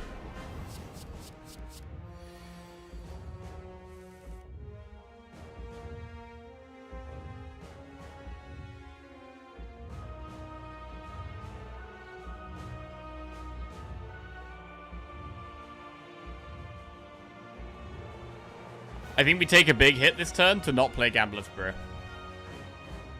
Wait, do we even block it though? Actually, hang on.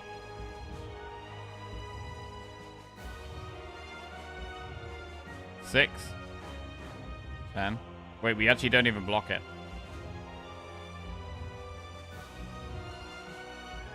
We might have to play it.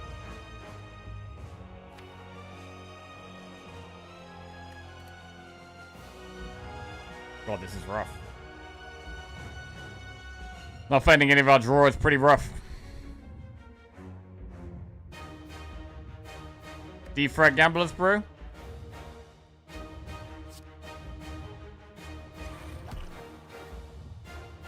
Okay. Are we dead? Oh my god, are we dead? A bad draw kills us. Fuck.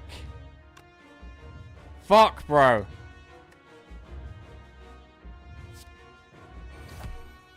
We're alive.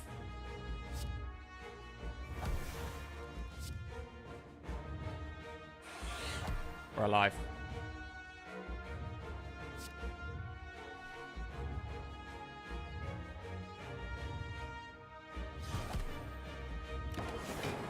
Okay.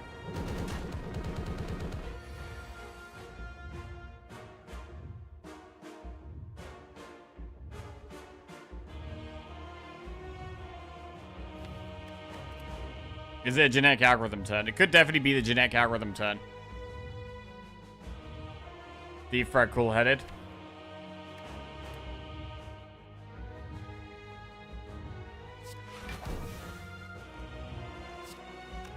I'd like to not fission, but we may have to.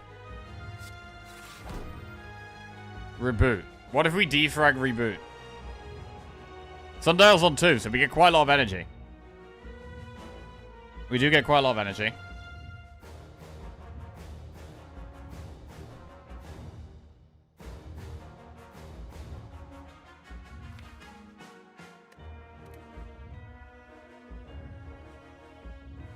Six, 12. Plus 25 is 37. We block a lot of it. If we defrag reboot, I think there's a lot of cards that save us. I think we want to be saving fission. I think we actually need to be saving fission. Unless we electro-vision. Electro-vision is maybe a play. 5 HP versus 755 HP? I know, it's not really a fair fight, is it?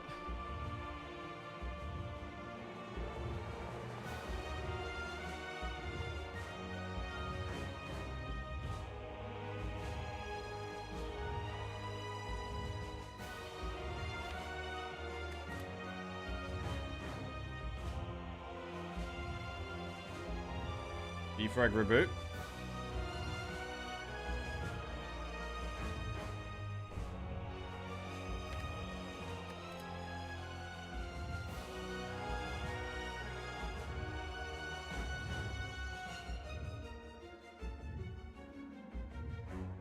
Yeah, I really don't like using fission.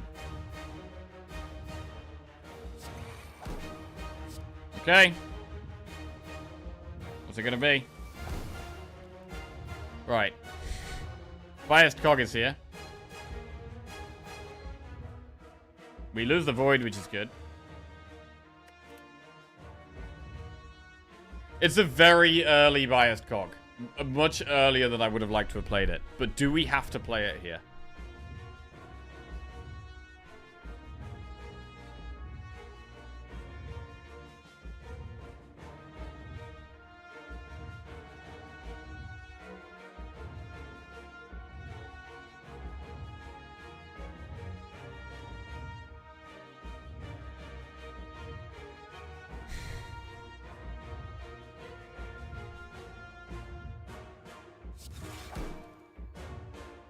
We don't have to play it, because we can play Apparition.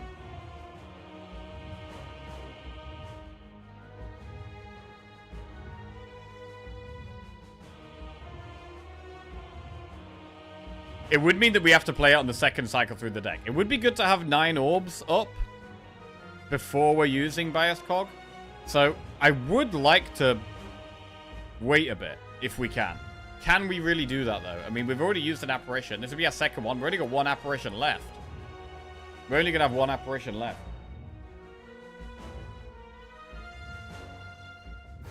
I do think we kind of need to play it on the second way through the deck, though. It does feel like that.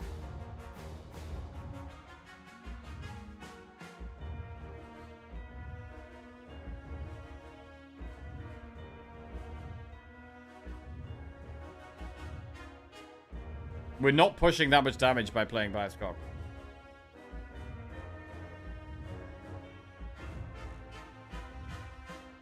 $755 damage is so much to do here.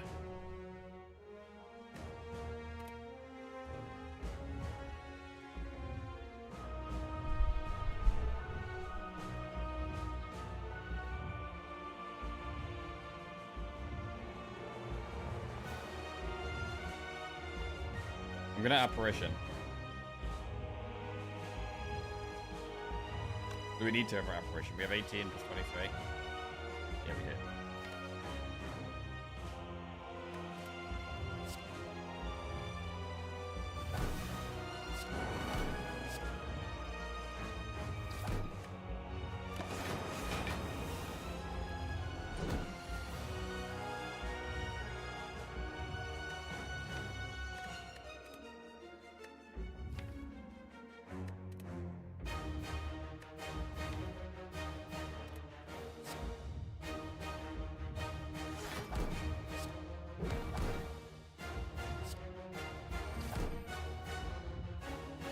I don't think we zap here. I think we want to leave Frost at the front.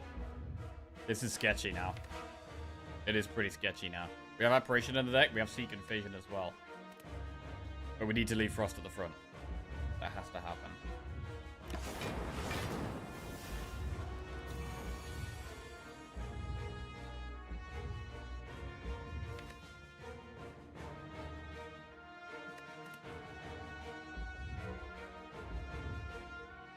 I think we have to Apparition this turn.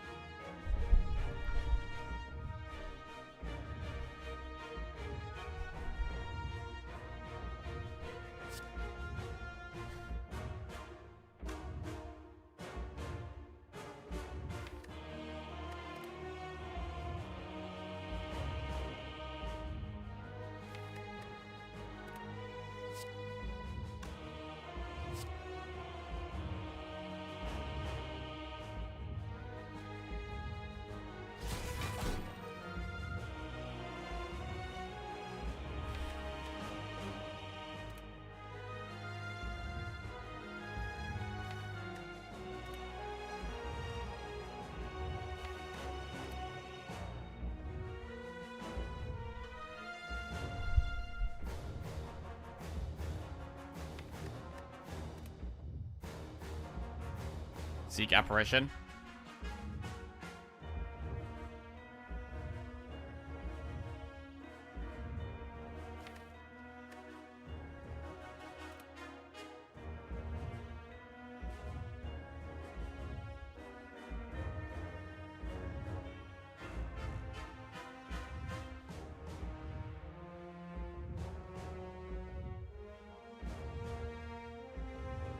Why Seek before FTL?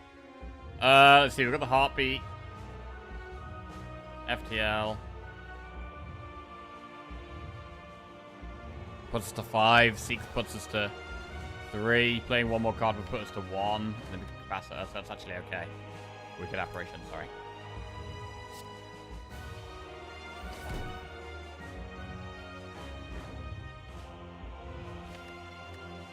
Could compile here to save Seek. But there's only a 50% chance we draw apparition, so.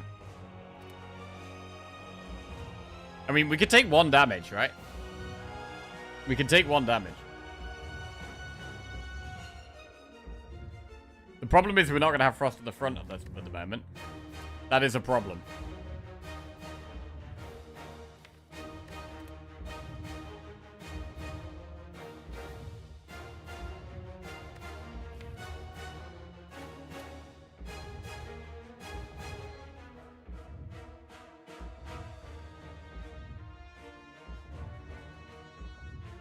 But if we compile it into Apparition, we're very happy. If we don't, I do think we go a bit too low.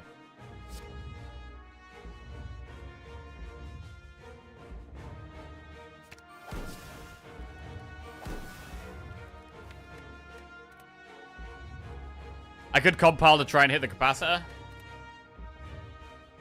But it's going to take a long time to get Frost to the front if we do that. And we don't have much direct block in the deck. It's a real problem. Like, we really do need Frost at the front.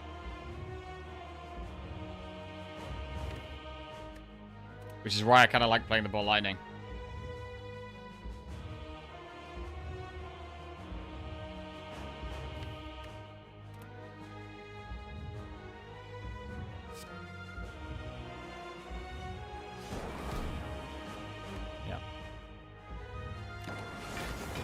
Right, so next time we draw Biased Cog, we are going to play it.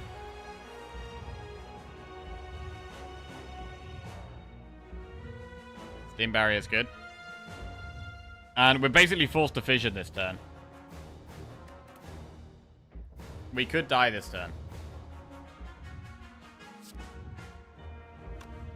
We haven't got any apparitions left. In fact, we've used all of our fast block. Which means there's a very high chance we die this turn, I think.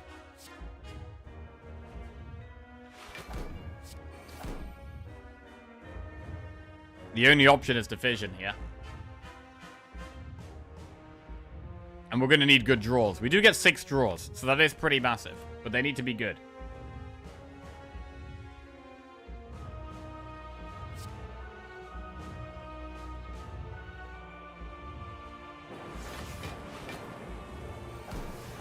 Reinforced Body's a lot of block. That's going to keep us alive, guaranteed. We need to fill these orb slots up, and right now it's looking pretty difficult to do that.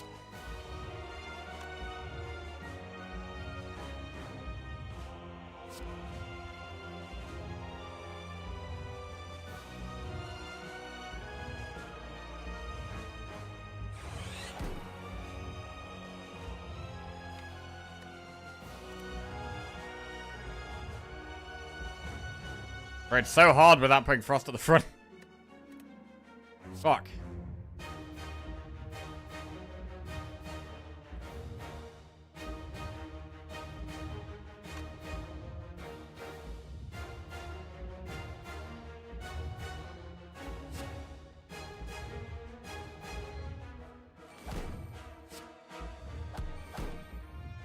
All for one.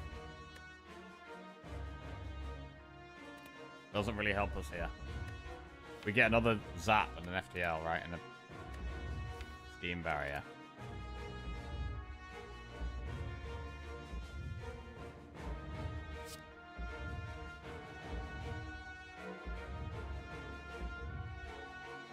I don't know how we're going to do this.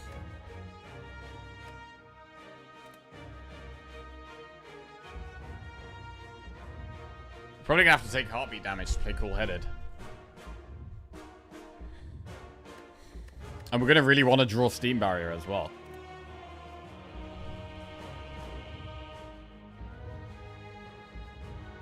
It would be nice to not play Turbo.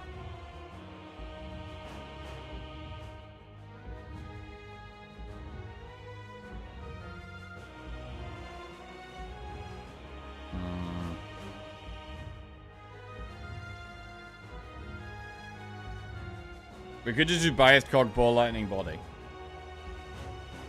What about Biased Cog, Ball, Lightning, Slime, Body? I definitely want to play Slime as well. We want to play Slime. And we have to play Biased Cog. We know that.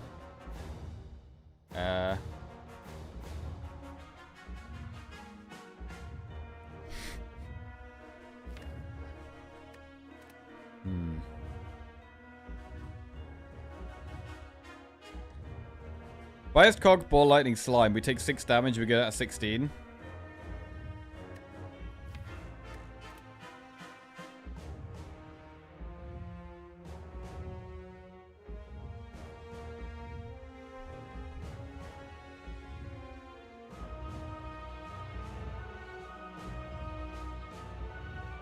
How many cards have we even played this turn? We played Fission. We played Compile Driver.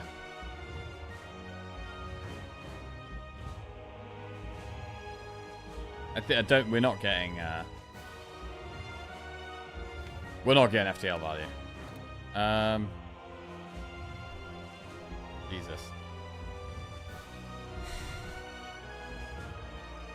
1, 2, 3. Go down 5 energy. That's 18, so we're down to 4. Then this will block 54. So no, we kind of need turbo.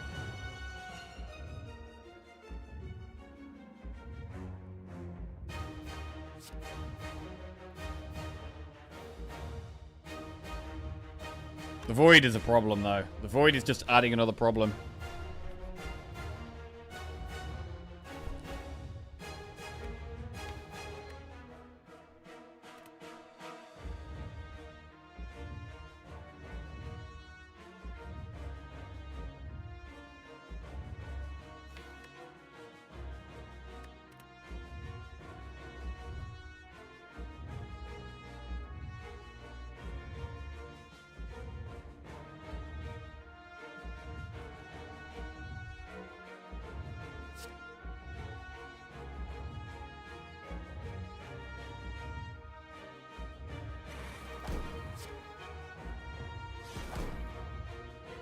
Okay.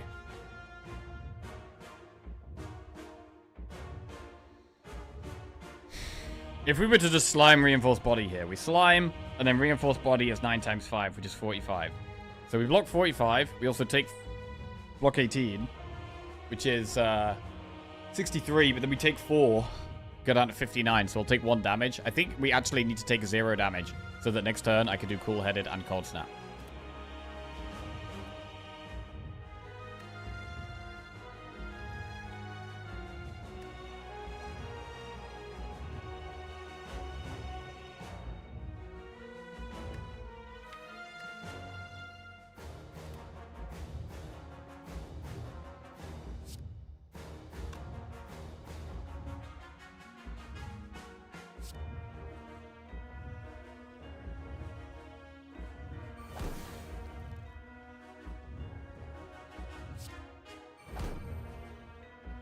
So if we all for 1 then, Reinforced Body, this will be 9 times 6, which is 54, right?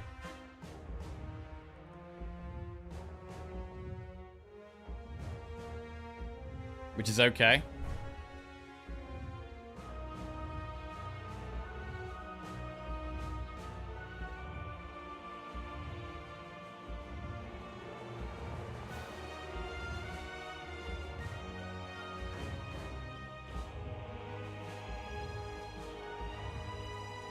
$54, so we can have 8 block. We can have 8 block up and we're okay. Okay?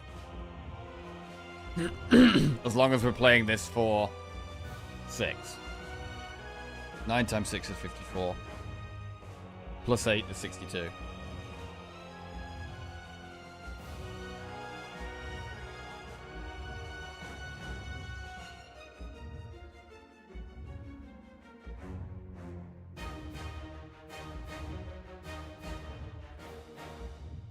Playing Reinforced itself does 2 damage to us. So 12, 10, 8. So I can only play 1 of the cards we draw.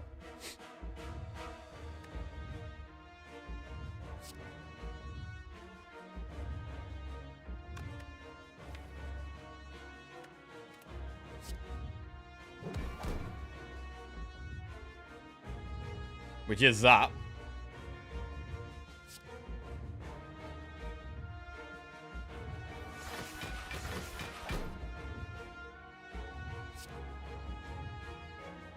And now we're on a massive timer, and it's going to be incredibly difficult. I don't really know if we can do this. You can also play barrier. We could do barrier FTL, but I feel like because block is a big issue here, we need to keep the barrier as high block as possible.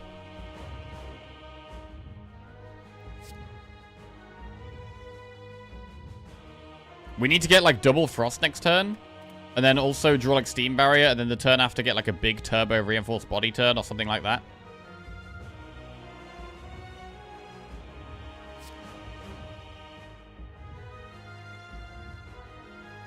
Nine damage. It is 9 damage.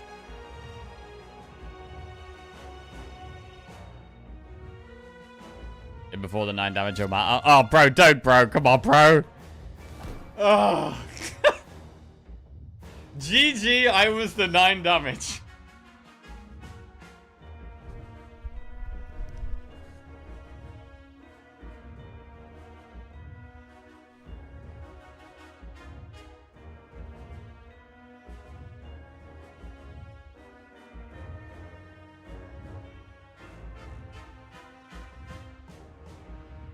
I don't think we play it.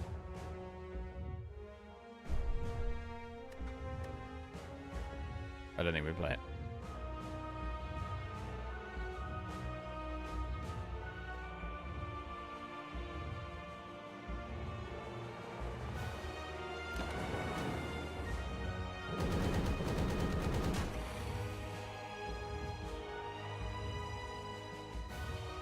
Okay, we absolutely have to have Frost up.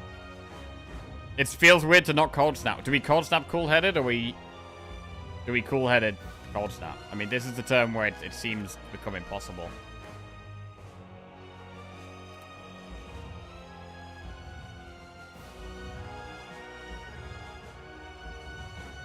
The only direct block cards we have are Reinforced Body and Steam Barrier. We're just dead next turn. We might just be dead next turn.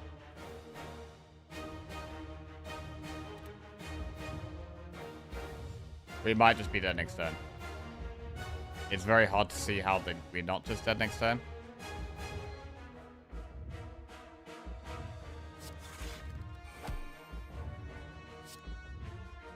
Steam Barrier.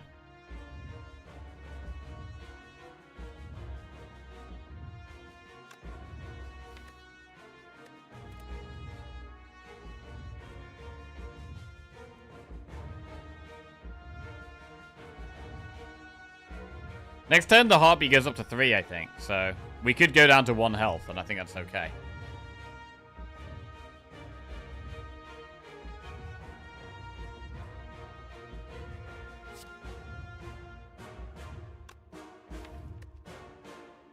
We could turbo reinforced body next turn, and I think we have to. I think that's the way we survive, really.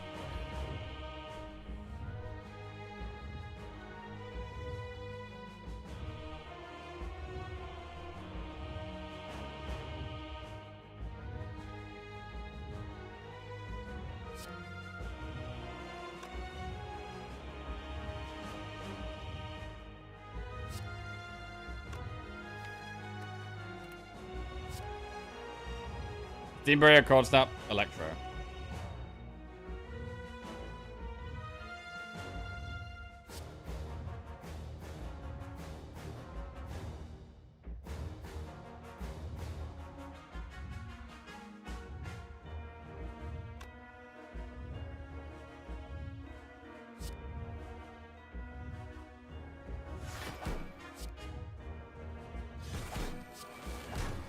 Alright, we've almost... It's taken us so long to fill our orb slots up here. It's taken us so long to fill our orb slots up. And we do push it below half health, but it looks like we're going to die next turn. We've only got 20 block. We've only got 20 block. We're basically going to need to have a big reinforced body somehow. Also, the beat does 3.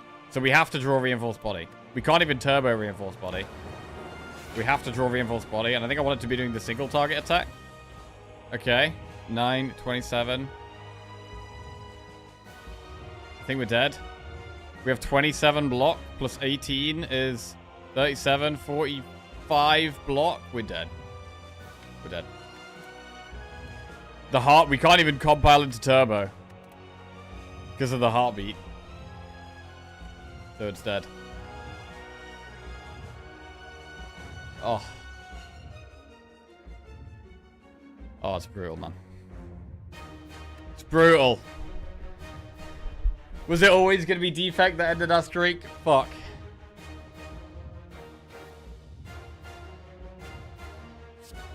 Lizard Tail doesn't do anything because we can't heal. That's the end.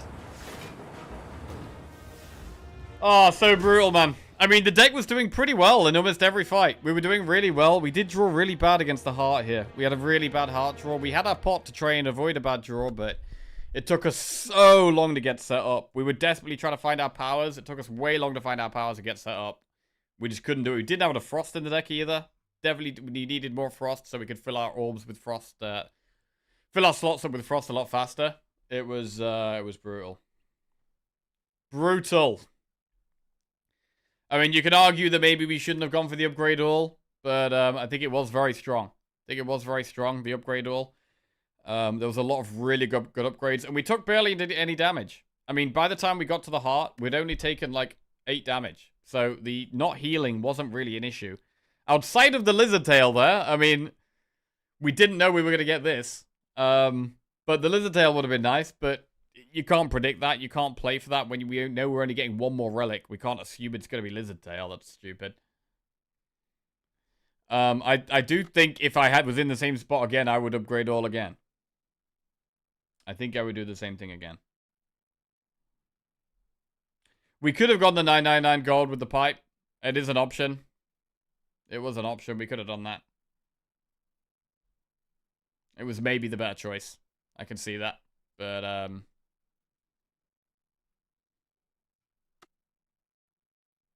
yeah, it is what it is.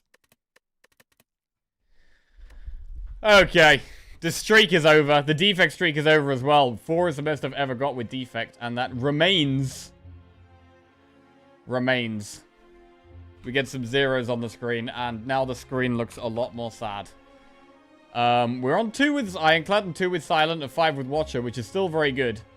Definitely not going to do another Slate Spire run today, because it's going to be pretty tilted. And, going to need a bit of a rest and recovery before we dive into the next one.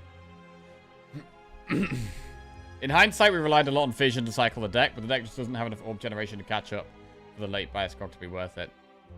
Possibly. Yeah, we needed more draw. We needed more frost.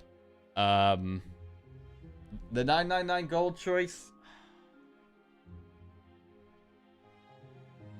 We maybe should have done it. I mean, we would have had a lot more unupgraded cards. Our deck would have been way weaker, but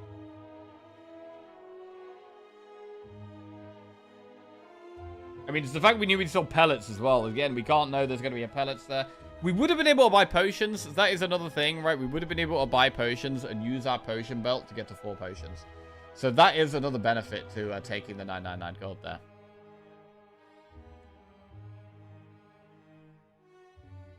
There was a focus pot in that last shop, so we would have been able to buy the focus pot, which definitely would have helped against the heart.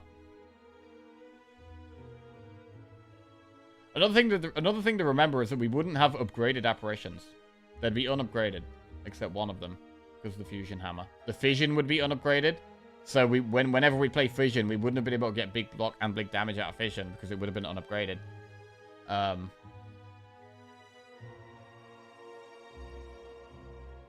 And I do think there's a much bigger chance we die to Time Eater.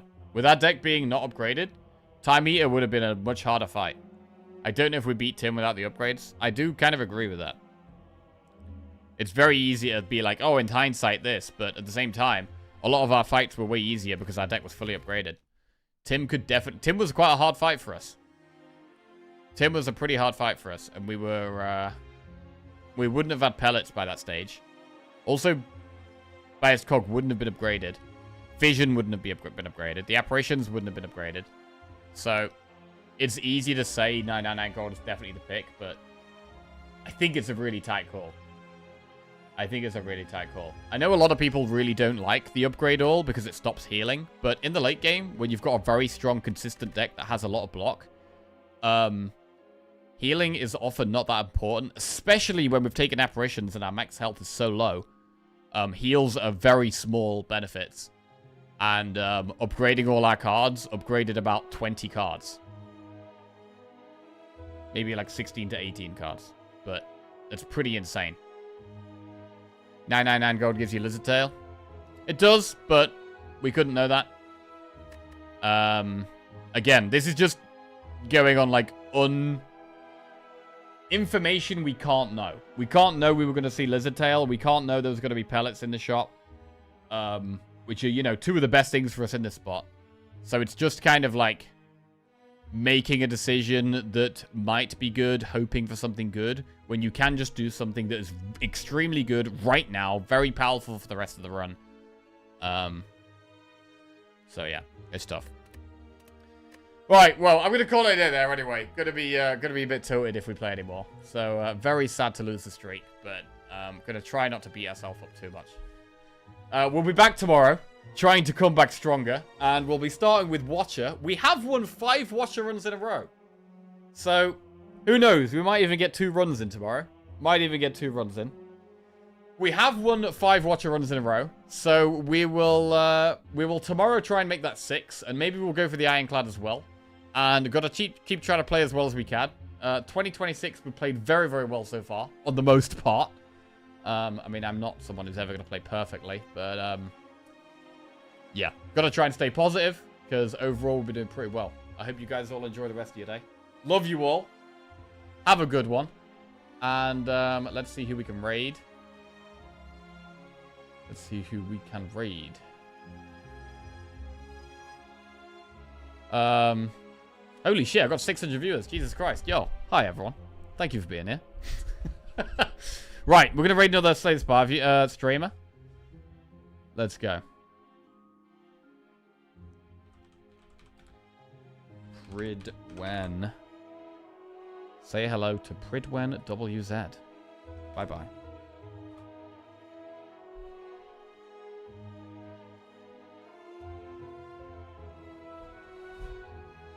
Whew.